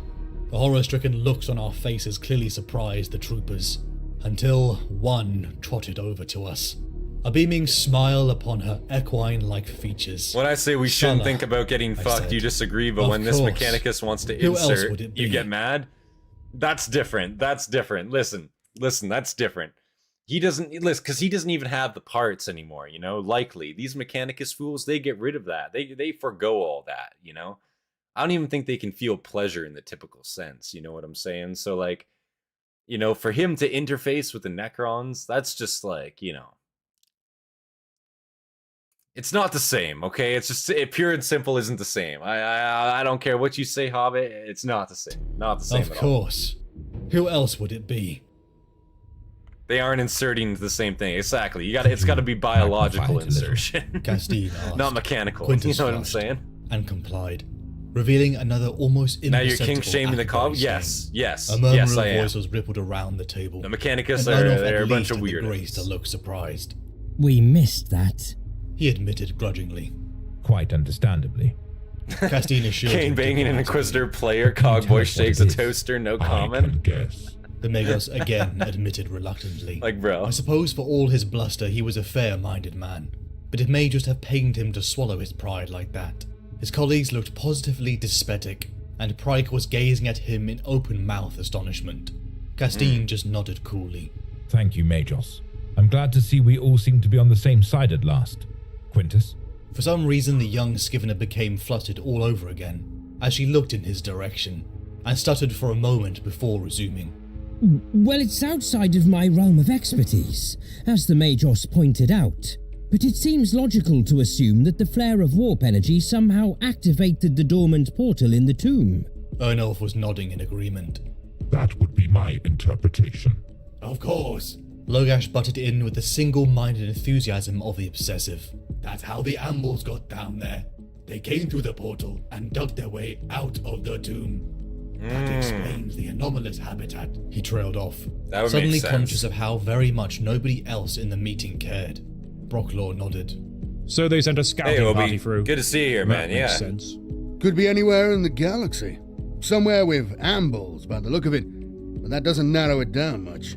That's not really the question at the moment. Well, it's a desert Castine world, right? said, They said that's where they're native to. Point. There's only one thing we can do. Evacuate the planet while we still have enough time to get clear. Evacuate? Castine You can muffle the moans unlike with a Clearly toaster, stunned. bro. I nodded. What the Conscious fuck? I was risking my whole fraudulent reputation. I make that toaster That it was scream. precisely the reputation for heroism which might Make just it do the trick big. now. I adopted an expression of barely contained frustration. I know how you feel. I've never run from a fight yet. Which was not entirely true, of course. But no one needed to know that. And it goes against the grain to start now. But there are wider issues at stake here. The Necrons in that tomb outnumber us by hundreds to one. And that's assuming we could disengage from the Is this a fan orcs project or part cleanly of an enough official to Warhammer take them- story? This is Ciaphas Cain by the Amber Lord. So it's based off of a few of the novels, I believe. I think 2 novels. Somebody want to correct me on that wrong. I don't know the just what novels it's based off of, but it's official. It is official, yeah. Like all this is like from the books itself, yeah. And that's assuming we could disengage from the orcs cleanly enough to take them on in a stand-up fight. They'd still know they'd been in a scrap. Castine said grimly. I nodded again. I don't doubt the fighting spirit of anyone in the regiment. But if we stand and fight now, we all die. That's a plain, 2 simple books, fact. 2 different books. Okay, They'll that's what I overrun thought. us in I a matter assumed of like hours. part 1 and More part like 2. I minutes. assumed that If was the 2 ones I different had seen books. before were anything to go by. But if I told her that, she'd never believe me. And that's just the start. The portal. Castine said, the coin dropping. I nodded again. Hundreds of thousands of them will be let loose on the galaxy. We simply can't allow that to happen. I paused for a moment, letting the implication sink in. We have to call in the Navy to sterilize the whole site from orbit. It's the only way to be sure. You can't do that. Ernolf shouted. I can, and will. This facility is under martial law, which means the Commissariat is the final arbiter of what can or cannot be done. Have you any idea of the economic value of this installation? Ernolf asked, recovering. None at all. I care even less. So far as I'm concerned, it's Damn. not worth the life of one soldier. The soldier I had in mind being me, of course. Yeah. The Archaeotech. Think of the knowledge, the spiritual advancement of mankind that you'd be sacrificing. All we'd be sacrificing if we left that tomb intact is our lives. Literally. Not to mention the millions of others who'd be slaughtered if the Necrons down there revive and escape. But they're in stasis. The Magos persisted.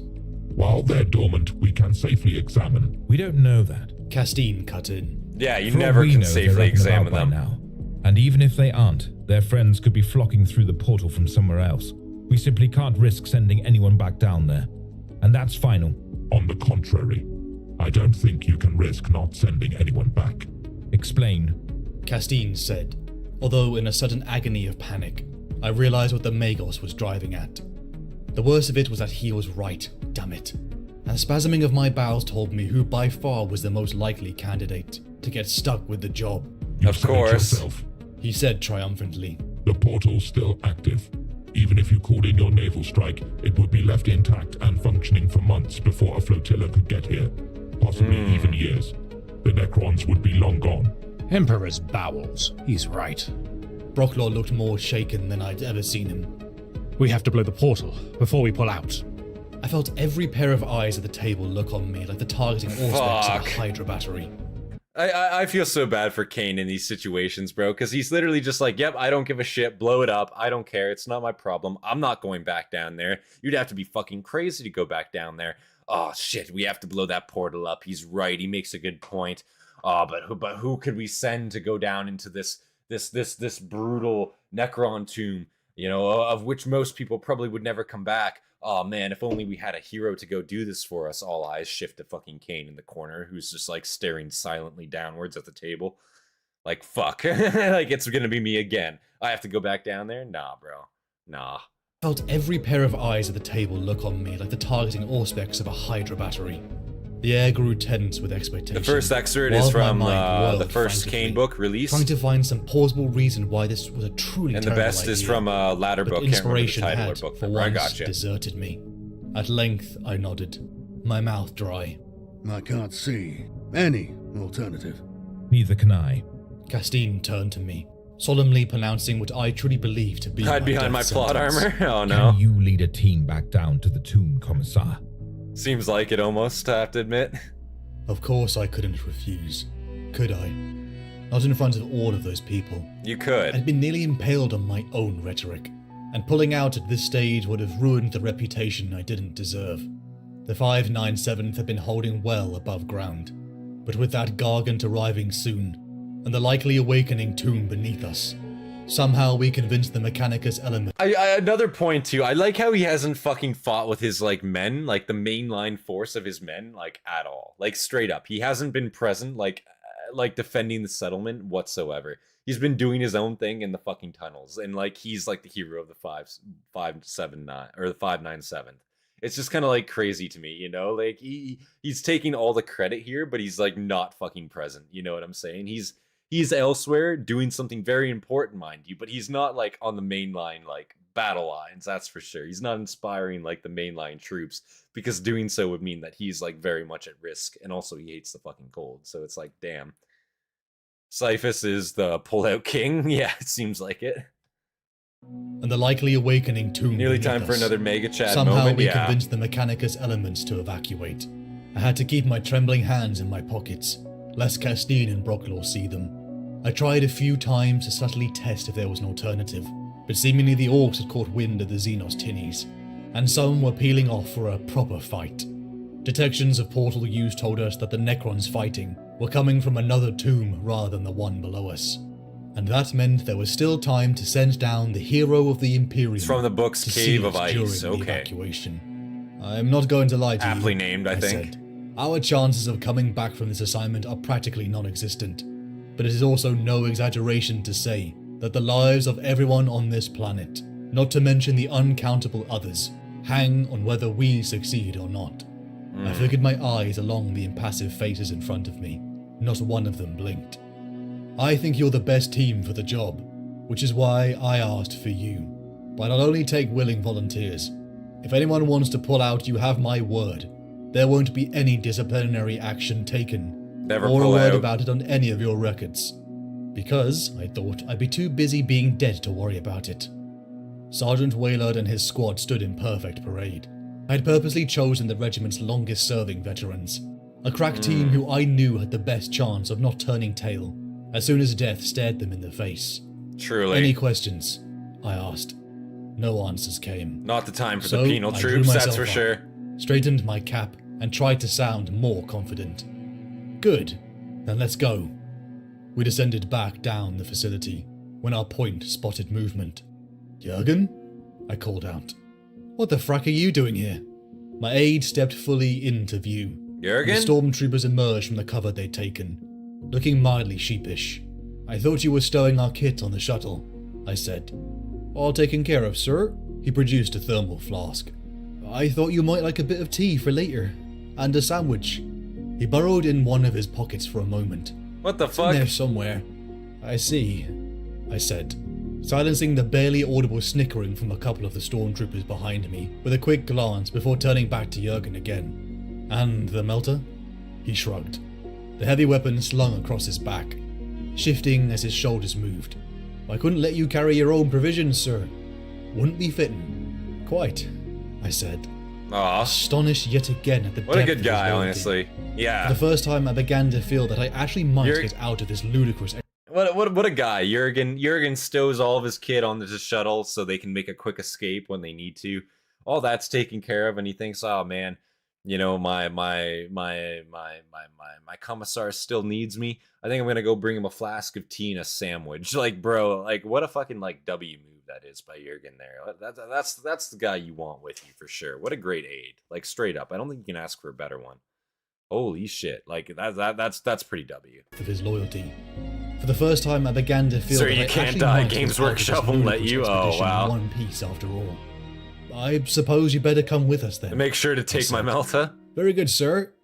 He saluted as smartly Jurgen the as he ever goat, did, yeah. which wasn't very, to be honest. But more than made up for that in enthusiasm, and fell into step beside me. I motioned Waylard and his men to the front, and we set off into the darkness. One thing I have to say for Waylard and his stormtroopers. They were as fast and as stealthy as I could have wished for. Is it bad I suddenly want to nickname tennis Jurgen? Oh god. Just as we climbed down the pit that I had tumbled down I don't know before, if he'd take a to that flare too well. streaked from the dark and eviscerated our point man. Place your shots. Oh wow. Waylard said calmly, and the surviving stormtroopers unleashed a hail of hellgun fire against our attackers. The glare of lasballs impacting on the leading Necron dazzled my eyes. Then its chest gave away, seared and blasted by the precision volley, and it tumbled to the ice-slick floor, revealing a fresh target behind it, already leveling another Gauss flare. Metallic bodies slumped to the ice, but more were coming. I called Jurgen. They never stop, bro. He sent a volley of superheated plasma is definitely that Jurgen. quickly fully lit the tunnel. The rest of the Necrons melted away. Uh-oh. I couldn't help contrasting the reaction of Gryphon's He's gonna team break the news to the him. loss of Lunt, with the stormtroopers' matter-of-fact dismissal of the loss of one of their own, and mentioned as much to the sergeant. Unfortunately, the fact that first contact was up here was a bad sign. We pushed further until we made contact again. That is a bad sign This if you're already time, fighting it up wasn't there. An enemy. Logash, I said. The young Tep priest How the must have fuck is he recognized down my here? voice, because he Down here turned and looked interfacing up, again. though his metal eyes made any expression hard to read. A sense of recognition began to surface through the expression of stark terror flushing his face. Commissar Cain. His voice trembled, wavering in pitch like a boy in early adolescence.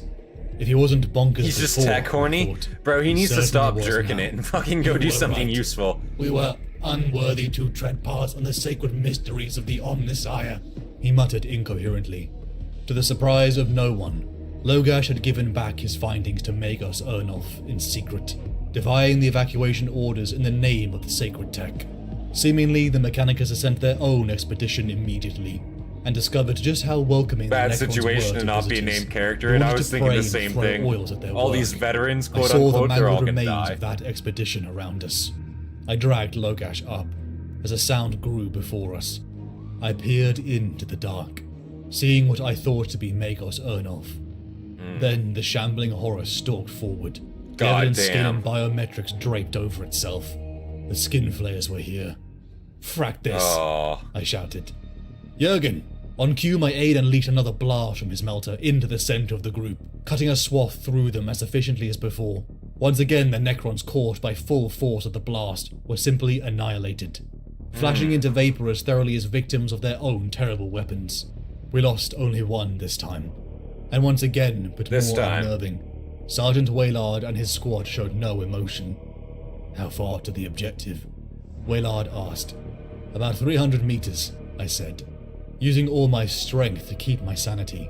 We picked up the mewing Logash and pushed on, until again the sickly green Bro, I glow would have just grew, left him. Fuck and the him. walls became black. He and came down here on angry. his own volition. We saw Leave him the down here. portal. It pulsed like He the keeps beating up of a or he stays diseased behind. heart. I don't care. I forced down the surge of dread which suddenly suffused me. The glow intensified for a moment, with an accompanying thunder crack of displaced air, which rumbled and echoed through that city-sized cavern. It was definitely active. Move. One of the troopers cut in, as blandly unemotional as before. 11 o'clock. 30 meters. Warhammer We turned to stormtroopers face are this actually new elite threat. soldiers. The quartet of stormtroopers Normal raised their stormtroopers hellguns, are supposed to be elite whilst Jurgen soldiers. lifted the melter into a fire See how position. well fucking Disney I went with noticed that. Logash was trembling violently. Omnissiah, protect thy circuits, he mumbled. I heard the rattle But yeah, of Waylard stormtrooper is and usually like his a men, veteran term, muttering or like until a the Goyim were specialized spilling term. desperately. I turned to see the approaching Usually it Necrons, doesn't mean that trash. seemed more humanoid than their skeleton counterparts. It was then that a primal dread, one so complete and horrifying, gripped me. We started firing wildly. I fought against that rush of primal emotion, feeling my very sense of self under threat in a way I hadn't experienced since the Slaneshi witch had tried to sacrifice my soul to her perverted deity on Skollenberg over a Damn. decade before. My shooting was entirely by instinct now. The green lances of Gauss flare beam missed me by a couple of centimeters and punched a neat hole through the smooth-sided Especially cabinet compared to beside Star me. Wars I stormtroopers, kept absolutely shooting useless. back, Yeah, that's what taking I'm my saying. assailant in the chest. Like, realistically speaking, like, and that's what pisses me off, because, like, stormtroopers in, like, Star Wars, for example, like, it's a running meme that they're, like, awful at their fucking job, but, like, they should be fucking way better. Like, you know what I'm saying? Like, if you watch, like, the Clone Wars, like, any of the Clone Wars, see what the clones can do, you know? the stormtroopers are like not as good as clones per se, but they're still not like a fucking trash force like they're made out to be. You know what I mean? Like missing every other fucking shot. Can't fucking like do anything effectively. Like they're just jokesters, you know what I mean? Like, I don't know. They never used to be like that. That's all I'm saying. Astra Militarum Stormtroopers is the equivalent of an SAS operative crossed with Delta Force. Yeah, they're pretty badass, I imagine. Like, Stormtrooper again. Stormtrooper typically means like elite force. It means like somebody's closing with destroying the enemy in an effective manner, typically, right? Yeah, I assume it probably would have to mean something veteran. Like if you when you talk about 40k and you see like just the shit that you're dealing with in terms of strength and veteranized units, like I assume Stormtroopers got to be something pretty crazy. Stormtroopers be aiming at everything besides their target. Yeah, it's ridiculous. Besides me, I kept shooting back, taking my assailant in the chest and making a stagger for but a moment before resuming his unhurried advance. Waylard and his men scattered as the more sentient Necrons began to hunt. I saw one trooper's head cleanly chopped off in a fluid motion. It was only when Jurgen came next to me that the dread ceased, like a door shutting. We grabbed Logash and ran for cover, throwing ourselves underneath enormous Stop cable. grabbing Lorgash. Only Fucking shadow let him and die. eerie green He's glow bait, was dude. left to be seen. We heard the screams of mortal men finally cease, and waited to see if death was around the corner. To my relief, however, the Necrons seemed to be mildly disorientated every time they approached our hiding place, veering off just before they had come within a handful of meters of us, a deliverance I could only attribute to Jurgen's particular qualities. At length, when everything seemed to go quiet again, I decided it was time to move. The evacuation must be well underway by now, and I meant to be on a shuttle and safe aboard the Pure of Heart before anything had a chance to go wrong. What about the portal, sir? Jurgen wondered Fuck aloud. the portal. I shrugged. Nothing we can do about it now. Which was actually true, as the stormtroopers had been carrying the melter charges, which were the only things that might have stood some chance in destroying the portal. Damn. And they had been vaporized along with the soldiers. We made for the surface, hoping the evacuation... So he just took this veteranized force down there. They just got completely obliterated. Him, Jurgen, and fucking Lorgash, whatever fucking idiot Mechanicus boy, cog boy down there, fucking hid behind a rock. And now, like, mission fail, we'll get them next time, and they're just gonna make their way out of there. You're like, yeah, we actually can't do anything about it now. Our only chance of blowing that up just got fucking ruined. Oops. Back to the surface we go. Time to fucking make our way to safety here again. Let's go, man. Like, yeah. They had been vaporized. What can you do, right? What can you do? We made for the surface, hoping the evacuation would be done by the time the nightmare rose from the tunnels. Fizzling streams of green energy finally caught up to us, as I, Jurgen, and unfortunately, Logash scrambled back through the ice tunnels. What would you Jurgen do? Leave? Periodically sending back I'm not calling him a bitch. I admit, like, I just think it's funny. He walked a veteran force down there, they got wiped, and then it's like, oh, when Jurgen grabbed me and pulled me within a crevasse, off to the side. We sat in the dark. Because they knew it was a suicidal mission to begin with. As we heard the metallic tread grow, and then leave. Praise the Omnissiah for our deliverance, Logash began, and I hushed him quickly. Any idea where this goes? It wasn't on the chart I'd seen before, but that was hardly surprising, showing as it did every sign of being a natural fault rather than being dug. Logash pondered a moment. It seems to be bearing towards the main processing area, he said at last. We crawled for an hour in the freezing cold tunnel until Logash stopped. Dead end, he said. I could have throttled him, but unfortunately Jurgen was in the way. I shook my head, unwilling to believe it. It can't be. The words were a reflex denial, but as I said them I was sure that I was right. All of my tunneler rat instincts told me so. I wondered for a moment why I was so sure. Then I realized I could feel a faint current of air on my face. There's a draft here. I think shitting myself would be my first action. That's reasonable Logash too. stomped with his hand, producing the unmistakable dull little bit of thud piss and thick shit metal. at the same time. One Yeah. of the main evacuation pipes, he said, runs up to the processing plant on the surface. And what's in it at the moment? I asked. An idea so audacious struck me. Nothing now. The plant's shutting down. His voice trailed off, as he evidently came to the same conclusion I had. I reached out an arm towards him, past my aide. Can you get behind Jurgen? I asked. I can try, he replied gleefully. A blast of Jurgen's melter got us in. Finding handholds for repair works, we started to climb. After a while, I became aware of a faint serration in my ear, and realized that my combeat had come within range of the regimental Voxnet. Hell we were yeah. closer to the surface than I'd realized, and a flood of relief almost knocked the breath from my lungs. If someone was still here, I wasn't too late to get on a shuttle out. My Vox restored, and I immediately ordered barricades to the deepest levels of the facility. It might not do much, but it was better than slaughter. I had no doubt by now the whole tomb was close to awakening. Jurgen, I, and Logash punched out into the main facility. It was then that Logash gave me the best news of the day. We were close to the command shrine of the facility, and thus the opportunity for me to be even further from death was a welcome one. We approached the shrine door. I'm not sure I should open it, the tech priest said. Excuse me? Eyeing Jurgen and myself, with a speculative expression on his face. Bitch. This is a holy place. Only ordained and sanctified personnel are permitted beyond this point. Fine, you should throttle him. Said. We're on a mission for the Emperor. Can't get much holier than that, right? Logash exactly. was confused. That would be an ecumenical matter, he said. I'm not sure I'm qualified to judge. Don't worry. I am, he said. Now are you going to open the fracking door, or will Brother Jurgen do it? My aide stepped forward, raising the melter, and Logash hit the activation rune with almost indecent haste. Try not to touch anything, Logash warned, brushing past Jurgen, who was already making the sign. Bright side, the substance trickling past my knee is warm, yeah. Can you see the whole mine from here? I asked.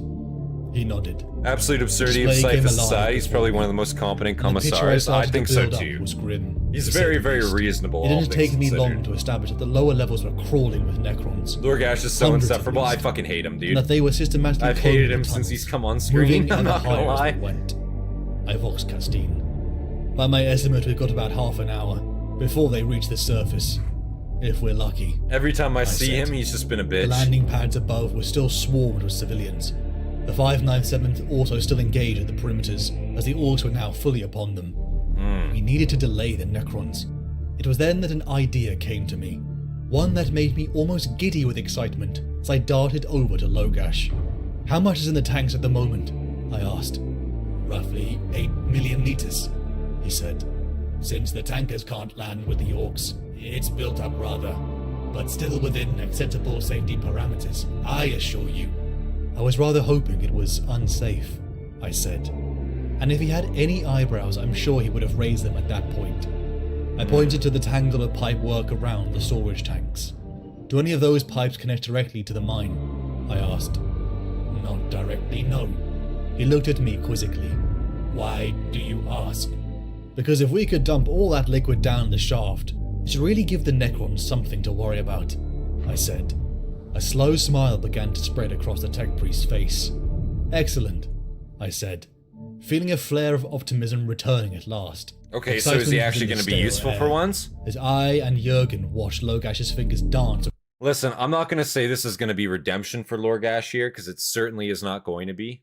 But if he can actually, like, you know, pull some shit here and actually, like, you know, be useful to the cause for once, because every other time he has not been fucking useful. He has been actively putting, you know, the expedition in detriment every single time, I will say. So maybe he can redeem himself and not be such a fucking just a useless idiot this time around. So hopefully let's see. 8 million liters of fucking promethium. Yeah, that would be a big boom. That would be viable for sure. That could do it. Excitement was in the stale air as I and Jurgen watched Logash's fingers dance across the controls. Logash was near giggling as he unleashed the liquid promethium of the entire facility out. I watched on the feed as Necrons were swept away in a gushing tide, the green lenses swallowed by the dark liquid that rushed down towards their foul tomb. It would take time for the promethium to reach the portal, but it would create a rather big headache that would definitely give the Imperial Navy enough time to seal them. We rushed to the surface landing pad, Castine and Brocklaw grinning at me. Well done, Commissar. Brocklaw shook my hand firmly. Mission success. I don't think anyone else could have come close to achieving what you did today. Well, the next time we run across a Necron it was a complete failure, I told him. Snow and rubble was falling around us, as Valhallans and civilians crowded for the next transport. He only did it because of the MacGuffin Promethium. 8 million liters of Promethium. His initial squad got wiped. The refinery buildings, reducing the main administratum block to rubble in an instant. Debris pattered down around us, mixed with chunks of ice and what looked uncomfortably like fragments of human tissue. Damn. The shadow grew, and it was then that I noticed the Gargant had arrived. Oh shit. An ear-splitting amplified vox screamed "War!" My ears rang as the towering mass of cobbled-together buildings and tanks loomed above us. The 597th turned, as Castine screamed to open fire. I drew my chainsword in a futile need to fight the towering death. The Gargant lurched forward again, and impelled by panic or instinct, I finally noticed a deep gash in his leg. It was a slim chance, but... "Target his left leg," I yelled, and the Chimera tank crew switched their aim, pouring a concentrated barrage of heavy bolter rounds against the single, vulnerable spot. For a moment I thought the desperate gamble would fail, but as the torrent of fire chewed away at the torn and overstressed metal, the towering Leviathan began to sway alarmingly. The damaged limb seemed to seize up entirely, then failed altogether with a crack of rending metal. Well, that's good. Abruptly it lost equilibrium, toppling absurdly slowly at first. Damn, they brought that shit down pretty quick. Faster, as more of that titanic bulk neared the ground. The orcs around it scattered in panic. I think that shows off the orcs really, really well, this scene right here, because it's like, you know, you bring your orc Gargant onto the field, oh yeah, fuck, this thing's gonna slap, this thing's gonna do so well, we're about to fucking wipe the floor with our enemies, and then instantly they just open fire on like the one crack on your armor, and just, you're fucking dead instantly, and you're like, well, that was a waste of fucking points, wasn't it? Like, straight up, that was a fucking useless, wasn't it? That's like orc RNG right there. Sometimes they do well, other times they fucking get obliterated instantly. Uh-oh. As more of that titanic bulk neared the ground, the orcs around it scattered in panic, like ants beneath a descending boot, and a gratifying number of them failed to make it. "Finish them off," Castine ordered, and the Valhallans responded with a will, surging forward to engage the stunned survivors. After a short exchange of weapon fire, it was all over. The few remaining orcs fleeing beyond the effective range of our lasguns. Relief like nothing I'd ever felt before flooded my veins. As the last transport lifted from Sema or Okelsi, I saw a glittering tide of moving metal emerging from the mouth of the mine, more warriors than I could count, blurring into a single amorphous entity, which flowed between the buildings like floodwater toward the orcs. Then the ground cracked beneath them. Yeah. The whole valley erupted in a boom Ba-bang. as the Promethium was ignited. A shockwave jutted the ship as a bloom of fire covered the valley and reached the upper atmosphere. I, Castine, Brooklaw, Jurgen, and Zeller fucking stared nuclear down bomb from the just went command off, room, basically. looking at the destruction we had wrought. Sema or Okelsi was now a problem for the Inquisition, and I knew just who to If your name contact. isn't Gaskell as an orc, you're The going first to thing die in Amberly combat did and when more my than message likely be finally happy caught while up with doing her so. was to Very place the true. whole system under inquisitorial quarantine. Oh, If damn. there was one bright spot in this whole affair, it was that I got to spend a little free time with her. Ooh. After the interminable debriefing sessions were finally over, Yeah, a little free time. and she finished going around every trooper in the regiment who had seen or heard anything of what we'd found on that miserable ice ball and threatened them with the wrath of the Emperor, I assured none would ever breathe a word of it again. On the last night, I met her in her private accommodation. Oh. By the pile of data slates, I could see she was stressed. Oh. I wandered across and massaged some of the tension from her shoulders. Oh. As the servitors set out dishes and cutlery on the dining table, she smiled as the covers came off. Hackenberry sorbet, one of my favorites. Oh, the That covers. hadn't been hard Oh. to remember, so I smiled Sorry. in return. You did say you would live off the stuff if you could the last time you ordered it. So I did, she said. The smile widened as the main course came into view. What's that? She asked. Amble steak. Amble said. steak? I What? think they owe me that much. Wow, guys. Is that it? That's it. That was Ciaphas Cain, 40k lore by the Was it Amber placed the King, whole- guys. Wow, that was awesome. Awesome ending there. Ciaphas steak at the end, or Ciaphas steak. Amble steak at the end there. Ciaphas So I steak. did. Human steak. Damn. Kind of ironic at the end there. And I have to say, man, pretty busty woman, I must say. You know, I can see where Ciaphas gets it from. Holy shit, that's quite the frame on that there lady. Let me tell you, oh, quite the set. But anyway, no, that was Ciaphas Cain, 40k lore by, of course, the Amber King. Another fantastic video by the Amber King there. Ciaphas Cain, I can see why a lot of you guys like him. I don't know, it was a very, very tough competition between him and Yarrick, man. I think I do like Cain a little bit more, just because he's, you know, he's very likable. He's very relatable in the shit that he does. He's very much doing shit for himself. He wants to keep up appearances mostly, but just his reactions to shit are very, very human. The jokes he cracks, like, it's a very realistic set of humor that he has. And it's like, goddamn, you know, I can very much understand it. No, I thought that was very, very good, and very interesting character as well. As far as commissars go, very likable commissar too, you know, not a dickhead, you know, not willing to just like absolutely fucking like stranglehold his regiment instantly. You know, willing to give a bit of leniency when it's needed, you know, and you can definitely see the advantages of that pay off. No, I thought that he's a very, very good video. I think he's a very interesting character. Ciaphas Cain, guys. Yeah, fucking awesome. Another one in the books. That's great to see. And he won this by a sweeping amount. I think he won this by like a 50% on the poll. So that was pretty nuts to see. A lot of you guys wanted to see him here. But yeah, no, that was awesome. Yeah, Ciaphas Cain by the Amber King. I know we were going to check out what was that, a little song here. I know Andrew recommended a song, and then we have a little bit of an unboxing to do. So make sure you guys stick around for that. Of course, though, if you guys did enjoy right now, make sure you hit the like button. And subscribe if you're not subscribed. Leave your recommendations down in the comments below. And come on down, join our Discord if you're not a part of that. Awesome to see you guys there. So come on down, join our Discord. And yeah, big thank you to all of our members, all of our Hastati, our Principes, Dagenhart, and Hobbit, and of course, our Prefect Fear. I appreciate you guys. But yeah, we're gonna be checking out a couple more things here. We got the song we're gonna check out, and then we have an unboxing to do here. We're gonna finish the video off with a little unboxing.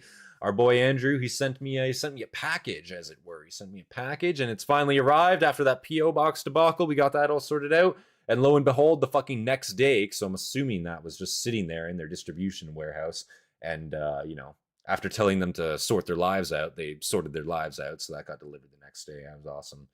I was amazed to see that. I was just driving by because we had to go to the store, so I was like, oh fuck, I'll check the post office, see if anything arrived, and lo and behold, it came. So we're gonna be checking that out. I merely sent it. There is more to it. Oh yeah, it was a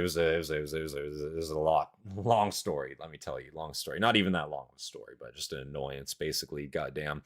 But yeah, we're gonna check out that next song here. Let me open that up. Oh god. Okay, hold on. Let's calm down a little bit here. Let's calm down. This better not be copyrighted either. I want to read real quick. I want to make sure this isn't can be used in videos and streams however you like. Credit would be appreciated. Well, credit is going to be appreciated. This is not a plan. Ciaphas Cain, a Warhammer 40k inspired song by Puppet Spider. Awesome to see it's not copyrighted. Yeah. Good to see that it's not copyrighted, so I'm not going to be getting my channel taken down for this. Yeah, no, I don't know anything about this song. Haven't heard of it before. Just sent to me by Andrew there and a couple other of you guys. So yeah, let's check it out. Let's check it out now. This is not a plan. Ciaphas Cain. We're gonna turn captions on. I know we got lyrics down here. We're gonna turn captions on. Little 3-minute song here. Let's see what it's about.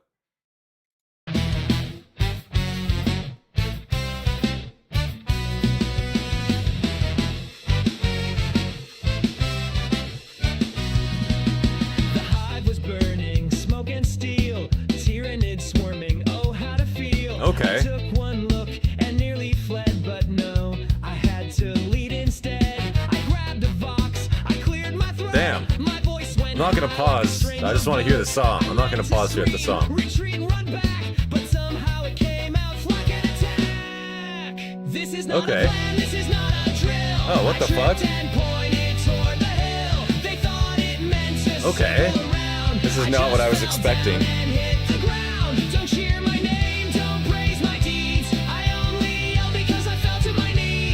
Damn, dude. It's me surviving again. Okay.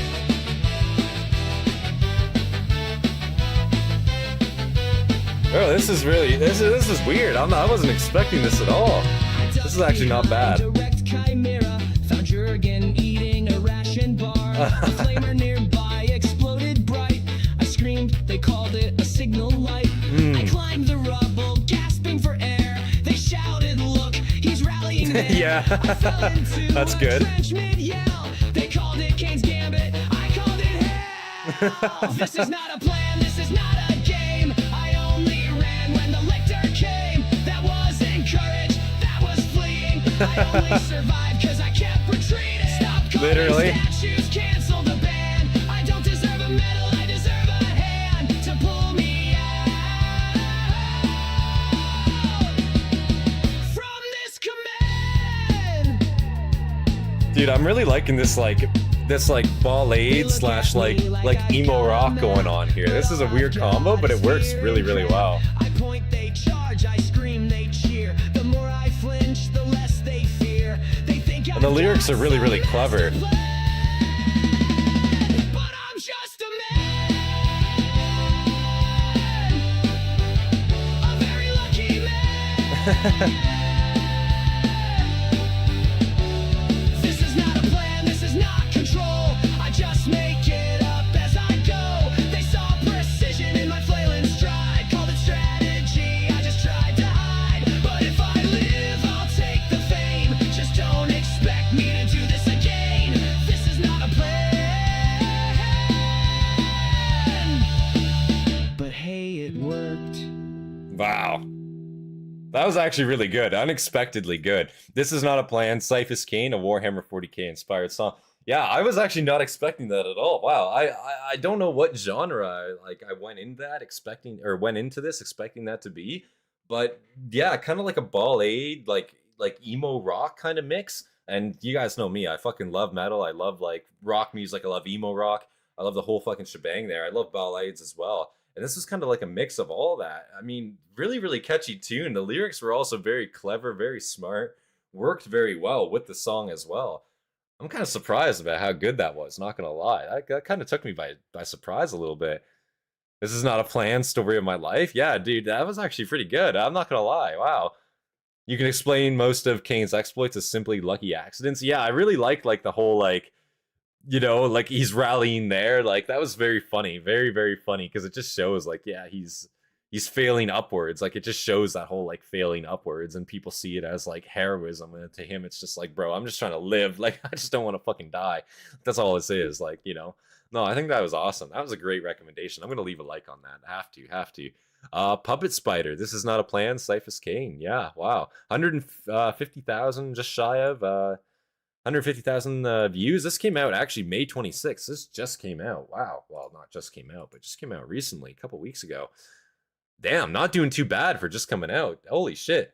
To be fair, most Warhammer music is ass. A good song comes out around it once in a while. See, that's the thing. I find like most songs around like, certain fandoms and whatnot typically aren't the best, but that actually that was shockingly good. That was unexpectedly good. I don't think that was bad at all. I think that was actually pretty decent for what it was, for like a fan song, about like universe, because it's really hard to like make like the themes around 40k go well in song. You know what I'm saying? Like I don't know a good way how you could make that work, but he actually managed to pull it off in like a convincing way here. It was decent. That was good quality for what it was. I got to leave a like on that. Puppet Spider, go give him some love if you guys haven't heard of him, because man, he clearly deserves the respect here, because that was pretty good. But yeah, no, we're going to be going into a little bit of unboxing now. Andrew gave us he sent us over the package, and we received it a couple days ago, 2 days ago.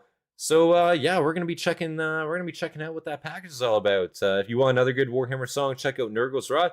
Maybe we check that out. For the next fantasy videos we do there, Hobbit. I do plan on doing more streams as like a daily video kind of thing. I plan on doing that with the Fallout Whip, and we can maybe even do that with some other videos if you guys have an interest for it. Maybe we throw you a bone there, Battle Chicken. We throw that as throw some of those songs and the Pancreas No Works video that you've been asking for. We throw that in for a daily stream someday, because I've been thinking, like, I can upload stuff as videos, but if you guys don't mind seeing them as streams either, I can do streams too. So it all depends on what you guys kind of want to see. I'm obviously open to suggestions, and you know, that's not to say I'm going to stop uploading videos. I'm still going to upload videos on my own time when I can do them, obviously. But if I can stream and it's convenient for me, and if you guys prefer seeing like videos in stream format, of course, just let me know. You know what I'm saying? But yeah, show us your package. Yeah, show us your package. Yes, I actually do need to stand up and get it. Give me 2 seconds. Let me go grab that. All right. So, we got the package here. Going to well, I did scribble out the name here, but yeah, you know, we got ourselves a nice little box here sent to us from the UK itself. You know, not too shabby at all. I gotta say, it's my first package from overseas, first package I've received with the P.O Box, and obviously, again, I don't even know if it's the first one sent, so of course I apologize if anyone else has sent stuff and it got sent back. Purely the fault of Canada Post. Now, I did have a blade around here kicking about, you know what I'm saying? That's a pretty big package. This is pretty big. It's sizable, and I can kind of see what's in here, and I was kind of like, what the hell, you know what I'm saying? Because 2 metal models. I know Andrew. You mentioned he was sending me over some of those metal models, so I'm very, very interested to see what those are, what those look like, and I obviously don't know what they're minis of, so that'll be very interesting to see. But then it also says plastic model kit in here, so I don't know what that's all about, Andrew. You sly dog. We're gonna have to see what that's all about. I did have a blade. Hold on, I gotta get something to open this with. Hold on, 1 second. Unprepared. I don't know where it went. I swear to God, I had a fantastic cutting tool that was like, you know, right here for the convenience of doing exactly this. And now I don't know where it went. What? Did I move it? Where did I put it? Slide it under my TV, man. Is it on the floor? Did I drop it? Oh man, am I gonna have to get another blade? That was a really nice blade. Oh man, 2 seconds.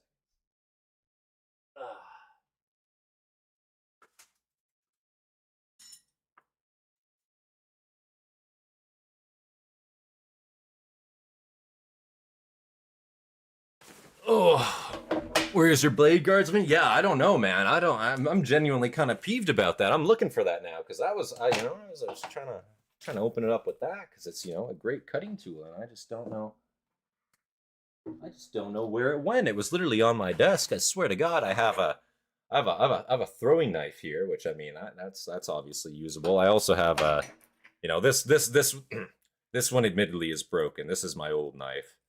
I don't even know why I still have it. I gotta toss this out. But this thing here, this is fucking busted. You see that shit? That's not usable. No, sir. No, sirree. Make the camera big? Yo, yeah, we can do that. Hold up. Yeah, that's a good point, actually. We can do that for sure. Hold up. If I can, hold up. Unlock.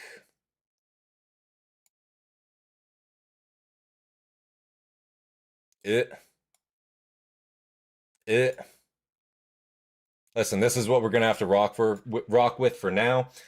Simply due to the fact that you know, camera doesn't want to fit in here. Is this good for everybody? Does this look like gargantuan ass?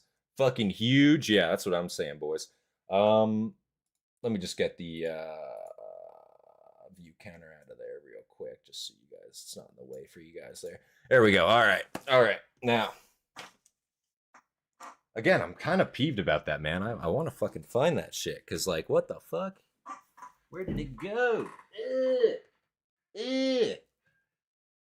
Ah, well, whatever. Listen, we're going to work with what we have. We're going to open this up now. I'm not really sure how this is going to work in terms of, you know, I'm going to try to fix my camera a little bit here, try to get it facing down a little bit for us here. Let's see here. I don't know how this is going to work. I guess I got a nice little space over here I can kind of work with, you know what I'm saying?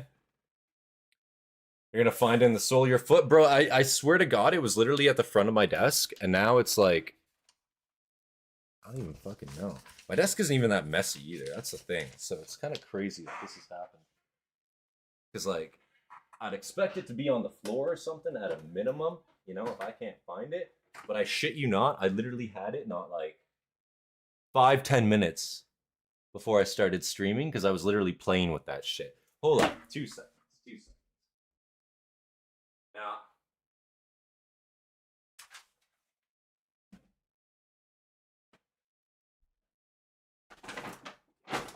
Now, nope, we're out of luck. We're out of luck. We're gonna have to use the classic old throwing knife to do this. So let's try to be careful with this here.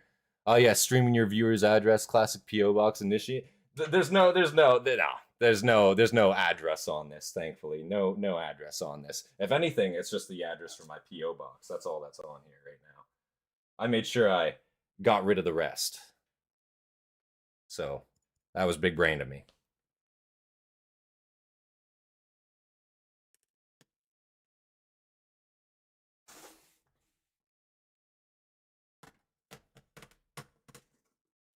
Let's open this casually. I'm just trying to get a nice little cut in there. You should hold it up to the camera so we can make sure. Yeah. This is not ASMR enough. Well, listen, it's either ASMR or you guys can't see it. Because I can put the camera facing directly down and then you guys are looking at my goddamn sack. So if you want to see that, you're more than welcome to. But I'm just saying the view's not going to be very nice. You know what I'm saying? That's all.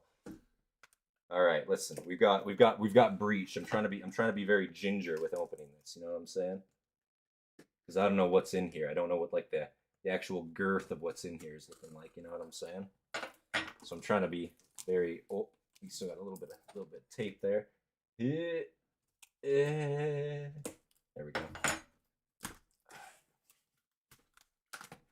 Oh, there we go.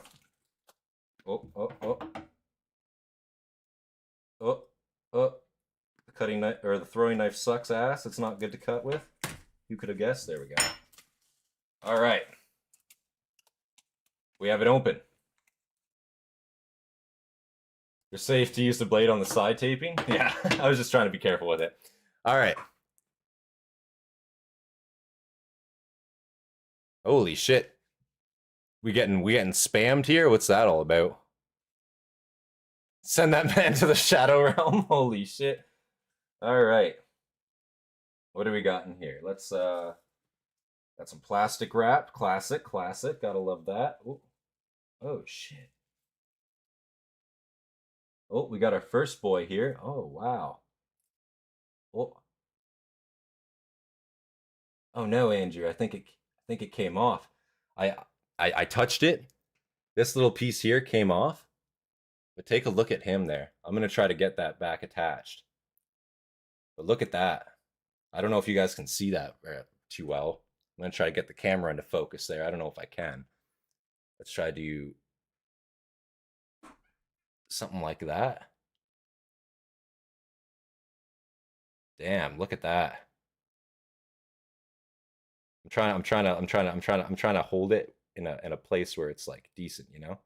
Not too shabby at all. I noticed his arm came off. I don't know if it's in here somewhere. Again, I don't know Canada Post. They were probably not gentle with the package. Listen, I probably gave them all that trouble. They probably fucking threw that shit, you know what I'm saying? Gotta be honest, yeah. Blinded by the light, yeah. Here, listen, if I can do something like that. There we go. That might be better. Let's see. I'm gonna put him over on the side here like such.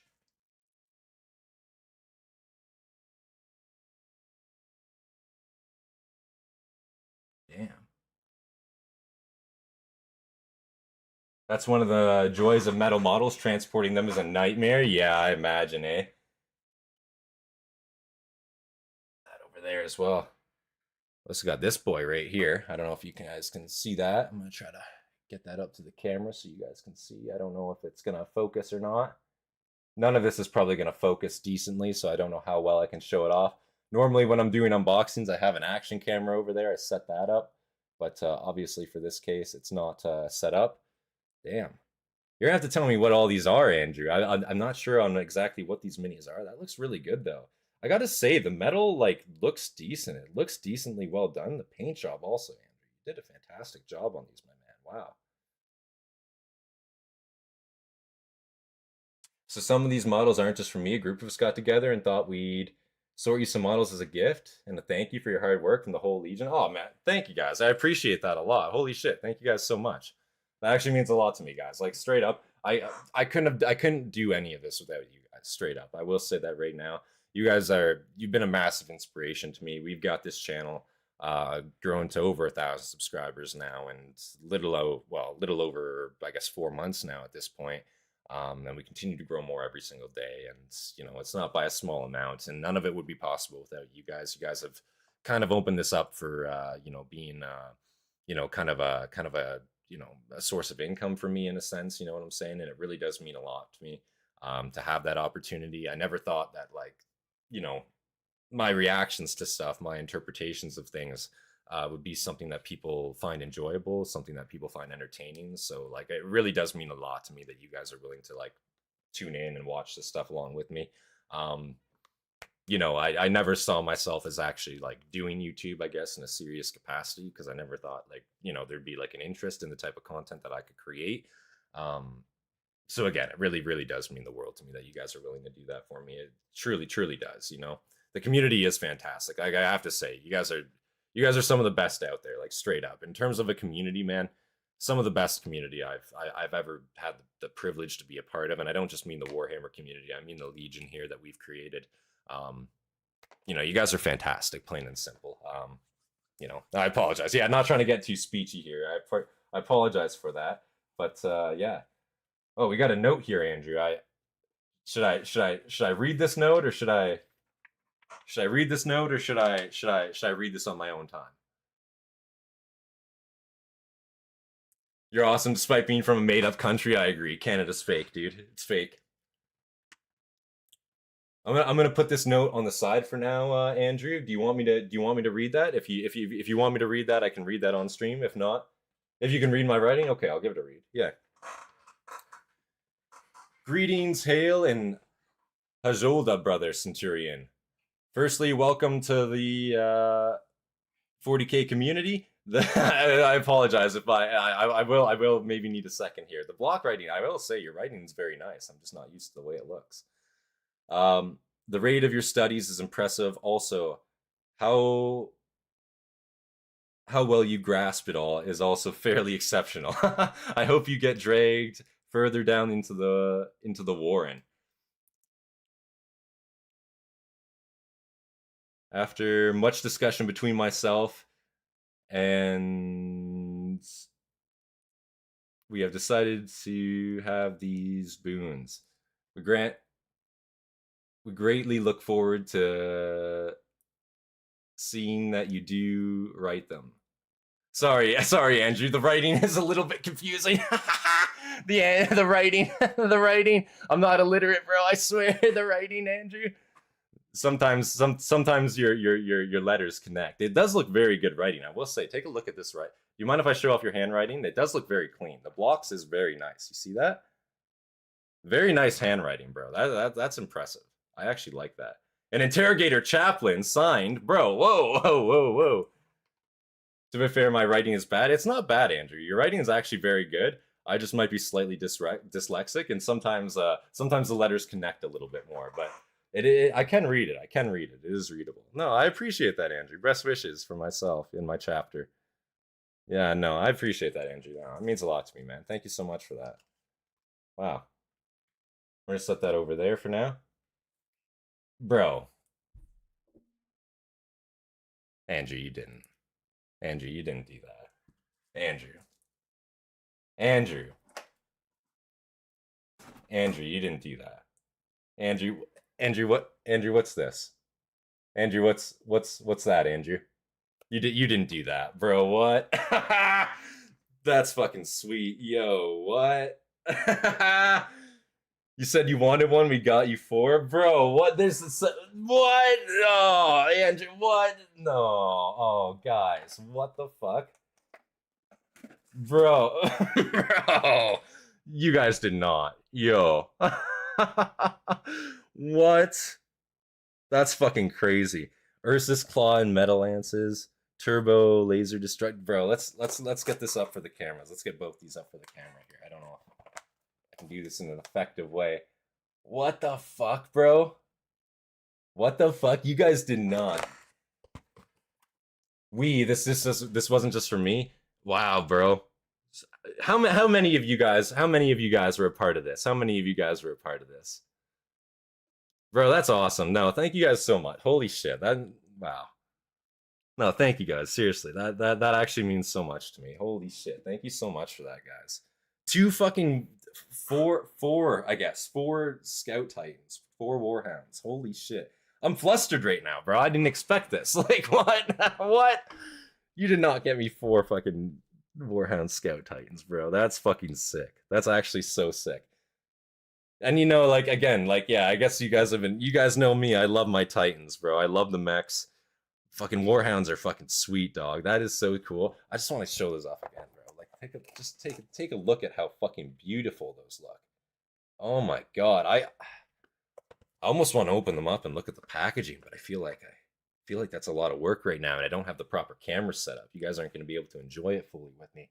Shit, maybe tomorrow I'm going to have to fucking, you know how I did an unboxing for the other set I got there. I'm going to have to fucking get the camera out and actually inspect myself, you know what I'm saying? God damn.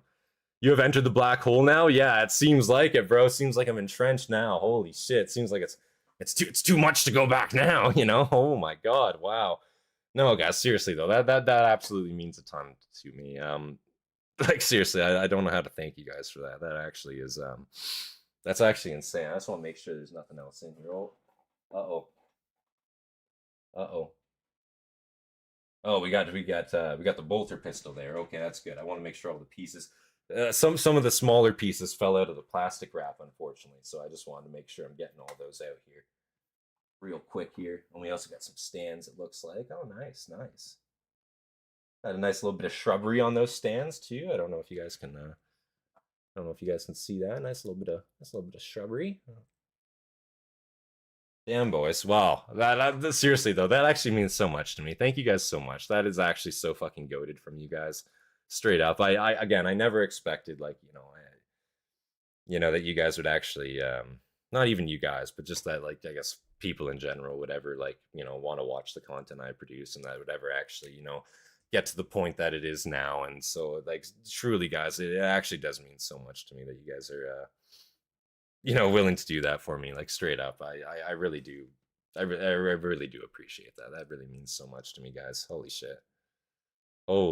But yeah, no, we're gonna have to get Tent in here for this, for painting these up for sure. Absolutely gonna have to get Tent down here to paint these up with me, because man, that's looking like a big project, boy, and that's looking like a huge project for just me. Oh, Hobbit, thank you, man. 10 gifted memberships from Hobbit there. Thank you, man. Holy shit. You guys better give Hobbit a big thank you there. Holy shit. Thank you, Hobbit. I appreciate that a lot, man. Holy.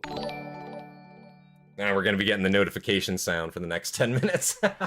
No, boys. No, that's seriously though. Like, again, I really don't know how to thank you guys. I'm not trying to gush too much here, boys, but that's awesome shit. So the challenge has been issued above. Will you accept the Legion's modeling challenge again? Yeah. We got to get him in here. We got to get WetTent down here, man. Of course he accepts. Yeah, I got to get a haircut. Yeah, we're gonna have to organize, Tent. We're gonna have to definitely organize. Shit, a date you can come down here, and shit, we're probably gonna need a few days. I'm assuming we're gonna have to do some streaming together for sure. Paint these up, man. Oh, it'll be a good time. It'd be a great time. We shall plan. We absolutely shall plan. We got to get that done soon for sure. Well, shit, now that summer's coming up, I don't know if a few days, lots of beer. Absolutely. Yeah, we can do some drunk streams or something like that as well on the side. You're coming up, so we got to make full advantage of it. Do some painting, do some streams, bro. Yeah, man. Be a great time. Absolutely. Holy shit. Bows deeply. It was our honor to be able to have this fun as a community. No, guys. I seriously, that means a ton to me, Andrew. Especially, like, thank you for organizing all that. I know this is no easy feat for any of you guys, and I apologize for any of the mix-up with the P.O Box. I know that was all, it's kind of in the past now. Hopefully we should be getting everything worked out from now on. Obviously, I got these, so that's awesome to see that that's sorted, but I do apologize for any of the mix-ups regarding the P.O Box, sending stuff there. yeah, no, complete tomfuckery in that regard. I'm gonna move my camera back up now, just so you guys don't have to look at my midsection too much. You know, my frame, it's flattering, but it's not the best. You know what I'm saying? But no, seriously, guys, that's awesome. Holy shit. Hope you like it, bro. I absolutely love this. I couldn't be more pleased. More than I could ask for, to be honest with you guys. Also, these metal models, Andrew, I have to say, these are pretty sweet. Which oh shit. I just noticed his arm has popped off, Andrew. Uh-oh. Uh-oh. Yeah. Unless it's supposed to be like that.